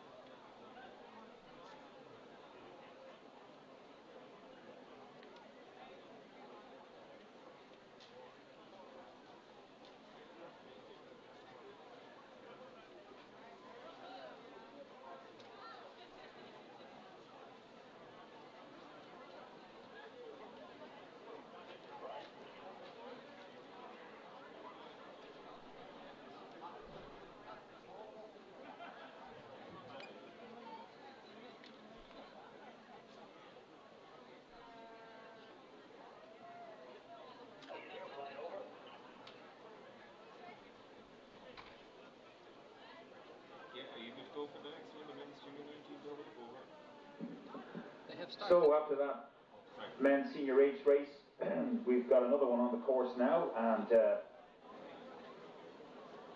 after that tremendous race, the men's senior age, we've got the junior men's 19, the one-off event, age grade because of the COVID and the pandemic. This is a once-off year for junior 19 men and women. So we have 4 boats in this. We've got Lee in lane 2, Commercial Rowing Club Dublin lane 3, Skibbereen Rowing Club Cork in lane 4, Castleconnell Limerick in lane 5. 4 boats, final of the men's junior 19 doubles, and the race has started, and they're just coming up to 400 metres gone, and looking across the course you can see that Skibbereen are out to about a 2-length lead through the first 500 metres in lane 4 on the near side. In second position then, in lane 2, we've got Lee Rowing Club, and they're a half a length ahead of Commercial Rowing Club in lane 3, and then a couple of lengths back to the Castleconnell crew. But Skibbereen have jumped out here through the first 500 to about 2 lengths of clear water on Lee and Commercial in joint second. So Skibbereen now looking very good here as they move down the course, rating 37.5 strokes per minute, and stretching out now with the familiar white blades and white caps on them. So as we follow them down, Commercial and Lee are battling it out here for second position, and they might, I don't know, it's early days, but the two of them might haul each other back into contention. But Skibbereen are dictating this race as Lee Rowing Club on the far side rating 37.5, and Commercial then on the inside of them rating 35, falling to half a length behind the Lee, the Lee crew. They're the 1, 2, 3, but no doubt it's Skibbereen now looking the more polished crew of them all, just rowing away very well indeed. Nice sculling from them. I have to say, just that style of getting the blade locked in and then just driving it. It's nice to look at. Very easy on the eye. So they're out to about 3 lengths now on the second crew on the far side in lane 2, Lee Rowing Club, and then on their inside Commercial a half a length behind from Dublin in lane 3. So that's the 1, 2, 3. So we're coming up to halfway. Skibbereen continue to lead this men's junior 19 double sculls final. So what a glorious afternoon for the finals, these final few races of the championships, the Irish Championships 2021. So after this race we're going to have the men's junior 18 doubles final, and that should be a good race following down after this one. So these guys who missed out on a championship last year because of no championships because of COVID have the opportunity to be an Irish junior champion with these junior 19 grades for this 1 year only. Hopefully we won't have to have them again. So as we watch them through about 12:50, Skibbereen continue to lead by 2.5 lengths from Lee on the far station, who lead Commercial in third position in lane 3 by a length. That's the 1, 2, 3. Castleconnell in fourth position. So as they come further down, and for those of you watching online, hopefully you're picking this up now nicely, and the drone is above and showing you the spectacular view of Inniscarra Lake at its finest, nice and calm, behaving very well this afternoon. The rain has held off, so that's all good news indeed.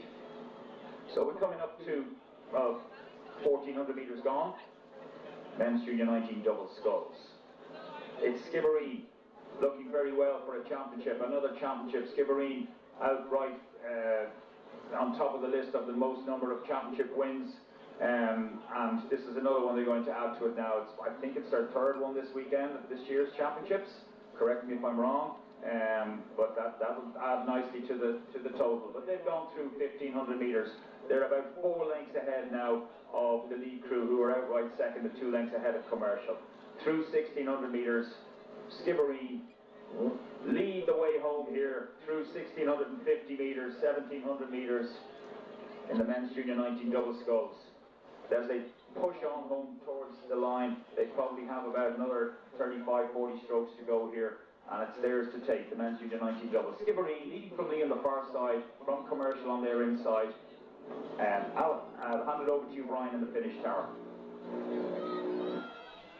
Thank you, Jerry. And as he mentioned, these Junior 19 races are the crews that didn't get to compete in last year's championship, so these once-off events at the championships for Junior 19s.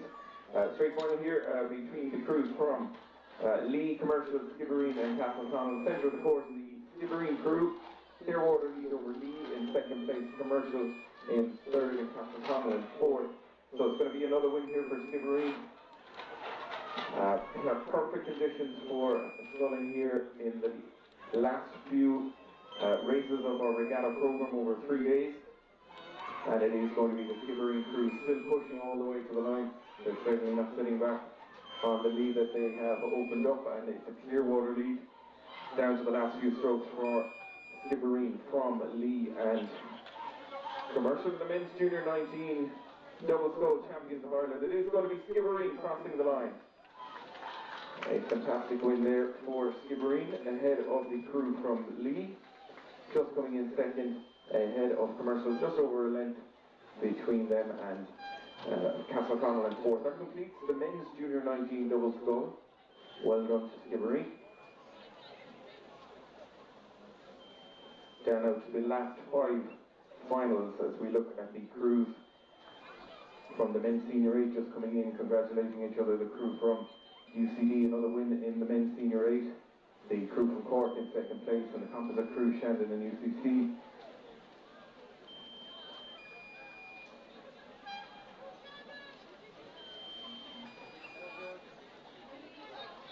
And the women's senior 8's just taking to the water as well, getting ready for the last race of the day in the women's senior 8 final.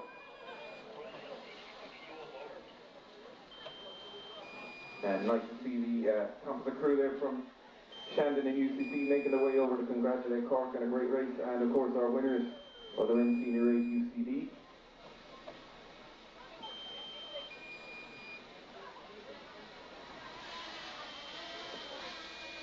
So the next race coming up is going to be the men's junior 18 double scull. These crews already raced earlier on in the heat, so we're going to head up now for the final of the men's junior 18 double. Thank you, Brian. Yes, men's junior 18 double sculls final starting very shortly in about 2 minutes' time.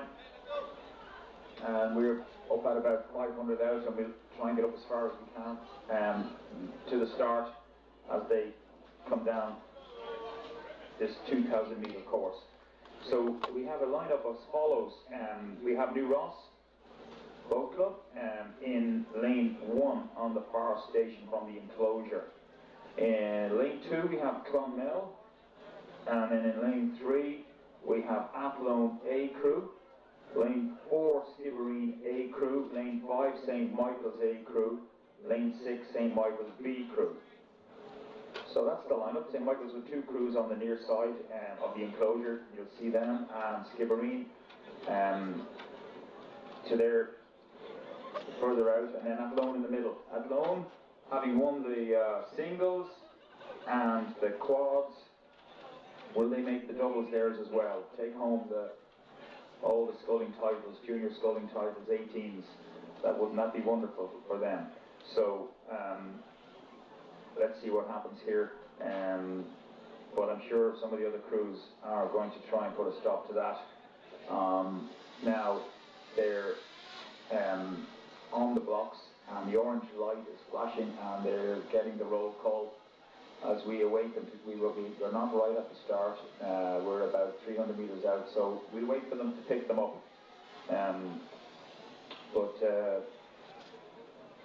Junior 18 double scull. So they had their heats earlier on this afternoon, and now these are the time trials rather, and these are the 6 fastest crews that have made it through to the final. So they just started now, and all crews are away cleanly, all staying in their lanes, behaving, and not an easy thing to do. We all kind of take it for granted watching crews charging backwards down a course, and these guys are doing a really good job now. Everybody is moving straight line down. They're still a little bit off from where they are, and we'll watch them as they come up. But just to remind you, on the far station, New Ross in lane 1, Clonmel lane 2, Athlone A in lane 3, Skibbereen A in lane 4, St Michael's A in lane 5, St Michael's B in lane 6. So we'll go A, B and St Michael's, the rest of them only one crew. We won't do the A bit for this from now. Anyway, coming up towards me, we can see now that straight away, out in front, but not by much, is the Athlone crew in the middle. As they come right up beside us now, we'll be able to give you an exact account of how it's going. But Athlone leading the way here in lane 3. So here we go, Athlone by about just under a length from Skibbereen. And then on the far side in lane 2, Clonmel. They're the 1, 2, 3. Athlone by a length now. They've just got about a little bit of clear water through the first 500. Athlone lead the way from Skibbereen, 2/3 of a length in Clonmel, over half a length then on the St Michael's A crew in lane 5, and then New Ross and St Michael's B a length behind again, beside each other. But Athlone now looking good here, stretching it out, and they've got clear water by about a half a length. This is good rowing from them. So this is looking promising for them. Rating 34.5, that's low enough. So they're well relaxed here now as they move down the course. And this is great rowing from them. Skibbereen probably a half, nearly a length of clear water behind them. So there's a bit of a gap opening up between the first two crews. And Clonmel then and St Michael's then another length behind again and joint third. And the other two crews are beside each other again, New Ross and St Michael's B, another length behind. But I tell you what, Athlone have stretched it out. They're out to probably 2 lengths of clear water now. So this is looking very promising indeed for Athlone. This is good rowing by them indeed. And as I said earlier, they've already taken 2 titles here this weekend in the quads and singles. So we've gone through about 750 metres, and I see Donagh Clappy in there now, and he's a really good,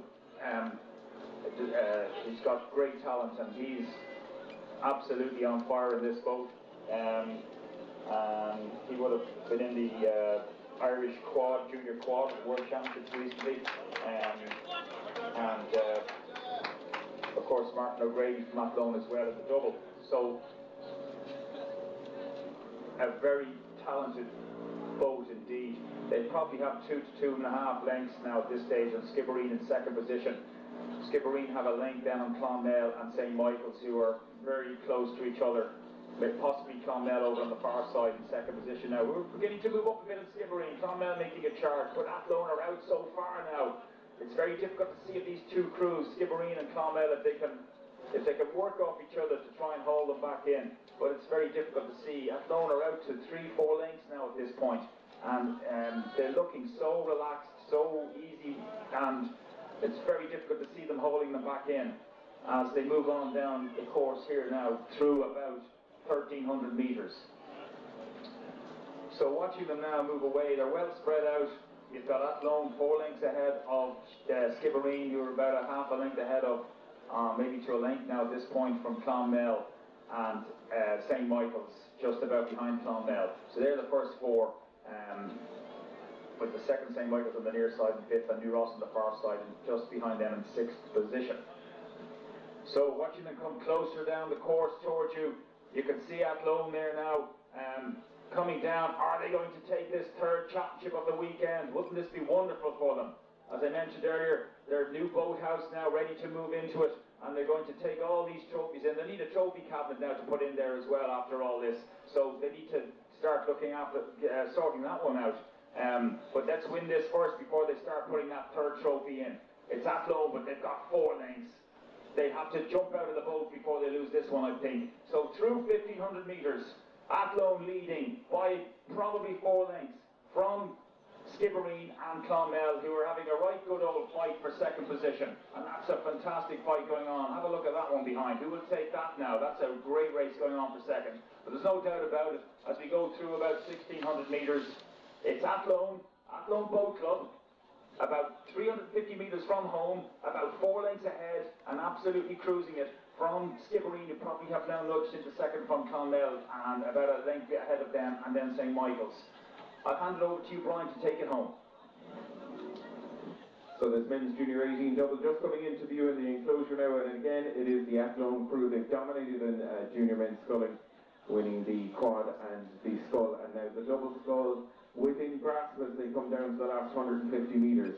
They have a clear water lead, and it is very close then for second, third and fourth, with the crews from Clonmel and Skibbereen and St. Michael's battling it out. But look at the lead that the guys here in the men's junior 18 double from Athlone have opened up, going through those difficult time trials this morning, not knowing how their performance is going against other competitors. But a fantastic race and a fantastic display of rowing. They're pushing all the way to the line here, these men's junior 18 double from Athlone. They just have a few strokes left. Finish line in sight for them, and it's going to be yet another junior sculling championship heading the way of Athlone, just crossing the line to take the win in the men's junior double. Fantastic race there. And the Skibbereen crew now coming in looking to take second place. Silver medal for Skibbereen, just crossing the line ahead of the crew from Clonmel, and the two crews from St. Michael's coming in to take fourth and fifth ahead of the crew from New Ross. Just to close out there, the men's junior 18 double, fantastic win there for Athlone, taking the triple and sculling events, the men's junior scull, the men's junior quad, and now the men's junior double as well. So congratulations and well done.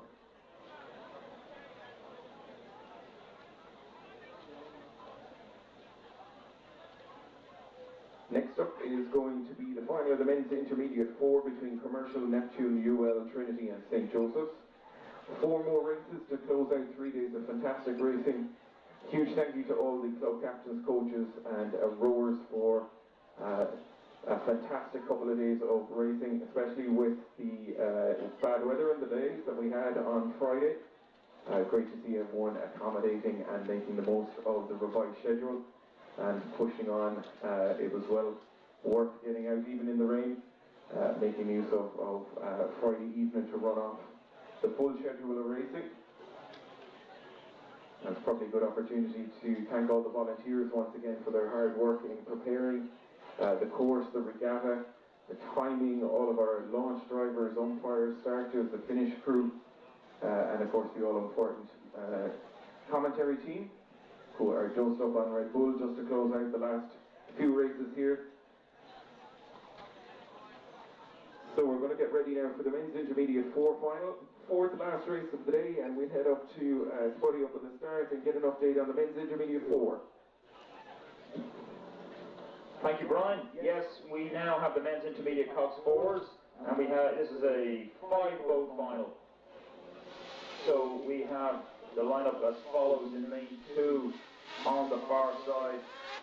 Commercial Rowing Club from Dublin. Lane 3, Neptune Rowing Club. They're neighbours from Island Bridge in Dublin. In lane 3. Lane 4, University Olympic Rowing Club. Will they win another championship, having such a mighty championships? Lane 5, Dublin University Boat Club. Another doing very well. They've already won 3 championships. And in lane 6, St. Joseph's College Galway, the Fish. So that's the lineup. In lane 6, St. Joseph's will be on the near side over at the boathouse enclosure side. So the orange light is flashing away, so they're under starters' orders, the roll call being given, and they're all ready to go as they crawl up the slide and wet the hand off the oar handle. Just taking a few deep breaths, and the heart is pounding. They haven't even taken a stroke, and some of them, their heartbeats will be up over 120 with the excitement of it all. The adrenaline will be pumping. So, such a horrible, fantastic sport, to say in one sentence, describe it. But we're away, all crews away cleanly now as they come down the course, and conditions are just perfect. That's all I can say. That's the word I will use to describe it out here. Now, a lot of shouting here because this is a Cox boat. The Cox sitting is watching online and just a little bit unsure of all these technical jargon stuff. The Cox is sitting, he's first coming down the course behind the first guy rowing. You see his head sticking up in the bows. He's steering with the device, a handle to steer the tiller. So, anyway, coming up towards us now, we're going to give the call here, and just about showing in front, it's University of Limerick Rowing Club out there by about pushing nearly for a length already as they go through 350 metres. University of Limerick from Commercial Rowing Club on the far side and DUBC, and then another half a length back to Neptune Rowing Club and St. Joseph the Fish on the near side. But coming up to 500 metres gone, it's University of Limerick now out to a little bit of clear water already, and they're looking very strong indeed, I have to say, and they're rating 36 strokes per minute. Commercial just about over a length behind them, holding on to second, and they're still at 40, and Dublin University now about a campus behind them, rating 39, so they're still quite high. Then you've got St. Joseph's, the Fish and Neptune then beside each other, just behind a length behind them again. So that's the lineup, that's the orders rather, as we go through 650 metres men's intermediate Cox 4s. This is a level of the senior grade, but of course with point systems you could have guys rowing senior as well. It's all to do with total number of points to get into the boat now since the change a few years back. So you can have all different grades as long as they don't pass a certain number of points, which is great. A good idea for small clubs to be able to put crews together. But there you go, University of Limerick Rowing Club now. If they win this one, I think it might be their 10th championship of the weekend. I don't know if anybody's won that many before in one. Maybe Skibbereen might have in one weekend, but they're out to Clearwater at this point from Commercial on the far station in lane 2, who have about another half a length of DUBC in the middle there, and then another lane back to St. Joseph's and a lane back to Neptune. So that's the order now. There's nearly, they're all spread out at this point, but there's no doubt about it. University of Limerick stretched out there now, rowing very comfortably indeed, stretching along at 36.5 strokes per minute, and they're probably loving this now, I have to say. I'd love to be in the middle of that now for a few strokes. It looks a lovely rhythm, lovely the way they're just sitting there and they're letting the boat do the work for them as they come back up the slide, letting it run under them. Nice rowing indeed. Commercial now into second position, but they're about a length and a half of clear water behind the University of Limerick crew. They have a half a length in DUBC and then a length back to St. Joseph's the Fish and a length back to Neptune Rowing Club. As we move down the tracks, as the composite crew women go up cheering on the University of Limerick guys as they go by. So that'll urge them along even more. But they're just sitting on Commercial in second position now. They look like they have another gear, even 2 gears there if they need it. They've got about a half a length to 3/4 of a length of Clearwater on Commercial, who are desperately fighting, keeping the rate much higher to stay with them. 37.5 strokes. University of Limerick in the lead on probably they're probably rating the same, but it looks a lot more comfortable indeed. So a length and a half between University of Limerick and Commercial, and a half a length back to DUBC, and a length back then to the St. Joseph's crew, and a length and a half back to Neptune. That's the order. Men's intermediate Cox 4 final as the Coxes urge their crew down. It's always interesting listening to the Coxes shouting and roaring when it comes to the Cox boats. You kind of forget about the Coxes, but they're such a vital part of this, all this operation. But anyway, coming along up to 1,500 metres as we follow it down, University of Limerick continue to lead. Hopefully you get a good vision of this online now as they pan out here. You can see they've got good clear water, probably a length, nearly 2 lengths at this point now on Commercial. DUBC attacking Commercial, trying to stay with them for that second position, but Commercial have it to themselves at the moment, and then a length back to St. Joseph's. But University of Limerick through about 1,650 as it comes closer and closer down towards the finish line into the enclosure. University of Limerick continue to lead with about 350 metres left, 2 lengths on Commercial and DUBC scrapping for second, with St. Joseph's a half a length to a length behind them. Brian, I'll hand it over to you in the tower to take it home. fourth last race of the day, and it is the final of the men's intermediate 4. And how many times this weekend have we said it's UL leading? UL leading the men's intermediate 4 again. Fantastic race for them. They take the lead coming through the 500-metre mark, and they have just continued to open up dominant lead and open water in the men's intermediate 4. In lane 4, UL, centre of the course. They are in control here, still powering on and winding up towards the finish. So yet another championship on the line for the guys from UL. Very close then between the crews from St. Joseph's Trinity and Commercial for second, third and fourth, with Neptune back in 5th place. But it is going to be the UL crew striding it out. They're pushing on every single stroke. They are pushing on here in the men's intermediate 4, being urged on there by their clocks. Approaching the finish line, it is going to be UL Trinity just putting a push on now to move into second place. But our winners of the men's intermediate 4, it's going to be UL. Yet another win for the UL crew. What a fantastic championship regatta they've had.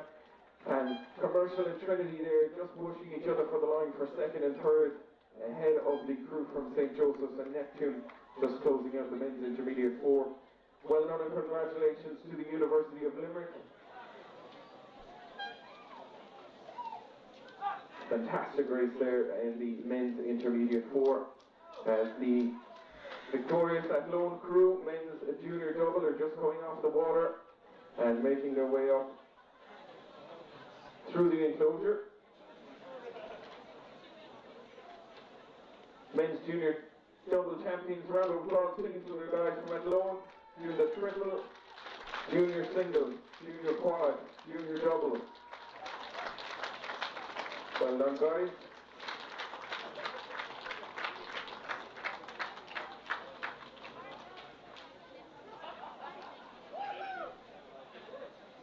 So 3 races left. We have the final of the women's junior 18 quad, we have the women's junior 19 quad, and to close out the regatta program, our last race of the day will be the women's senior 8.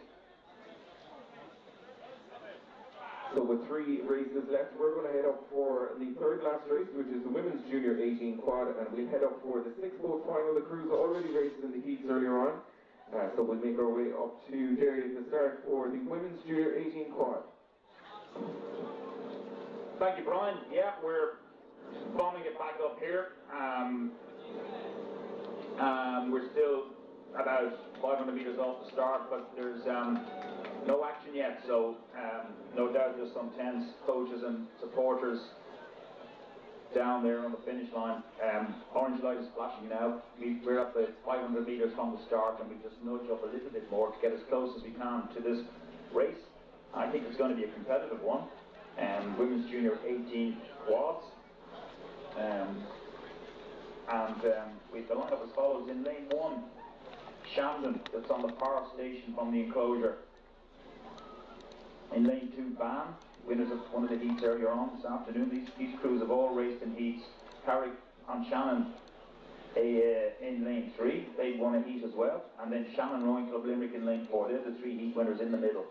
And then in lane 5, Galway Rowing Club, and lane 6, Lee on the far station to the enclosure. I have a feeling this might be tight. Let's see how it goes.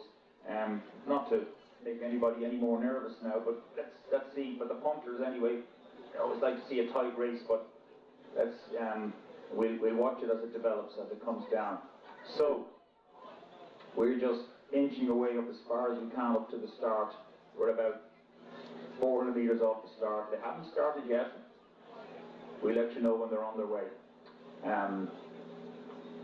So here's the roll call now. So here we go in about 15-20 seconds time.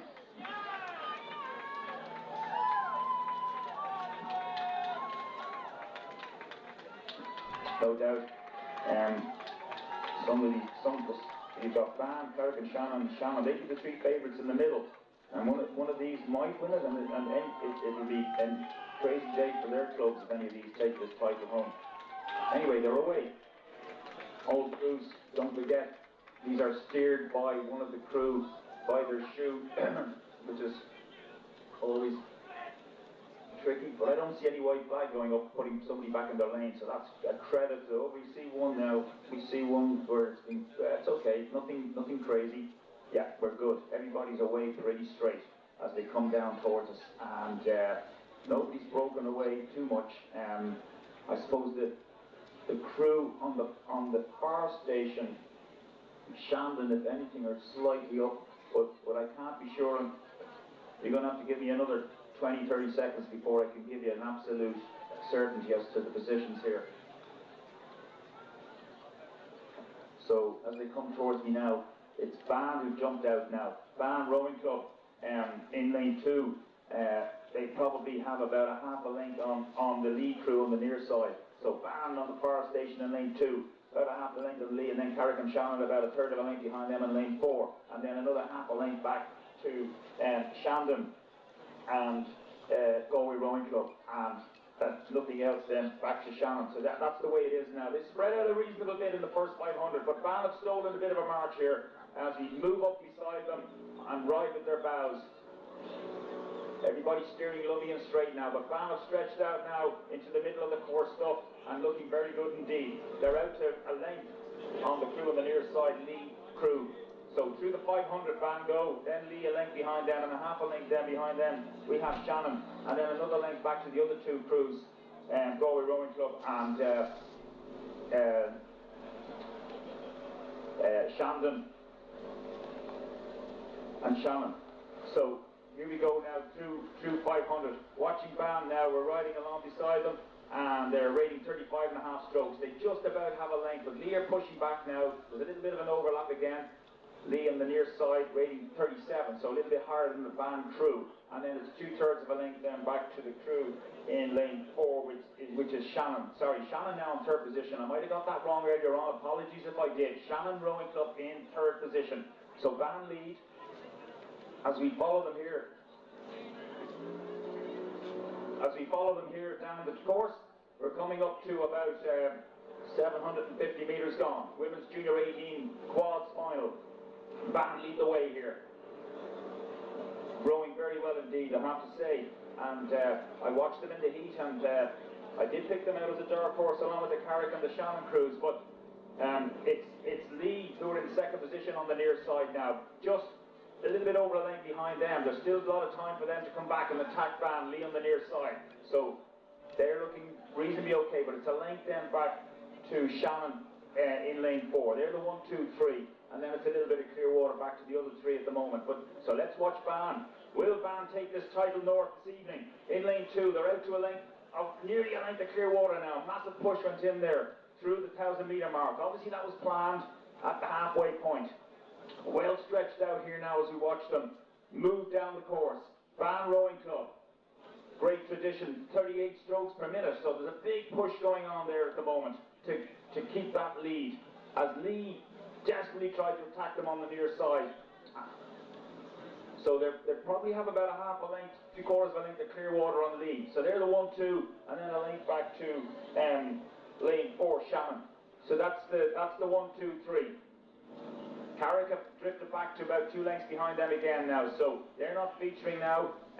It's Ban Rowing Club out in front, leading the way. From Lee, I wouldn't discount Lee yet. They're over on the near side to the enclosure in lane 6. So Ban lead the way from Lee. So let's take some rates again as Ban now stretch it out again. 37 strokes a minute. Lee on the near side.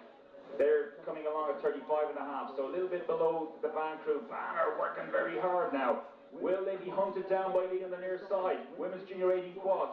Will Ban hold on to this lead? We're through about 1,300 metres here now. We're getting closer and closer down towards that finish line. Ban Rowing Club holding on to that lead at the moment. We've fallen back a good bit now at this point. The crews are stretched right out, and we have to be careful here. So my commentary now is not as precise as it was a minute or 2 ago, but looking ahead of me, and you're probably watching online the drone, and you can see it clearer as well. But Ban continue to lead from Lee on the near side.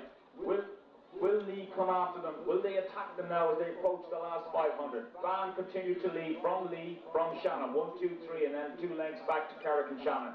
They're the 1, 2, 3, 4. Women's Junior 18 quads. I have to say, very impressed by the standards of all crews, the steering, all that sort of stuff. This is great, well coached, and credit to all the coaches indeed for getting them to this standard, no matter where they finish this afternoon. Well done, take a bow, coaches, and everybody involved in this. So, Ban Rowing Club, as they come closer and closer with about 450 metres to go from Lee, and in fact Shannon now are pushing hard against Lee, but Ban are out there in front. Brian, I'm going to hand it over to you now, and it's Ban leading from Shannon and Lee in 1, 2, 3. Women's Junior 18 quad coming into view, and it is the crew from Ban. They won their heat earlier on and now are leading this final of the Women's Junior quad. Ahead of the crew from Shannon and Lee. UCD crew just getting presented with their Men's Senior A Championship of Ireland, and the UL Men's Intermediate 4 just coming in off the water. Congratulations to the boys, especially Tom McKeown. Back on the water we have the Women's Junior 18 quad, and it is Ban. Look at that fantastic display from the Ban crew. Huge support here for our winning crews, UCD and UL, as they come in. But it's Ban crew of the Women's Junior 18 quad out in lane 2. They have led from the start. The Shannon crew moving through Lee now in the last 100 metres. Shannon also winner of their heat. But dominating this race in the Women's Junior 18 quad, it is the crew from Ban, just coming off the last few strokes for this crew, approaching to finish, and it is going to be a Championship of Ireland heading the way of Ban Rowing Club. And the crew, the Women's Junior 18 quad, just across the line. A fantastic win there for Ban, ahead of the crew from Shannon coming in second place, and the crew from Lee just coming in there in third, or ahead of the crews from Shandon and Carrick.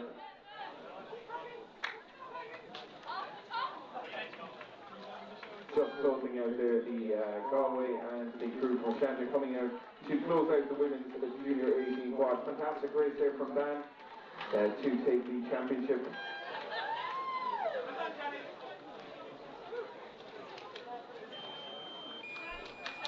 So 2 races left on our program to close out the championships.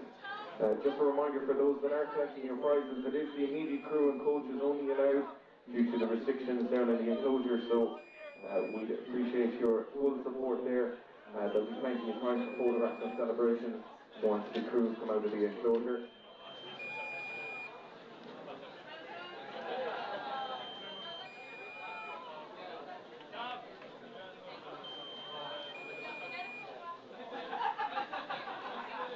So 2 races left to close out our championship program here on day 3. The Women's Junior 19 quad and the Women's Senior 8. The Women's Junior quad, Junior 19 quad should be getting ready at the start now. 2 boat racing between Commercial and Skibbereen. We're going to hand back up to Jerry at the start for the next race, the Women's Junior 19 quad. Thank you, Brian. This is a two boat race. Again, being run as a Junior 19 event because of the pandemic and no championships last year. So we have Commercial Rowing Club from Dublin in lane 3 and Skibbereen Rowing Club from West Cork in lane 4. So 2 boat race. We're just up here, halfway up, and we'll pick it up shortly as they come down towards us. And then, as you mentioned, Brian, we've got the women's Senior 8s final to look forward to as the final race of the day and of the championships event. So, waiting for this race to come down.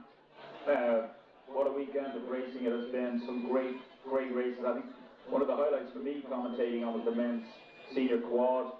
I really love that one. I know that's the one that sticks out in my mind that I commentated on. I suppose other notable wins were obviously the number of wins by University of Limerick and University College Cork. So they have been probably the 2 most successful clubs here this weekend. Well, they have been. So it's just been fantastic all around. And it's a good scatter of titles all around, clubs winning 1 and 2, and that's great to see. Right across, every province has taken a championship or 2 home. From Coleraine there we saw Van take, I presume they won that race, you can hear it officially, across Galway, the Fish winning the 8th, the junior men's 8th there, taking it home for the first time in 9 years, UCD winning the men's senior 8s, and some women's intermediate and club 8s. So great title, a fantastic race on Friday, the men's into singles, I think it's the closest race ever. Colin Brennan winning that for Neptune, that was a fantastic race, I remember. And there are others, I'm just randomly talking here as we wait for this race to come down. You can look back at it as well, which is fantastic. We have the video footage there now, and you can look back at it on YouTube over the next few days. If you're desperate to do that. But anyway, it's just fantastic. So this race is underway now, and we follow it down, and then we get back up to the, hopefully get back onto the start, right at the start for the women's senior race, the final race of the day, and a mouth-watering race with 6 crews. So really looking forward to that. So anyway, on the course at the moment is the women's junior 19 quads, and at the moment, as they come towards the first 500 metres, it looks like Commercial Rowing Club in Dublin leading by about possibly nearly a length, 2/3 of a length from Skibbereen. So two boats. This is an easy one to commentate on as we watch them come towards me. Commercial on the far station to the enclosure. Coming along through the first 500. Commercial have about 2/3 of a length lead on Skibbereen. Knowing Skibbereen though, they won't let them get away, and they're holding on to them there. There's a good overlap, so good race so far as we go through 600 metres at the junior 19 quads. So, picking them up, Commercial lead by 1/3 of a length from Skibbereen. And they're just holding on to that now, half a length. They've moved out a little bit more as they stretch out now, rating 35. Skibbereen just beside them now, rating 36. So both crews, Commercial now have taken another seat. They're out to trying to get that length from Skibbereen. They are out to just under a length. There's still the overlap though, and that's the thing Skibbereen are desperately trying to hold on to, that overlap, so that they can see them beside them. Both crews in the lanes beside each other. So it's like racing down Henley or somewhere, where or on the Liffey or on the Corriver, two boats right beside each other, having a go off each other. So just watching them here on the bows, we're riding along beside them now. Commercial now. Skibbereen have pushed back a little bit. Somebody shouting, and probably the Skibbereen boat. I'd say there was a command there. It came from one of them. They came back to within a canvas, but now Commercial have taken it back again, a couple of seats. So it's a little bit of ding dong going on there, and this is a good race. They're stuck to each other. Nobody's going anywhere here. So as we follow them along, we're through 1,000 metres. So we're halfway down now, and we follow this to the 1,500 Brian. So we're right beside them here now, and Commercial lead by a canvas. Skibbereen pushing now into 1,200 metres. Is this Skibbereen's big push? Will Commercial hold them off? Commercial are absolutely dead level now with Skibbereen. So here we go, nice race. I'd love to get it. They're absolutely dead level. You wouldn't believe it. I'd love to get a photograph of that. So who wants this? Who will win this? Who's the fittest crew? Who's got the better technique? Who's got the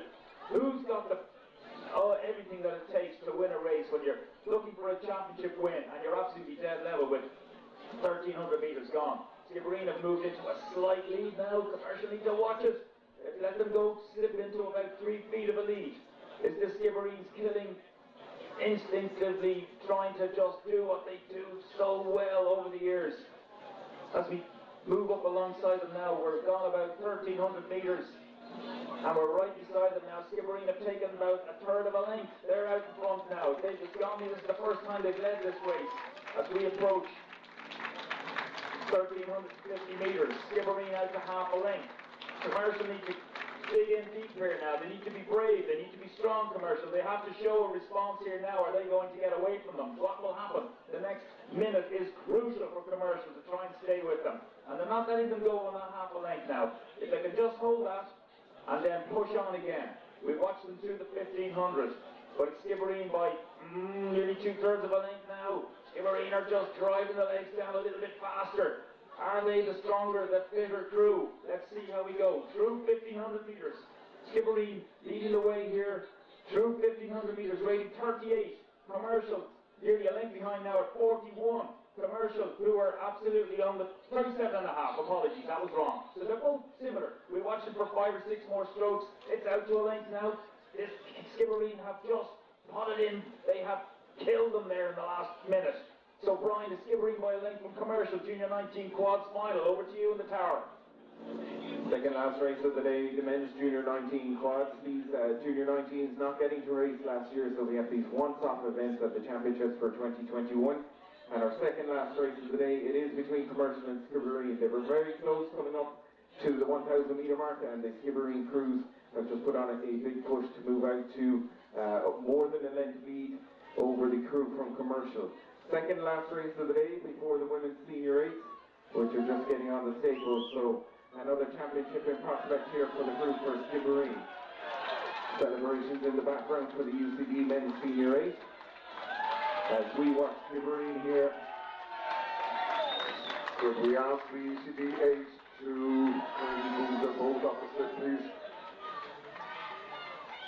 So just an announcement there, the UCD 8, you're going to get clamped if you don't move that 8 off the slip. But back on the water, it is the Skibbereen crew, the women's Junior 19 quad.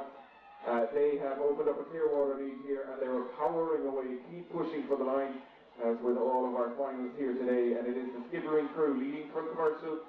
Commercial really gave them a race up to about the 1,200 mark, and the Skibbereen crew just changed gear in the women's Junior 19 quad. Finish line in sight for the guys here. Last few strokes for Skibbereen. It's going to be another championship for them, heading the way of County Cork.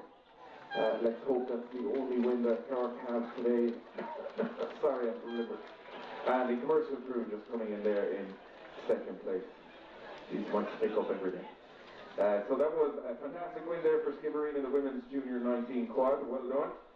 Last race of the day, and last day of a fantastic 3 days of racing at the championship. Is going to be the women's senior 8 6-boat race between UCC Shandon, NUIG Galway Composite, UL Ban Composite, Trinity and UCD. And once again, just a reminder, the presentations are just for the winning crews and coaches. Just please, if you can support us with the restrictions that we have to enforce with regard to those who literally get into the enclosure. The women's crew from Ban, our champions from Ban, just coming in to the enclosure. Their boat is on the slip. They're coming out to say hello and get lots of congratulations from their families and friends. Great win for Ban, a very dominant display in the women's squad, Junior 18 quad. And we're going to head back up now for the last race of the day, the women's senior 8 6-boat final up at the start. Thank you, Brian, and it's a bit sad really that it's the last race of a fantastic weekend rowing. But however, it's a mouth-watering race to finish off on the women's senior 8 final. We've got a 6-boat race here.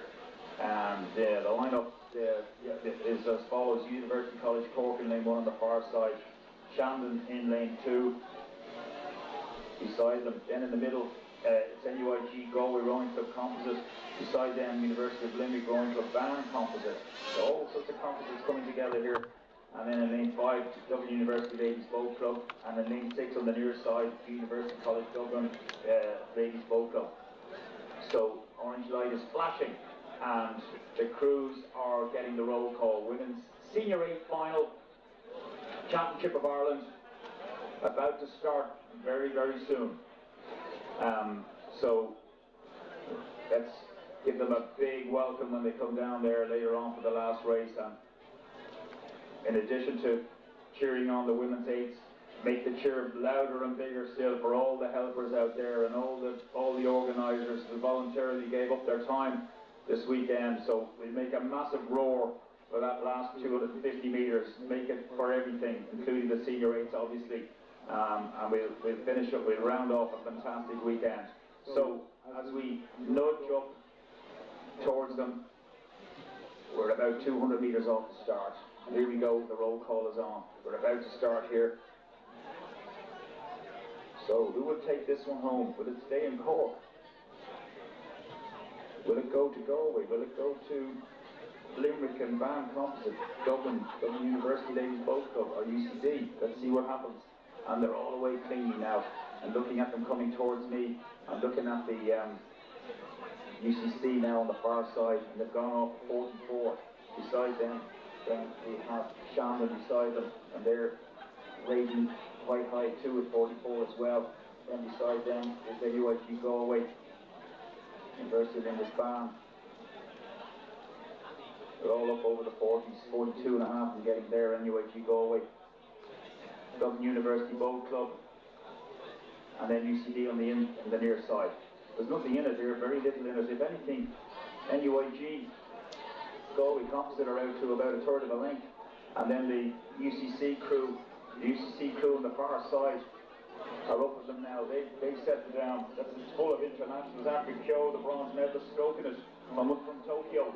So Afrik is driving them down this course, and Margaret Fremen, of course, the lightweight double, finished 8th and 7th. Aoife Casey and Batten beside her. So 7 and 6 is the lightweight double. Using one oar here, the sweep oar instead of the double. And then Vivendi Hegarty, the bronze medalist, behind her, and Lydia Heafy. So this is just Tara O'Halloran. This UCC boat is just full of the internationals. But I tell you what, UCG Galway have a canvas on them in 2nd position. So they're leading now in lane 3. University College Galway Rowing Club. Through the first 500, UCG Galway Composite lead by a third of a length from the UCC crew in the black boat on the far side in lane 1. And then it's about a half a length back to UCD on the near side in the yellow Empacker. And very little in it between them then and the Van Composite.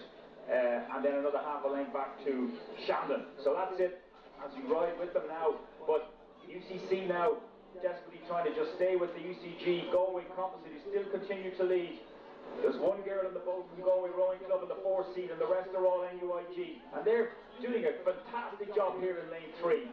As they move to 700 metres, the composite crew from Galway leading here from the UCC crew in lane 1 on the far side. So moving through 750 metres of the women's senior age. I'm just trying to get a couple of rates, but it won't give it to me here, so apologies about that. We'll continue watching. NUIG Galway now, out in front, but nothing in it hardly now as UCC attack them. UCC, here we go with lane 1 on the far side, in the black boat, in the black Felipe, looking very smooth indeed, dead level with NUIG Galway now. So look at this, dead level, UCC on the far station in lane 1 on the black boat, and NUIG Galway Composite, dead level. These two crews out to a length now from the Van, NUIG Composite, and then another half a length back to UCD, and a length back to GULBC and Shandon in lane 2. So that's it now, but we're going to concentrate on these two now. NUIG Galway have pushed on again. They've got that probably canvas on the UCC Composite. They rattled them, that's for sure. They're out there just throwing everything at them now, and they've just unsettled them. And they have to keep absolutely attacking with them. Some of these girls used to holding 2 oars, sculling rather than sweep rowing, so a little bit different. You know, you got to think about all this when you're charging down here. But anyway, it's NUIG Galway and UCC, dead level. We're following them here now as they move out to a little bit of clear water from the crew in lane 4. That's the NUIG Galway Composite of a half a length on UCD, and then a length back to GULBC and Shandon. So that's it. We're watching UCC now and NUIG Galway, absolutely dead level. So we get a bit of a rate here now on the UCD crew. So they're at 37, NUIG Composite. What are they at? They're at 38, so nothing much of it there. There's still another kick on from both these crews. We're in the middle part of the course. They'll be thinking about the drive for the line very soon as we approach 1,350 metres. NUIG Composite in lane 3 in the middle of the white boat. You can see it clearly now from the finish. Women's Senior A Championship of Ireland final. NUIG Composite boat just falling back a little bit now. Just all of a sudden the UCD crew have just pushed on a little bit, and they're out to about a third of a length. All of a sudden they jumped. They just jumped. Can NUIG Galway hold on to them? Whoa, I tell you what, UCC now are just moving an inch or two every stroke. You can just see it all of a sudden. They've broken away. Watching this race now as it unfolds towards the 1,500 metre mark. UCC out to half a length now from NUIG. That's it now, but they haven't taken any more. There's still time for the for the composite crew and the white boat to attack again. There's still 500 metres left for them to go at them. Who will take this Women's Senior A title? It's UCC now, a half a length from the Galway composite crew, and they're well out in the rest of the field. We're concentrating this now with about 400 metres to go to the Women's Senior A Championship. UCC raining along there now, starting to raise the stroke for the line. Their legs will be burning, they're thinking about it, they've got to go another 35-40 strokes here. They're out to 2/3 of a length. They're trying to kill off the composite crew, and they're doing a really good job here. All of a sudden, look at this. How those miles are showing. We're out to nearly a length all of a sudden. They're showing their style in the last 300 metres. Brian, I'm going to hand it over to you to take it home. It's for the UCC from the NUIG Galway composite in the women's Senior A final. Last race of the day to close out 3 fantastic days of racing, and it's the Women's Senior A final coming down to the last 150 metres. It's the UCC crew on the far side in the distinctive black boat, centre of the course. The composite crew of NUIG and Galway, they're the 1 and 2. NUIG and Galway now storming finish here, taking the rate right up, and they are putting the pressure on the crew from UCC. It's a 1 and 2. It's between these two crews. In the Women's Senior A, very little can NUIG and Galway. They're whining and pushing. What have got UCC left in the tank in the last few strokes approaching the finish? Just about maybe half a length between the two crews. UCC on the far side, just holding on to the lead that they have opened up. The composite crew of NUIG pushing them all the way to the line. It is going to be a championship win for UCC. UCC from the composite crew, NUIG Galway, and the composite crew, UL Band coming in third, ahead of the crew from UCD. And Shandon and the crew from Trinity just closing out there. A fantastic way to close out 3 days of racing. Well done to the crew for UCC, winning the Women's Senior 8 race.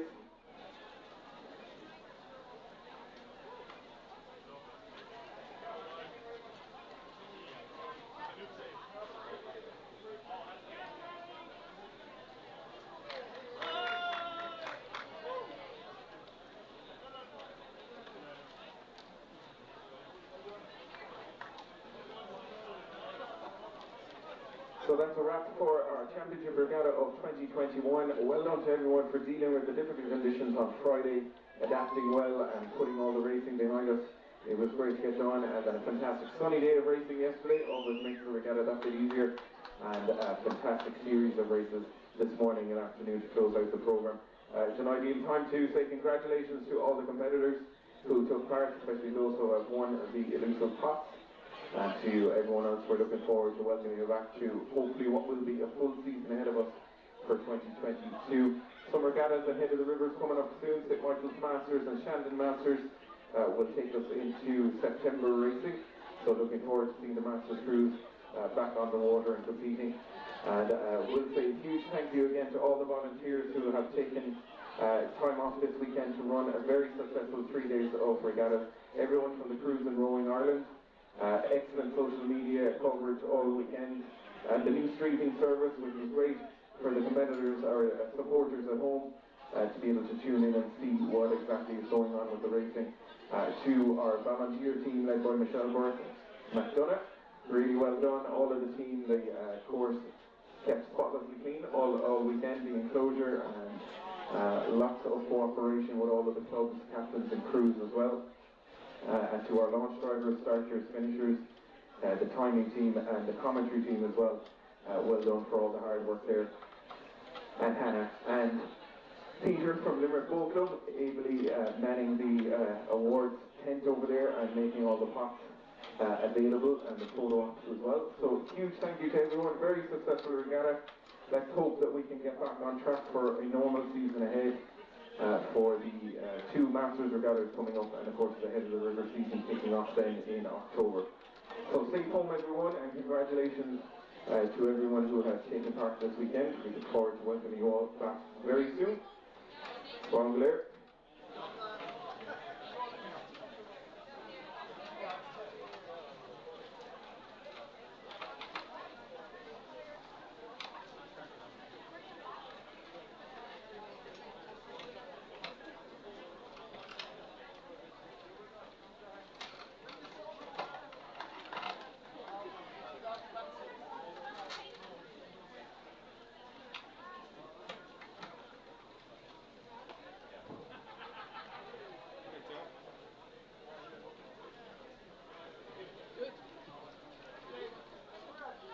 you. Thanks for watching. Hope you've seen everything.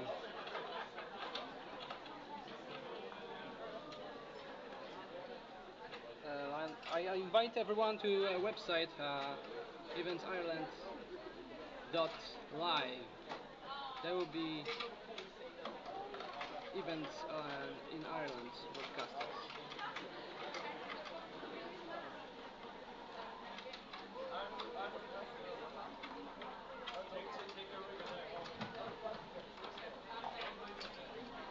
Thank you.